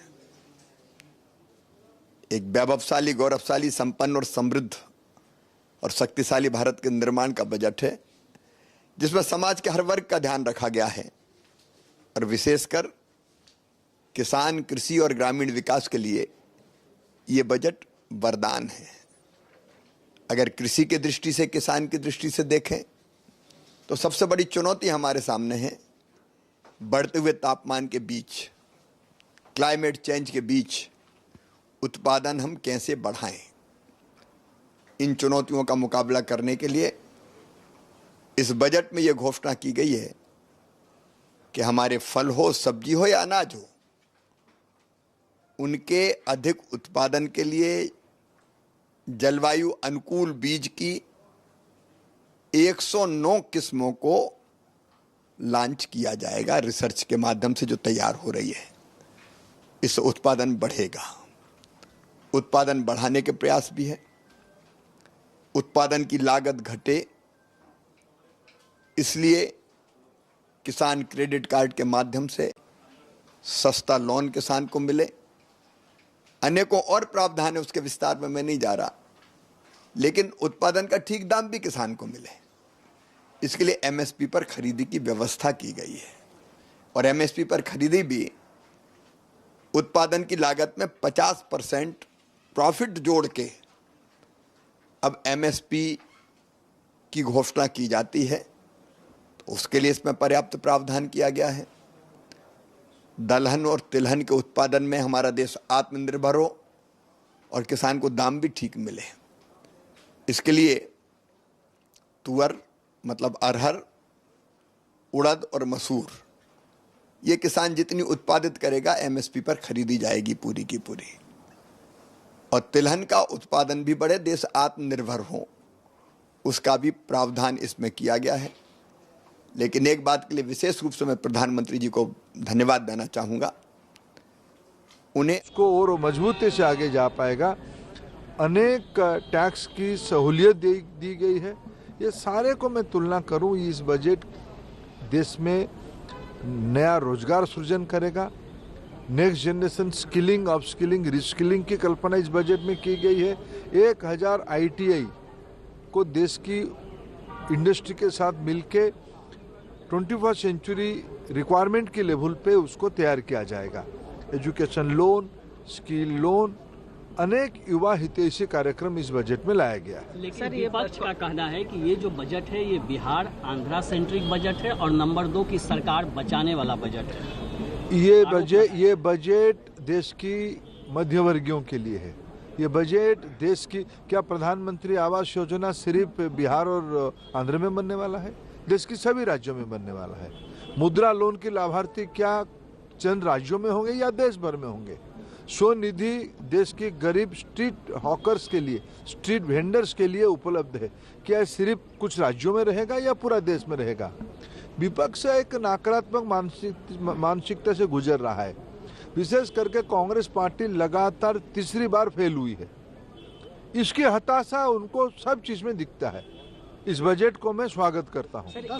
Internship की एक नई योजना आई है, उसमें 1 करोड़ युवाओं को उसका लाभ मिलेगा, लेकिन कांग्रेस का कहना है कि ये उसका जो मैनिफेस्टो था उसको कॉपी किया है। चिदम्बरम जी ने इस पर ट्वीट भी किया है। देखिए, फाइनली किया तो हमने ना, लोगों ने आपको तो मौका नहीं दिया। आप कई सारा आपने पीढ़ी दर पीढ़ियों तक आपने कई बात को कहते रहे। आपको लोगों ने पिछले में कह रहा हूं ना, कांग्रेस पार्टी तीसरी बार फेल हुई है, इसीलिए तो नाम अभी कटा लेना चाहिए। चिदम्बरम साहब नाम कटा के और कहीं स्कूल में दाखिला करनी चाहिए। लोगों ने उनको रिजेक्ट किया है, हम लोगों के लिए काम किए हैं। 10 साल में पहली बार फ्लड को भी एड्रेस किया गया है। बिहार के फ्लड से बहुत परेशानी लोगों को होती थी और इस सरकार ने 11,500 करोड़ रुपए देने का ऐलान किया है। मैंने वही कहा ना कि देश में पूर्वी भारत को महत्व मिला है। पूर्वी भारत की मेहनत का श्लोक देश की अर्थनीति में गति लाते हैं। उनके मन में रहता था कि हमारी इलाका कब पश्चिम जैसे, दक्षिण जैसे, उत्तर जैसे विकसित होगा। इस बार बजट की जो आउटलाइन है, जो एक टेम्पलेट बनाई गई है पूर्वोदय, और इस विषय को मैं तो सौभाग्यशाली हूँ, उस पहला मीटिंग का मैं साक्षी हूँ। उड़ीसा की एक जनसभा में 2015 में माननीय प्रधानमंत्री पूर्वोदय के बारे में पारादीप रिफाइनरी को लोकार्पित करते हुए कहा था। वो उसमें निरंतर कहे, पूर्वोत्तर भारत के बारे में कहें, पूर्वोदय के बारे में कहें। अरे सारे, सिर्फ बिहार में फ्लड कंट्रोल की बात नहीं कही, उन्होंने आसाम को भी कही। ये सारे लंबे समय की मांग होती थी उस इलाके की। भारत सरकार ने इस बार उसको प्राथमिकता दी है। आखिरी सवाल सर आपके राज्य का है। बीजेडी ने बाइकॉट किया है राज्यसभा में और कहा कि उड़ीसा के लिए कुछ नहीं है, और सिर्फ टूरिज्म की बात की गई है, वो भी क्लियर नहीं है कि उसमें क्या है। देखिए, पूर्वोदय की उनको इंतजार करनी चाहिए, राज्यसभा में वो पार्टिसिपेट करनी चाहिए, उनको भी समझ में आ जाएगी। डबल इंजन की सरकार उड़ीसा में विकास की ट्रेन को और गति से चलाएगी। महाराष्ट्र और पश्चिम बंगाल के विपक्षी दलों ने भी इसका विरोध किया है कि उन दोनों राज्यों की अनदेखी की गई। देखिए, पूर्वोदय में तो बंगाल है ही। अभी देखो ये All right, so several reactions coming in on the union budget. We are at the Confederation of Indian Industry bringing in expert voices. I'm now joined by Mr. Vinod Sharma. Thanks very much for being with us, Mr. Khambata, and Vishesh Chandyok join us as well. He, of course, is with Grant Thornton. Mr. Sharma, let me come to you first. You know, electronics is a sector which obviously you're very close to. In terms of your expectations, did you see anything favorable in the budget? Yes. So if you look at 4, maybe even 4.5 points out of the 9 priorities that the FM laid out are to do with manufacturing, MSMEs, skilling, employment-linked incentives, something that we at CI had recommended for the first time. So that augurs very well for all manufacturing. Coming specifically to electronics, of course, we are now on a glide path where the mobile phones from 20%, we have asked for a reduction to 15% and hopefully lower later. And the idea is that we become a globally competitive manufacturer, not just an assembler of mobile phones or electronics, but deep down manufacturing, value-added manufacturing. What has been missed out, but we are waiting patiently, is a policy for components, which I'm told will soon follow in the next few days. Sure. Mr. Khambata, we've been a bit conservative, the government deliberately, even in the economic survey, on the GDP growth rate. You know, and in terms of the targets, do you believe that we are being too cautious, or is it sort of couched in a sense that we shouldn't try and overachieve? See, let me put the context. We have a government in its 3rd term. We have our post-COVID, the whole world looks at India for everything. And I think our youth have aspirations beyond. Now, when all this concept, if you say we are going to grow at the same number we used to grow, I don't think it's the correct thing. We should be now saying, come what may, we want to grow at 10%. Now, what it takes, let's do it. And that should be the approach. Now, I'm not saying it is bad to be cautious, but I think we I think time has come that we could have taken a higher growth target and put more money behind that. When I say more money behind, if you tell somebody, an industry, for example, we talk of the employee link, whatever, skip. Now, instead of saying, I will give you your PF back, you say, I will give you X money, you invest and you create that much employment. So a PLI type scheme for MSMEs linked not to capital but to employment. So I somehow believe that we should be putting more money in actual in investment in manufacturing where the jobs are created, toys, textiles, food processing, leather, and then export to the world. Sure. That is, I think, the model which I was expecting. But having said that, there are a lot of positive things in the budget. For the youth, for skill development, using CSR money, for interns. In fact, we'll just come to those points in a bit. I'm also joined by Nainalal Kidwai at this stage. Thanks, Ms. Kidwai, very much for being with us. You know, skill development and job creation, particularly given the fact that we need, 80 lakh jobs for the next 20 years to sustain the growth that we're looking at, is absolutely essential. Do you believe that was addressed satisfactorily, or do you believe that this internship for a year in top companies is just a very small step? Well, it's one of many steps and something we have to continue to push on. We can never do enough in this space. Companies themselves are, I think, somewhat reluctant to play this out. So as with many things, big announcements, we also need to look at the absorptive capacity of the economy, the absorptive capacity of those that need to implement on it. So I think it's an excellent start, and it's something that can continue to be pushed. We do need this partnership with industry to ensure that the skilling happens in designs and ways that help our communities and our unemployed, but equally that help industry in the long run, because industry itself is not just looking at the internship, but looking at growing its skilled base, which it can draw on. And therefore, that partnership becomes important.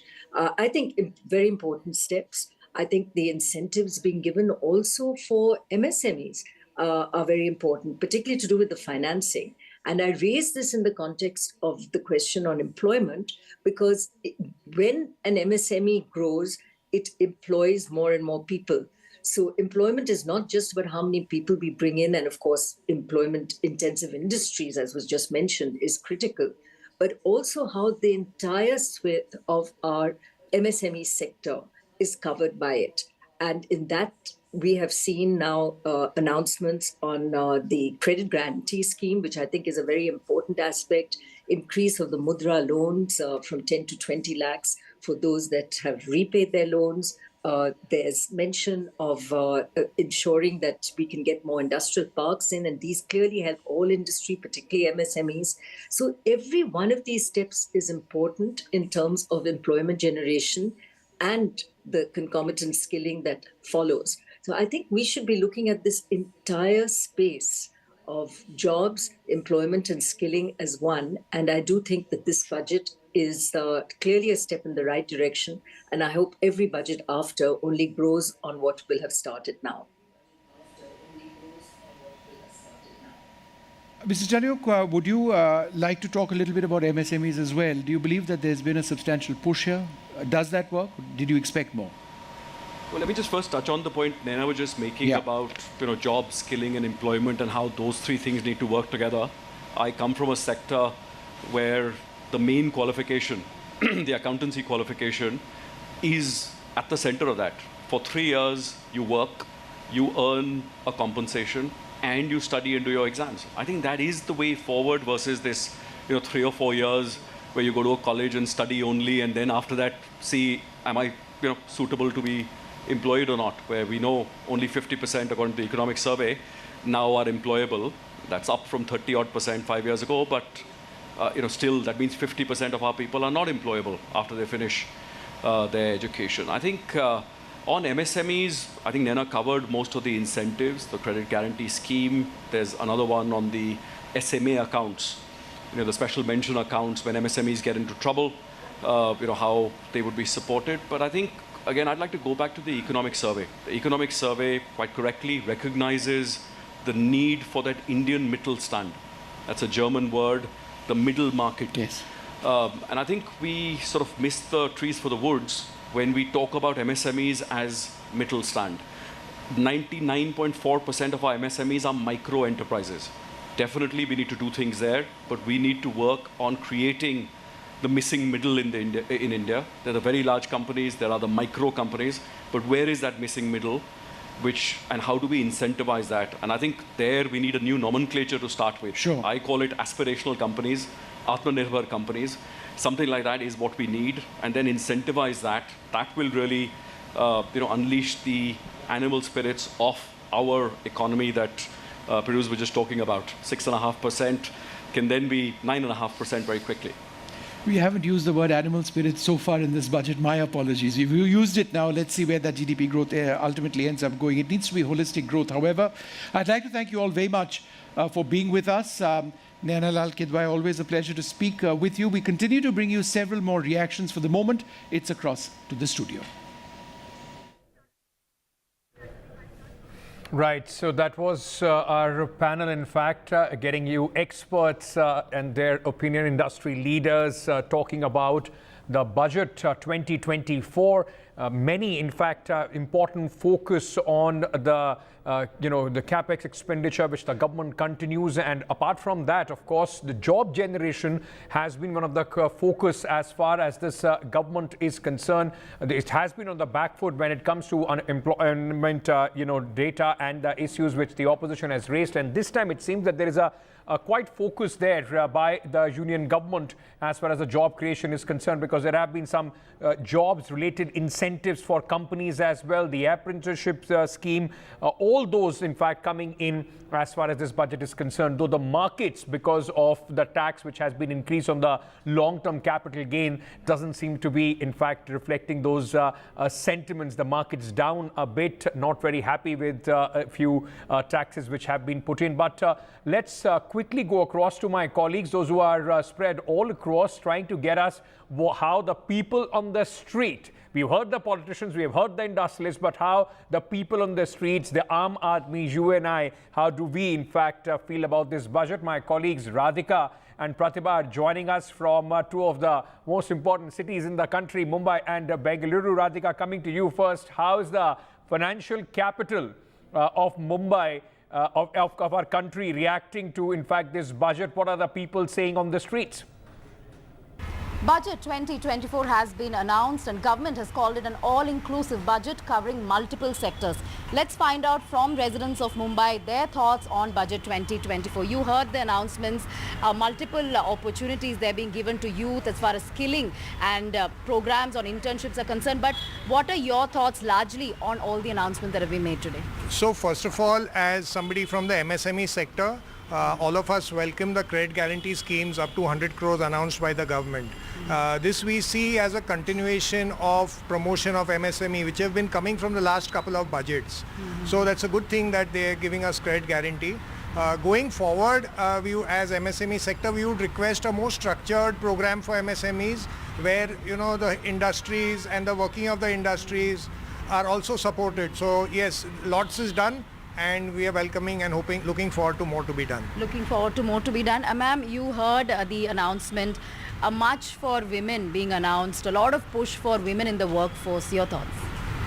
I think what you rightly said is an all-inclusive program, Over 3 lakh crore women are going to be empowered, and also with the budget going to 3 lakh crore women allocated to women, I mean, it's going to be amazing. The creches for women, the women facilities for their hostels is going to encourage the working women force a lot. This is what really India needed. I welcome the budget. I really love the schemes, and I really hope that everyone can make your good utilization of the schemes and go ahead. Thank you. What are the pluses and minuses of this union budget? I have with me corporate personalities from the Karnataka chapter of the CII in Bengaluru. And starting with you first, what are your first thoughts when it comes to the budget? It's a very progressive budget initiative, and this is really going to help the MSMEs in particular. And as an MSME state convener, I'm quite excited about it. When it comes to the challenges, what are the challenges you foresee? Yeah, the challenge is always, from a policy to implementation. So how do you convert the policy intent, whatever the intent of this policy, put into the real actions? There's always a challenge, and I see quite a lot of challenges. And there are many things which announced by the Honorable Finance Minister has a collaborative effect with the states. There are a lot of policies, a lot of things are also required that the states need to collaborate. So that's a big challenge, right? The states need to understand those things and implement. If I give you one example, in this budget, the capex, while the central government has kept the capex of 3.4% of the GDP, at the same time, almost 1.5 lakh crores, they have kept it for the states to implement these infrastructure-related things in that. So how do the states take it forward and utilize this in a right way is always a challenge. Well, when it comes to women, employment, all of these given a lot of impetus, how do you see that? Yeah, this budget clearly talks about growth with jobs. Okay, we were always debating the growth without a job. So I think there is a clear-cut thrust this time across the sector on job creation. And there are a lot of policy supporting initiatives, including internships and other details what are been stated in the budget by the FM. So I personally believe this budget, even though the growth what they are targeting is I think conservative. They're talking about 6.5% to 7%, but we believe it should be 7.5% or 8%. But having said that, I think this is clearly a budget focused on employment generation.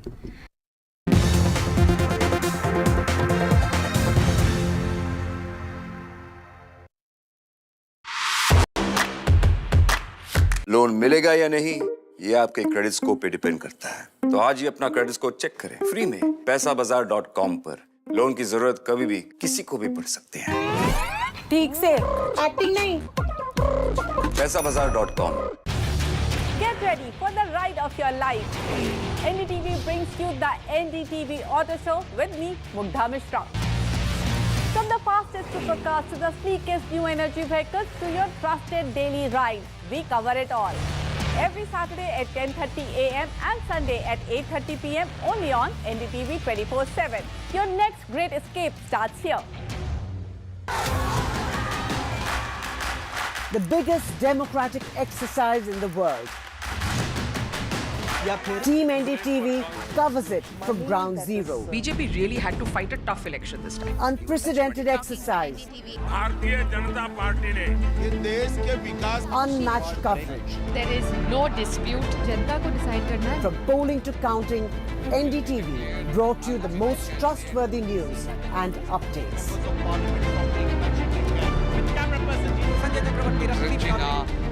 Elections mean NDTV. NDTV proudly upholds its legacy of trust and credibility. According to the prestigious Reuters Institute's Digital News Report 2024, NDTV is the top-most news platform in the country. Number one in both online and offline reach in India. Beating all its competition, NDTV stands for trust.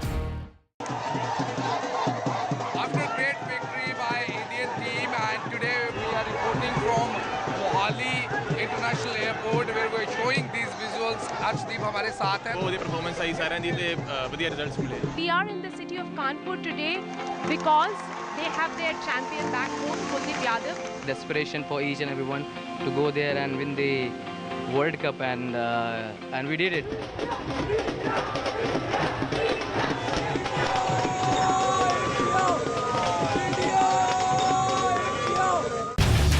Get ready for the ride of your life. NDTV brings you the NDTV Auto Show with me, Mugdha Mishra. From the fastest supercars to the sleekest new energy vehicles to your trusted daily ride, we cover it all. Every Saturday at 10:30 a.m. and Sunday at 8:30 p.m. only on NDTV 24/7. Your next great escape starts here. The biggest democratic exercise in the world. Team NDTV covers it from ground zero. BJP really had to fight a tough election this time. Unprecedented exercise. Unmatched coverage. There is no dispute. जनता को decide करना है. From polling to counting, NDTV brought you the most trustworthy news and updates.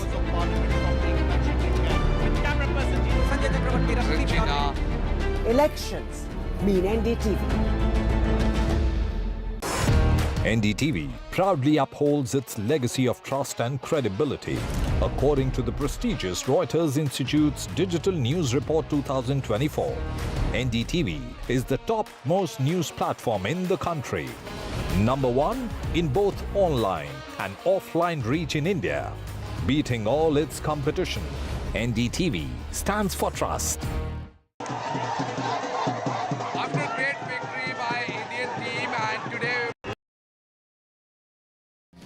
Welcome back. We've been tracking all the reactions from all over India and industry with regard to the union budget. It's now been presented.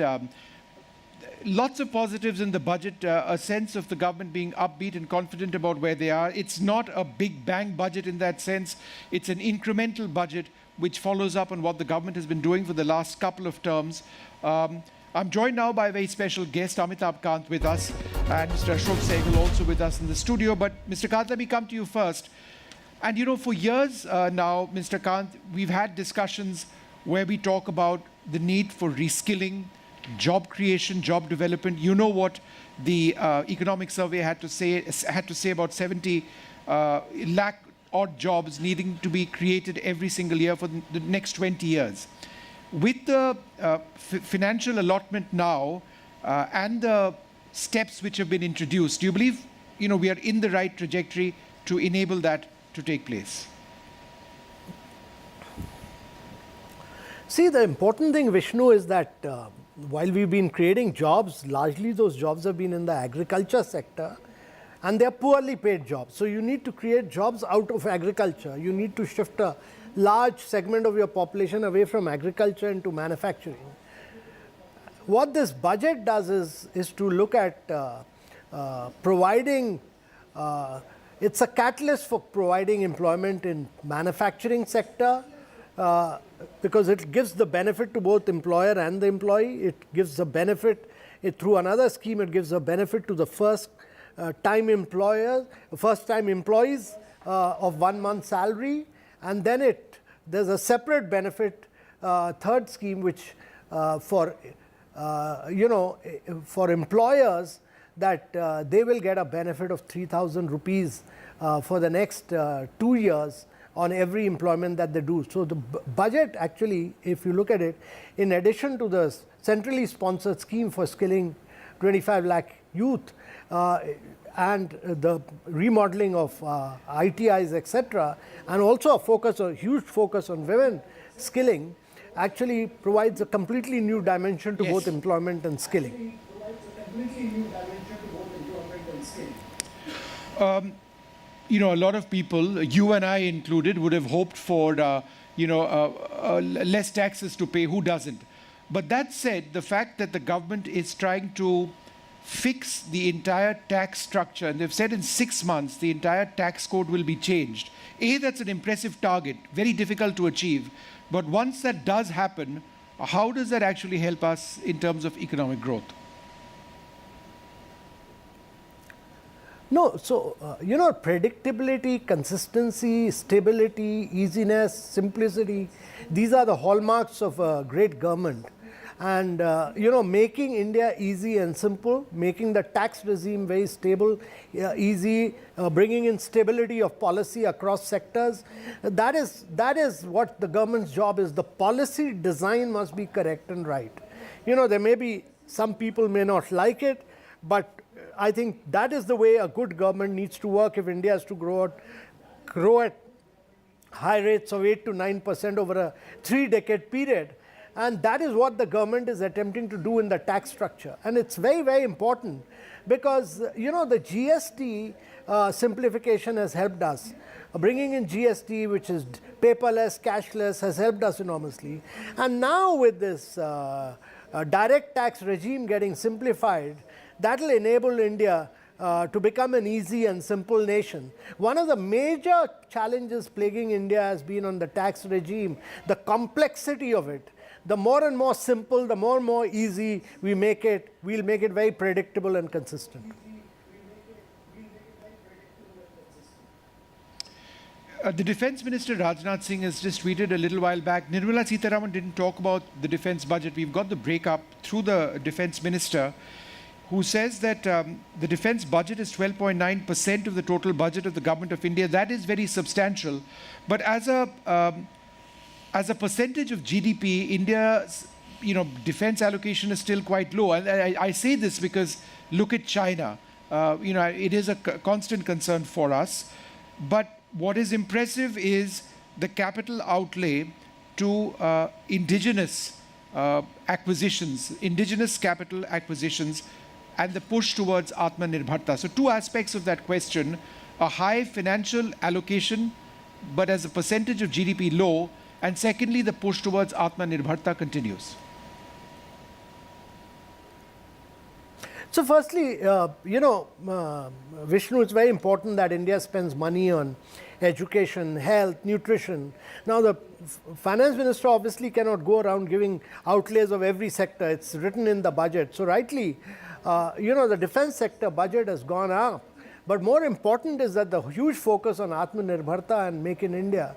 One of the remarkable stories of India in the last few years has been that from a hugely importing nation, we used to import all our defense needs. We've now become a nation which has pushed startups in defense, which is indigenized on defense. We are now exporting our defense in a very big way. Our defense exports are one of the fastest growing sectors, and they have enormously benefited the economy. So I think that's what we need to do, push for manufacturing in the defense sector. And if once defense manufacturing takes over, it has a huge spin-off on several other sectors of the economy. All right, Amitabh Kant, wonderful speaking to you. Thanks very much for being with us. One final question, Mr. Kant. Rate the budget 1 to 10. Where would you place it? And don't say 10 now. That's a bit unrealistic. Where would you place the budget?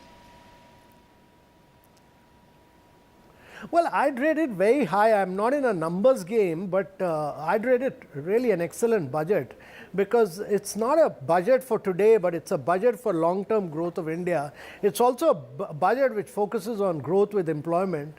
It's also a very progressive, pragmatic budget. So I'd really like to compliment Finance Minister for a truly outstanding budget. All right, thanks very much for being with us. We're going to take a short break, come back with a lot more. Stay tuned to NDTV.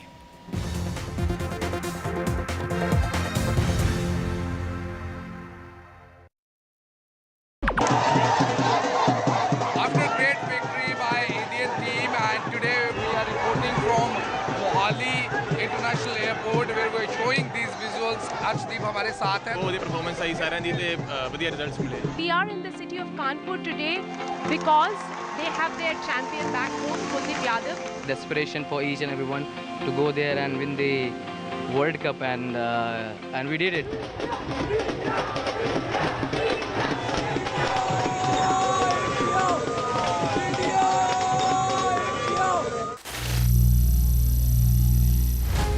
Some people say the metaverse will only be virtual. One day this lecture hall will be made of code, and driverless cars would be trapped in intersections. But even in this maze of the future, you can't wish away health. It's time to become more resilient.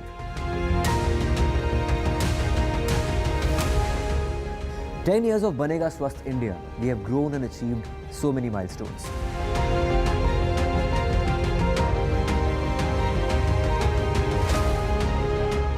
And now I have a plan to beat the urgency, to stop breathing with difficulty, to relieve getting choked with inactivity.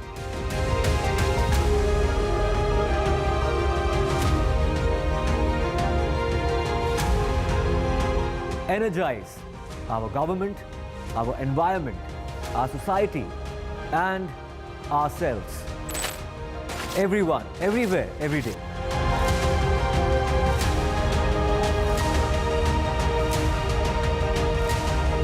Banega Swasth India, one world hygiene. Loan मिलेगा या नहीं, ये आपके credit score पे depend करता है। आज ही जाइए पैसाबाजार.com पर और अपना क्रेडिट स्कोर चेक कीजिए फ्री में, क्योंकि लोन की जरूरत किसी को भी कभी भी पड़ सकती है। चल एक्टिंग थोड़ा भेल बनो। ये आयो भाग जोर। पैसाबाजार.com।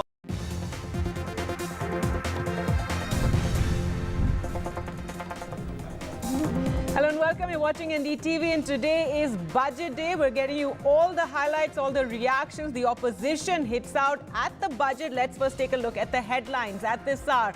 Finance Minister Nirmala Sitharaman presented her 7th budget. The focus on creating job opportunities, relief taxpayers under the new regime, and rewarded key NDA allies.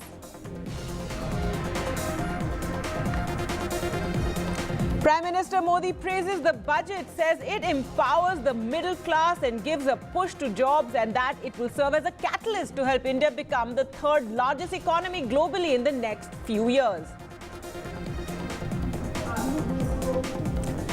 A comprehensive review of the income tax is promised in the budget. Capital gains tax and STT is increased. Angel tax is abolished. So an increase in the rate of securities transaction tax and angel tax abolished.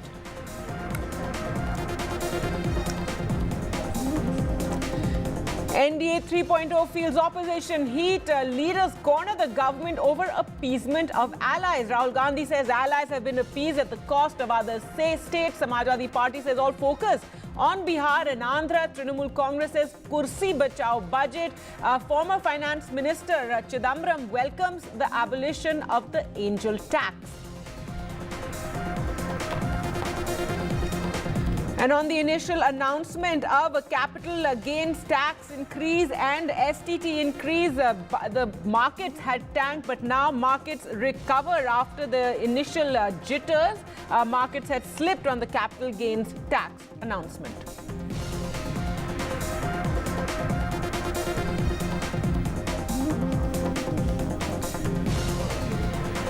The first budget of Modi 3.0 has rewarded key NDA allies, relief taxpayers under the new regime and focused on creating job opportunities for youngsters. Finance Minister Nirmala Sitharaman's speech had good news for taxpayers opting for the new regime. So let's just take you through the highlights of the budget. Now, first and foremost, standard deduction in income tax has been raised to 75,000 from 50,000.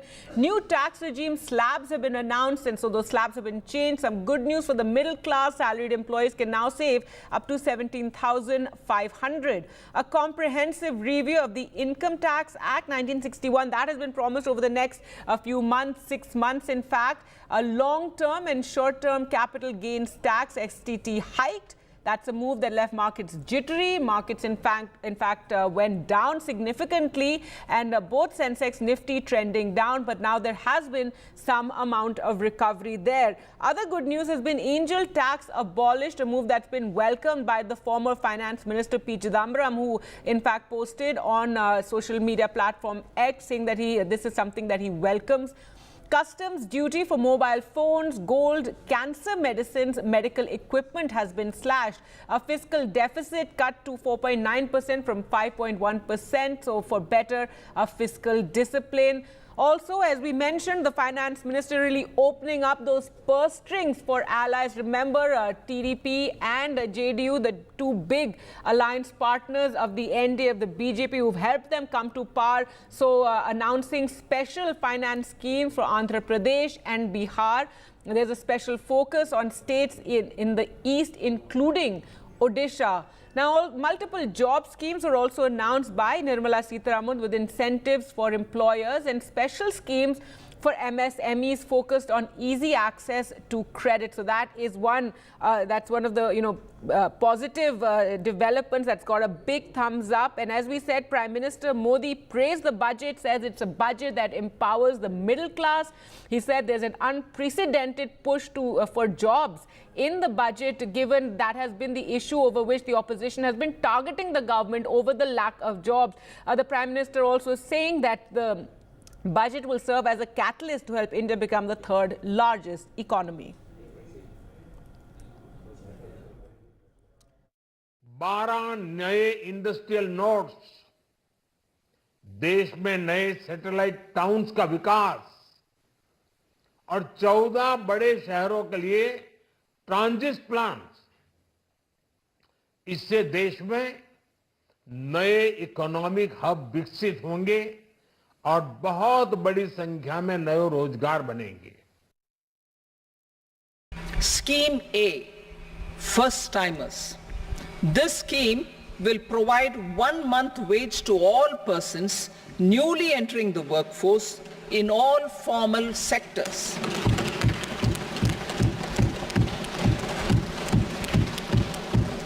Direct benefit transfer of 1 month's salary in 3 installments to first-time employees. The scheme is expected to benefit 210 lakh youths.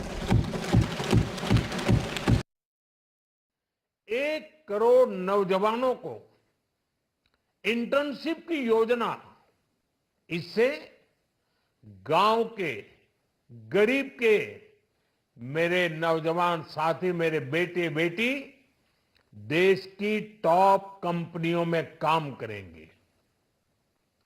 उनके सामने संभावनाओं के नए द्वार खुलेंगे। हमें हर शहर, हर गांव, हर घर एंटरप्रेन्योर्स बनाना है। All right, let's just listen into what Congress President Mallikarjun Kharge is saying on the budget. दूसरा, जो किसानों के लिए हम अपेक्षा कर रहे थे एमएसपी गारंटी का, और कानूनन उसको कुछ एमएसपी को मजबूती मिलेगी और फर्टिलाइज़र और दूसरे पेस्टिसाइड, इसके लिए कुछ सब्सिडी भी मिलेगा। ये सारी चीज़ें हमने एक्सपेक्ट किया था, वो भी इसमें नहीं है। और इतने हादसे रेलवे में हो रहे हैं, वो रेलवे का तो ऐसा हो गया ना इधर का ना उधर का। वो फाइनेंस डिपार्टमेंट जब भी गया, रेल डिपार्टमेंट, तब से या तो उसको ठीक ढंग से पैसे मिल रहे या भर्तियां नहीं हो रही, उसके बारे में कुछ जिक्र नहीं किया। उन्होंने कर सकते थे कि हम इतने नौकरियां खाली है, उसको ठीक करके सिग्नल वाला हों दो, अटेंड करने वाले हों दो, और जितने भी पुलिस सिक्योरिटी होना वो हों दो। ये जो आवश्यक चीज़ें रेलवे में करनी थी वो भी उन्होंने नहीं किया।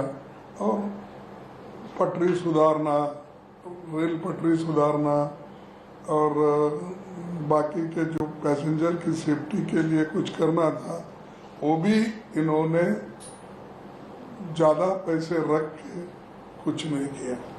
और बहुत दिन से मैं खुद ही कोशिश कर रहा हूँ, जो पहले के स्कीम्स थे, खास करके जो बोगी फैक्ट्री हम कर्नाटक में बनाए थे, उसको एक्सपांड करने का था। तो अब 10 साल से वो एक्सपांड करने के लिए कुछ पैसे नहीं दे रहे। और बहुत से जो नए स्कीम पहले गवर्नमेंट दी थी और जो रेलवे लाइन नए दिए थे, वो भी इसमें नहीं है। तो रेलवे बजट भी इतना कमज़ोर बनाया है, शायद उसी लिए तो वो फाइनेंस डिपार्टमेंट में मर्ज करके उसको ऑर्फन कर।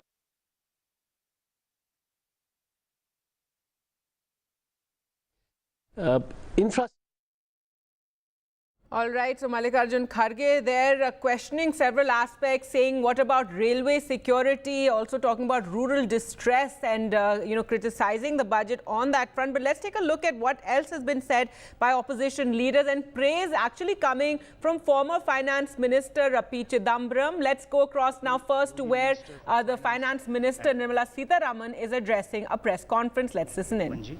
Welcome, ma'am. Honorable Union Minister of State for Finance, Shri Pankaj Chaudhary ji.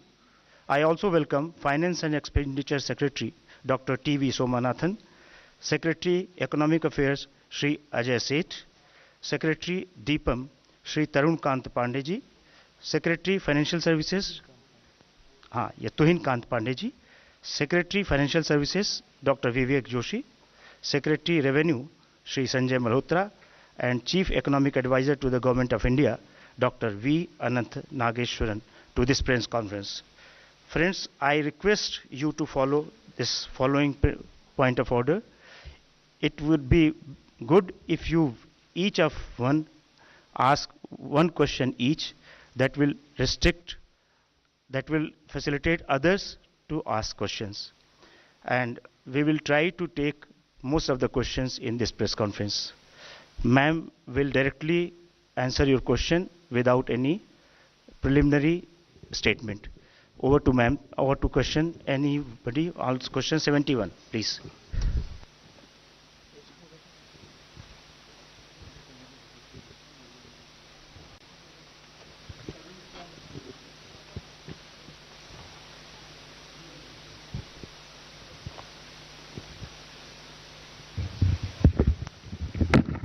Ma'am Tarun from Zee business. Ma'am आपने आज के बजट में शॉर्ट टर्म कैपिटल गेन और लॉन्ग टर्म कैपिटल गेन दोनों के रेट्स को बढ़ाया है और रियल एस्टेट में आपने इंडेक्सेशन के बेनिफिट को खत्म किया है। तो मैम क्या हम माने कि जो इक्विटी है अब आप उसको बाकी एसेट्स क्लास के बराबर लाना चाह रहे हैं, इस वजह से आपने लॉन्ग टर्म कैपिटल गेन के टैक्स रेट को 10% से 12.5% किया? First of all, thank you very much for coming here. After having heard the budget, I chose not to make an opening statement because you've heard me almost for 1.5 hours, and I'm sure you have, you're eager to know what is in the budget and also seek clarification. For your, just for a matter of drawing your attention, we've put up a single slide which has actually used the word employment as an acronym to capture that is everything in the budget. So each letter actually highlights the important points of the budget, and we can elaborate more on that a bit later, but employment captures everything to do with this budget, and I would like you to, for a moment, spend a time on it. And deriving from that, everything which has been said in the budget falls in place. But with that said, yes, your question is on, the point there is we wanted to simplify the approach to taxation, also for the capital gains. One. Second, if anything, the average taxation actually has come down when we say it is 12.5%. Because we've worked out for each of the different asset classes, each varied with the indexation. I'll ask secretaries to elaborate on it. But the point that we brought it down from below the average to 12.5, which is the lowest if you can look at the last several years, encourages investment in the markets.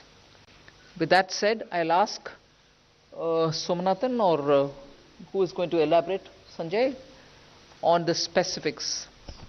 So you had, there were I think 2 or more parts to your question. One was on real estate and gold and other assets. So earlier the rate was 20% with indexation.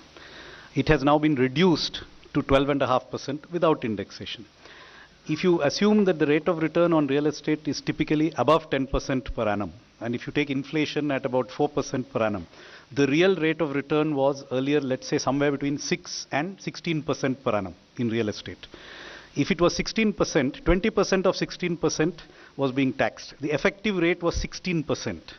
It has gone down to 12.5%. If the rate of return was 10% per annum nominal, it has also remained approximately the same at 12.5%. So actually there is either a reduction or no change in respect of the effective rate of tax on property and gold. Now, as regards the equity, yes, it has gone up from 10 to 12.5, but you'll also find that unlisted equity has gone down from 20 with indexation to 12.5 without indexation. Basically, we have a very, very simple, easy regime. All listed, all unlisted are at 12.5% long term.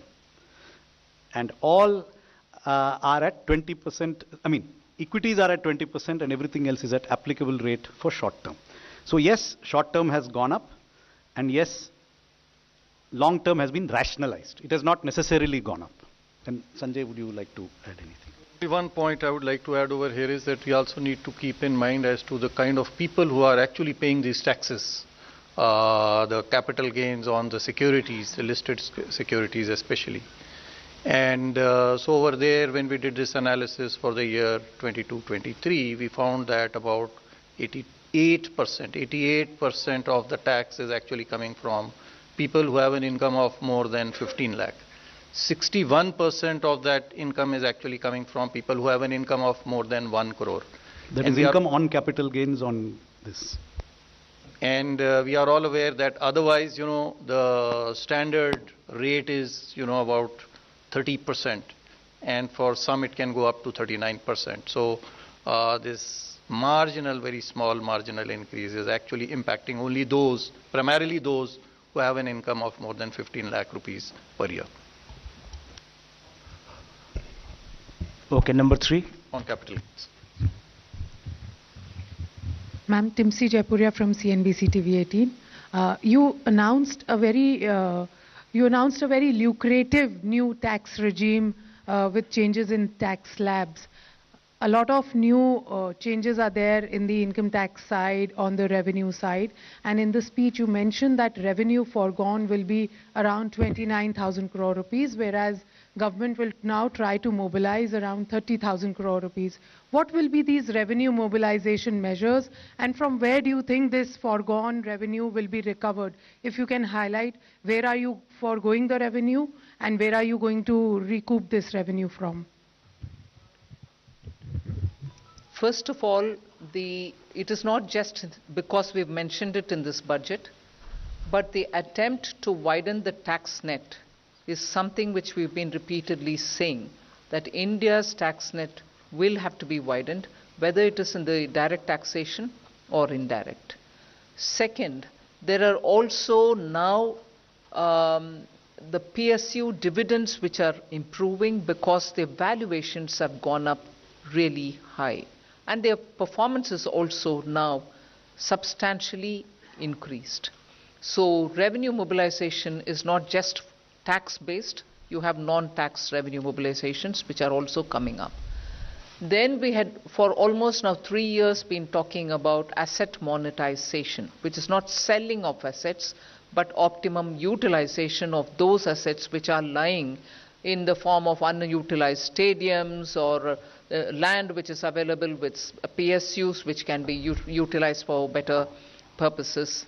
That's a third one. Fourth, you're also looking at generating resources from newer areas.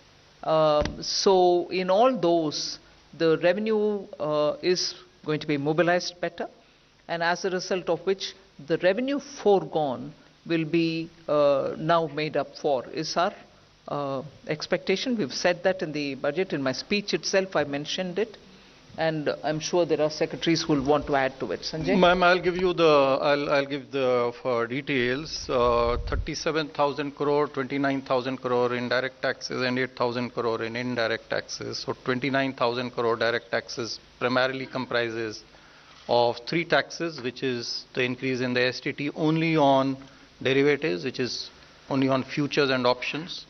And secondly, the buyback tax, which is to be now done in the hands of the recipient. While on the one hand, it will rationalize the tax and be more equitous and fair, because those who should be paying the taxes, higher taxes, in the higher income groups, they will pay higher tax, and those who are in nil tax category or in lower tax category, they don't have to pay a tax or a lower tax. While it does that, at the same time, it does bring in some revenue also, about 4,000 crore, and remaining, about 15,000 crore should come, from the capital gains taxes. On